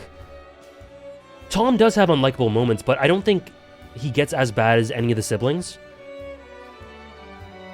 And I think he's just generally a likable personality outside of that, but I understand it's the type of personality that, hey clown, how are you? That doesn't jive with everyone. That's fair, Indy. Roman's politics are wow. They are wow. Random thing I love about antagonists in Succession?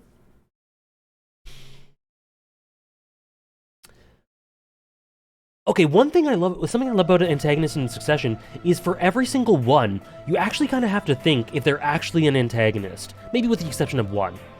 But, like, the show is so dynamic and fluid in that way that roles are really pretty nebulous.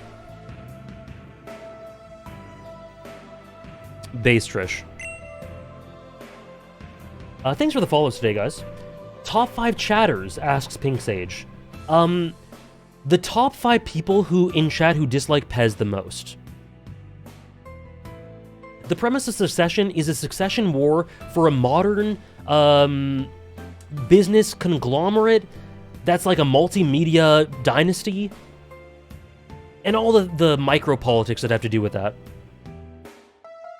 It is a beautiful story. I'll talk more about it in the fiction list. Well... Succession's somewhere on the fiction list. Somewhere. Yeah. Yeah. I only see one antagonist and I'll destroy him myself. Yeah. I'm a day one top 5. That is you, Hannah. That is you. Favorite Logan Roy scene? Oh, God. Oh, man. Logan's got so many amazing scenes. Just one?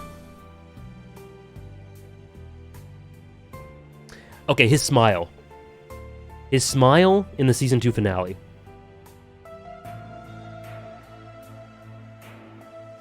You're a top 5 chatter in your heart and in my soul, Nora.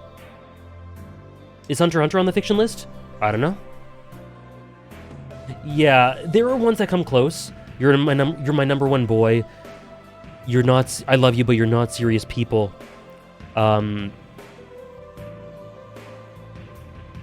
A couple others, but that is my favorite.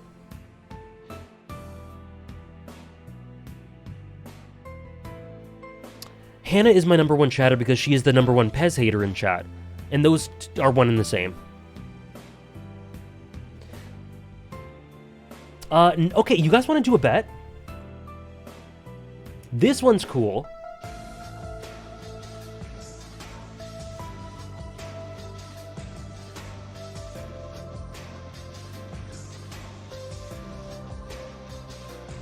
This one's fun. This one's fun. I love bet. Beautiful. Okay. Sakata Gintoki from Gintama or Yuji Itadori from Jujutsu Kaisen. I think this one's very fun.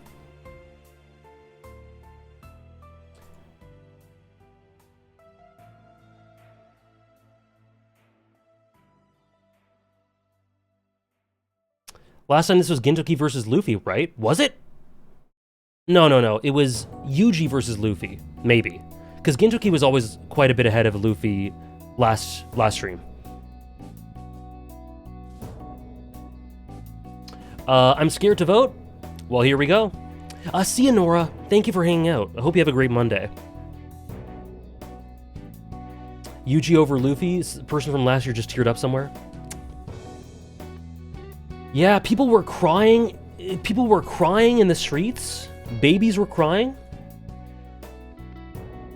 How dare I like Yuji better than Luffy? Last year. This year? Maybe. Who's to say? Okay, let's do it. So, which character does AJ love more? Gintoki or Yuji? How do I vote on mobile? I'm not sure. You kind of have to... Apparently, it's hard to.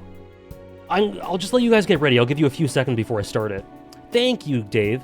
I did make a video on Yuji, which is one of my favorite that I've made in the past few years.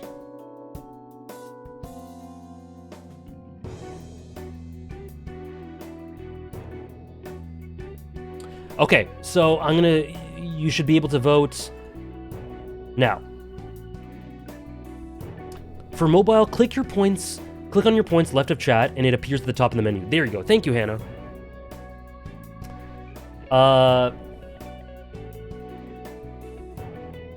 Sorry, O3. Sorry I missed it.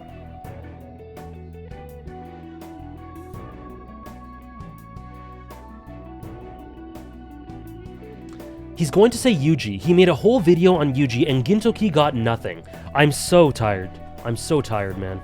I'm so tired.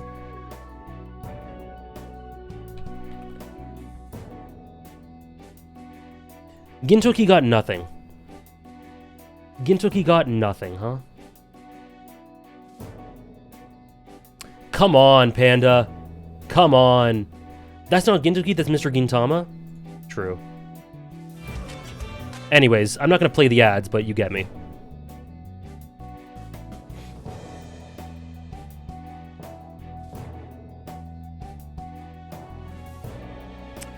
Okay, let's see what we got. Ooh, okay. 61% think Yuji is ahead of Gintoki. Pretty close still, but the biggest gap so far.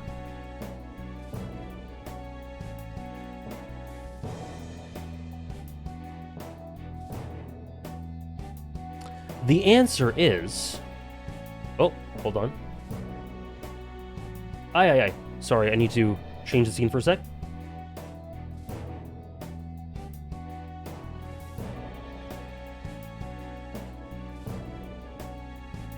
Oh, hold on. I just deleted something. Hold on. Sorry. I'm a fraud.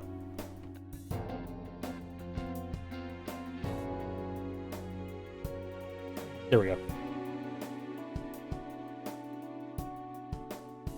And the answer is...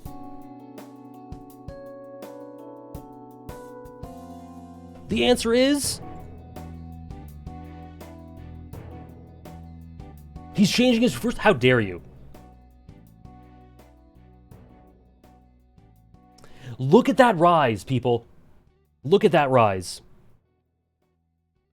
Look at that jump. Plus 17. Biggest jump so far, I think. Is it?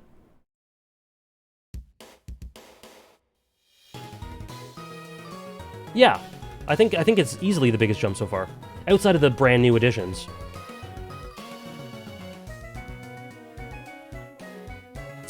Still love Gintoki. Look, he's exactly the same spot as last year. And that is a rise, actually. That is a rise, really, considering all the characters that have gone... that are new additions.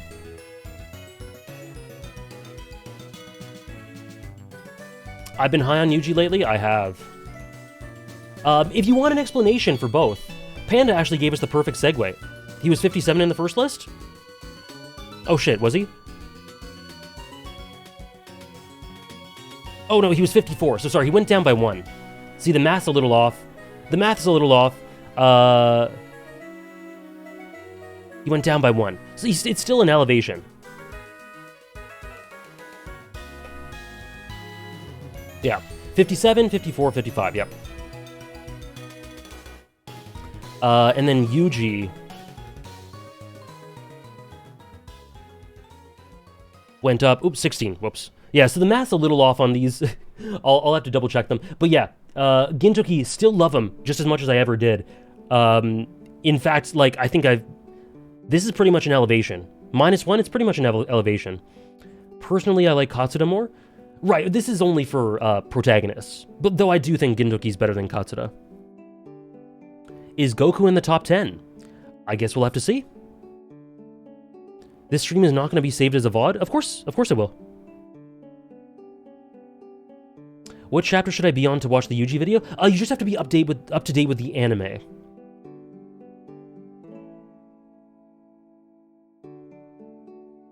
I will upload them on YouTube, yeah.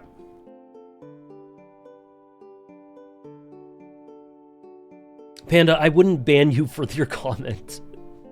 I wouldn't ban you for anything short of horrific abuse and racism. But, you're very welcome. Pay up? Oh, sorry, did I do an answer? Sorry, yeah. The answer is Yuji. There you go. I'm not going to do that, Weaver. Sorry, I'm not doing that. It's enough work as it is. If people want to comment that, then sure, I'll put it into the description. But it is quite a bit of work. Okay, we're getting close to 50. God damn, we're getting close to 50.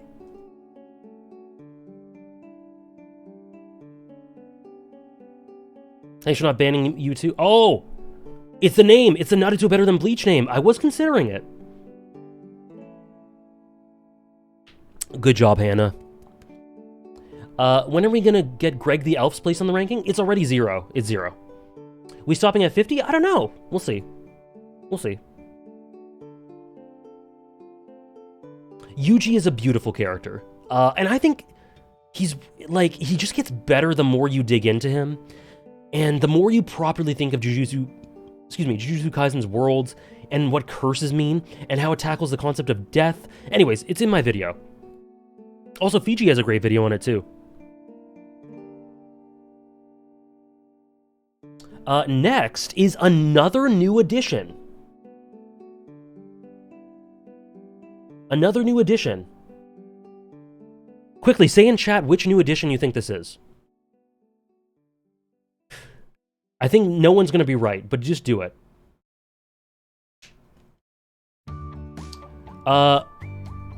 Okay, someone's right. Someone's right. Someone's right.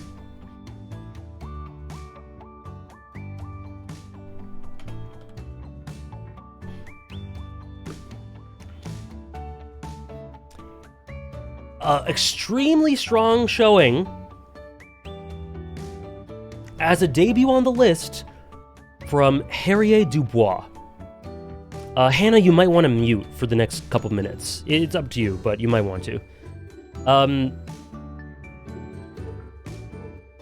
Weaver got it. Yeah, someone else got it too.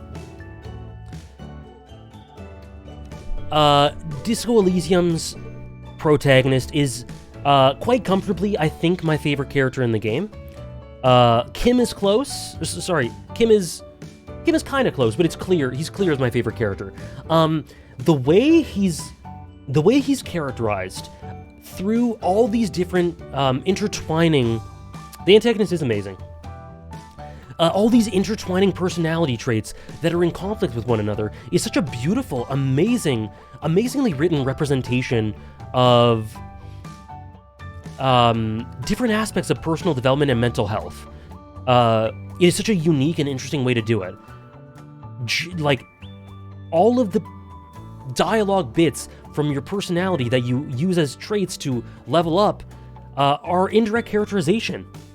And the way this character uses the medium of games and sort of flowcharty decision-making, and the way that it integrates with his character is unbelievable. There is a scene in this game that is among one of the most incredible things I've ever seen because of the way it completely deconstructs him as a person, a certain relationship he has, and the tragedy of all of that. I'll let you guys know when it's safe to unmute for Disco Elysium. Or I'll let them know. You guys can also let them know in chat.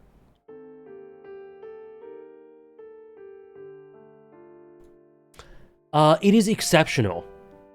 I think of him as a silent protagonist, but he's not. For some reason, I think of him as being silent, but he really isn't. Yes, exactly, we were. Which scene was that? The scene with, it's actually optional, but the one in his head with D. Yeah, absolutely, Celestica. Thank you, Bea, for the 103 bits. Harry might be my favorite video game protagonist of all time, even though he's sort of a silent protag, except that he talks a lot and has tons of personality while being personalized for the players. For sure. Absolutely. Thank you for the 103.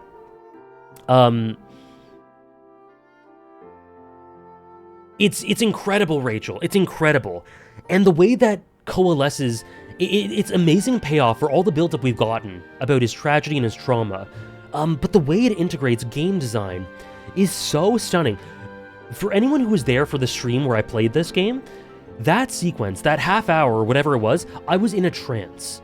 I was in an absolute trance. I couldn't believe that scene.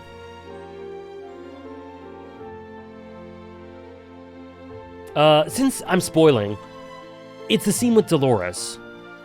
It's the scene with Dolores. And she just lays out everything. All the truths that he's been avoiding. He's a fantastic character. And he's characterized in so many different ways, and he integrates with the narrative so well. He's fantastic. Disco Elysium spoilers are done.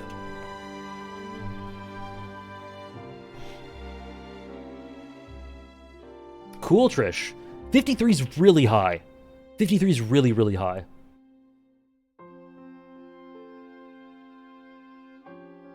Yeah, Andres.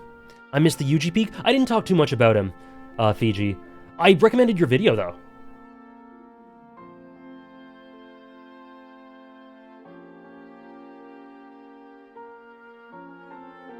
Exactly, Hugs.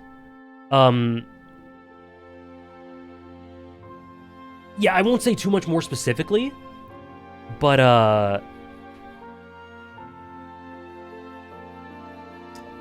the way that the game design and the outcomes of all those things are integrated with his characterization and, politics as well.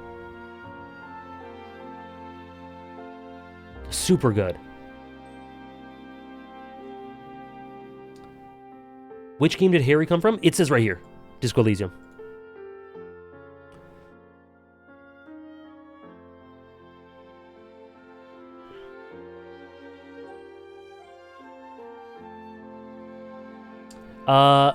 Link, the hero of time.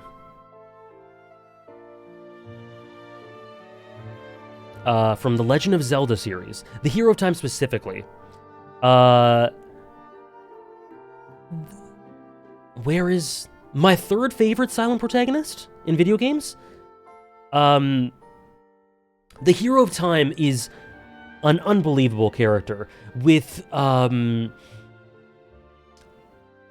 It's a weird parallel to make, but a lot in common with Momo from One Piece, to do with lost youth and regrets and trauma and loneliness. Like, this character is one of the most lonely characters you're ever bound to meet. But what I love about that is the way it's presented. Shout out to Andres last year for really helping me see the vision with this character.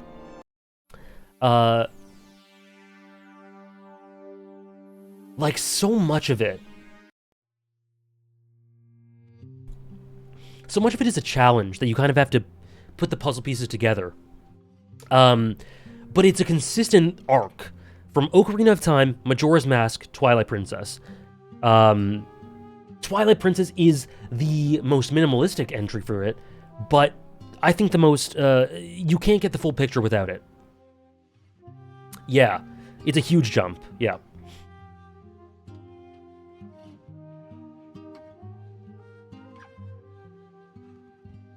Influences Wind Waker? Yep. Yeah, I have Silver. It's a great video. The impact of his legacy, absolutely. It is, Fiji. I think we'll end at 50. That's a nice round spot to end off. He absolutely has staying power. So someone asked top 5 Zeldas, or sorry, top 5 Links. What game has the best Zelda? I haven't played Tears of the Kingdom, but I'm gonna say Breath of the Wild.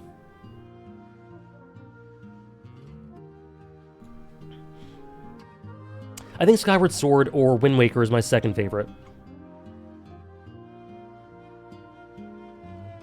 I really like Twilight Princess too. Top 5 Links. Wind Waker, Twilight Princess, Breath of the Wild, Hero of Time, Minish Cap.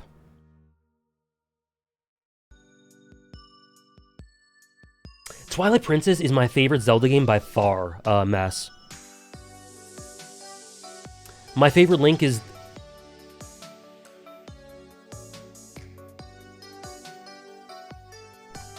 Hannah. You smooth talker. That is a good Link. That is a good Link. I'm glad you enjoyed it, Panda. Okay, guys, this is going to be the last one for today. Before the top 50, which we'll finish tomorrow. My mom is laughing at me in the car. It was very good. It was very good. Let her know that Twitch chat thinks you're based.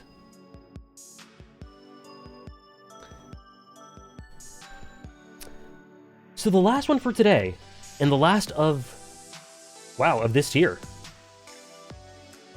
Did we have Luffy already? We did not. So either he's not on the list or he's in the top 50.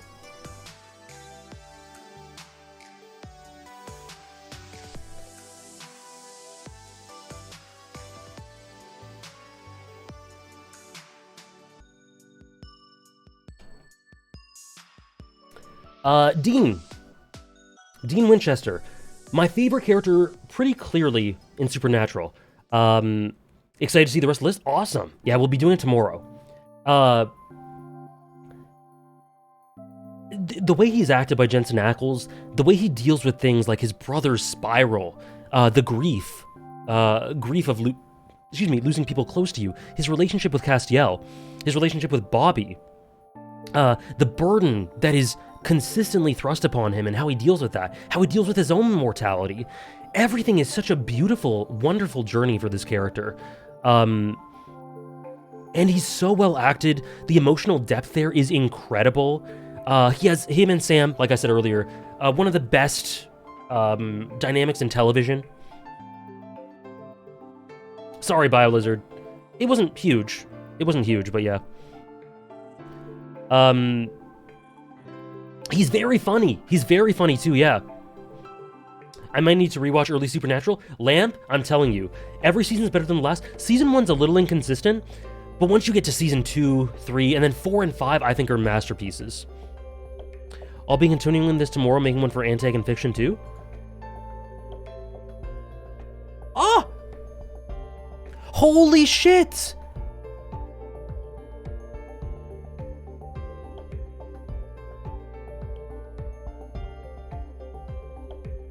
Holy crap, look at this.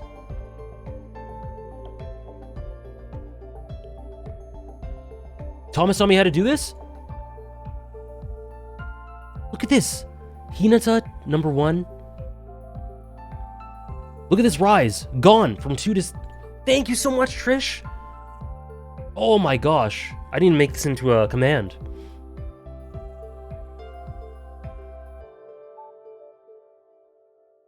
Thank you so much, Trish. Oh, look at this drop. Oh boy. I'm sorry. The Takakura siblings.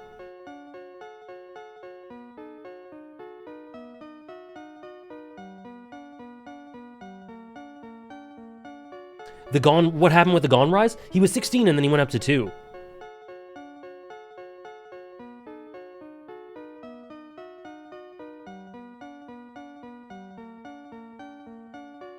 Thank you so much, Trish.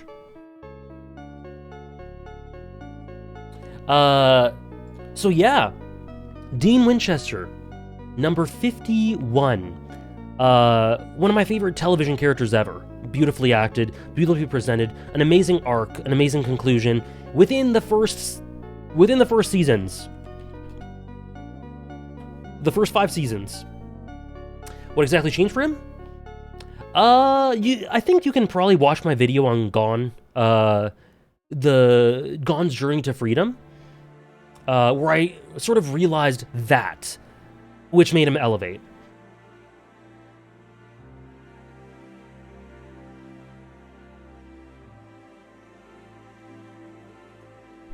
Here, I'll show you here. Does Supernatural have a bad season? Probably. This one. Oh, it had manga spoilers? Anyways, I just like, I basically was exposed to understanding an element of his character better than I had before, which I think is key to understanding him in general. Thank you, Gio. Yes, Natty, you're very right. Love or hate Destiel as a ship? I like it, I guess. I don't really ship, but it's a good ship, I think. Same one I say about Nami? She loves maps. No, I think that her and Luffy's relationship is one of the most personal and intimate in the entirety of the Straw Hat crew. And I think that just generally she's one of the crewmates with the best dynamics overall. Like her and Usopp, her and Robin, her and Chopper. I don't think she's the best, but I think she's one of the best in that regard. Oh, it was Tara Branford. Oh, yeah. Well, we talked about that one.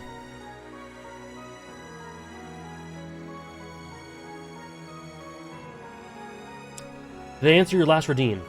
Best year for you for each platform. Oh, I missed that. Sorry. And sorry, 03... Sorry, you reminded me.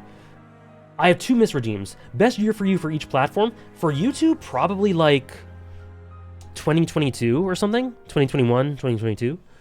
For Twitch, 2023. Gonna be 2024. And top 5 legendary figures in media, like Madara or Hashirama. Okay. Okay. Does Eren count? Does Eren Yeager count? I guess not. I guess not. But I think he kind of counts. Yeah? Okay. So let's go... You said Madara, so that's a good one. Let's do Madara. We're seeing his legend? Fair enough. Madara, Roger, Griffith? Halos, though? Yeah. Yeah. The Little Giant? If you said the Little Giant, you'd be incredibly based, Natty.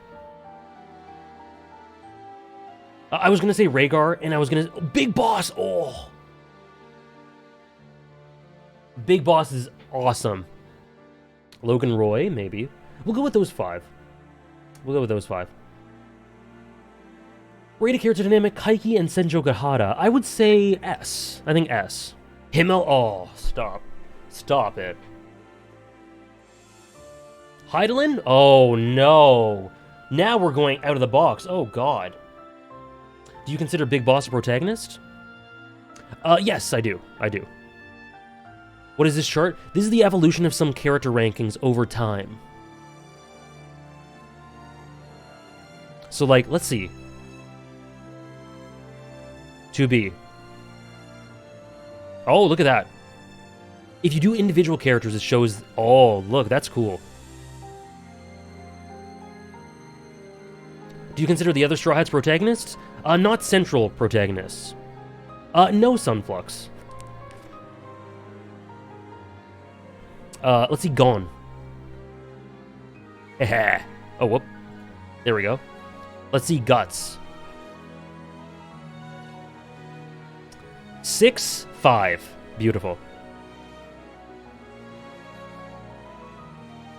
Do you consider it to be a legendary figure? Honestly, yeah. Yeah, that's a good one. 50. We'll see. We'll see. Anyways, guys, I think that'll be all for today. We made hella, this is essentially where I wanted to get. We got halfway through, we got to 50, or 51, but next is 50. I hope you guys enjoyed. Jacked a legendary figure? Probably not. Probably not. Maybe to an extent. I hope you guys enjoyed today. I had tons of fun. I love discussing these characters and gushing over them and seeing how things changed over time. I will get the numbers properly correct. I'm going to do that right after I end stream. Hearing you tear into Freeren. Yeah, me tearing into it. I know, Ovi's joking. Me tearing into it by saying, it just isn't a favorite. And saying nothing negative about it, really. I'm glad you guys enjoyed. Thank you so much. We'll be back tomorrow, Tuesday stream, to finish off this list. No problem, Chill. We'll be back tomorrow. For the meantime, you can join the Discord. You can speculate over some of this placings if you want to. Some of the characters who have not been there yet, where they might go. A lot of people are curious about, like, Luffy. Will he be in the top 50? Or did he just drop off? The Eclipse. Gotcha. We do have 3,000 Discord members. You can increase it today. Raiden, Naruto, we'll see if they're there. Thank you guys so much. Let's see, is there anyone to raid? My raiding functionality is broken. We'll see you guys tomorrow. See you guys tomorrow. Have a great rest of your day. We'll see you tomorrow. Can't wait to share the rest of my list. Many thanks, guys.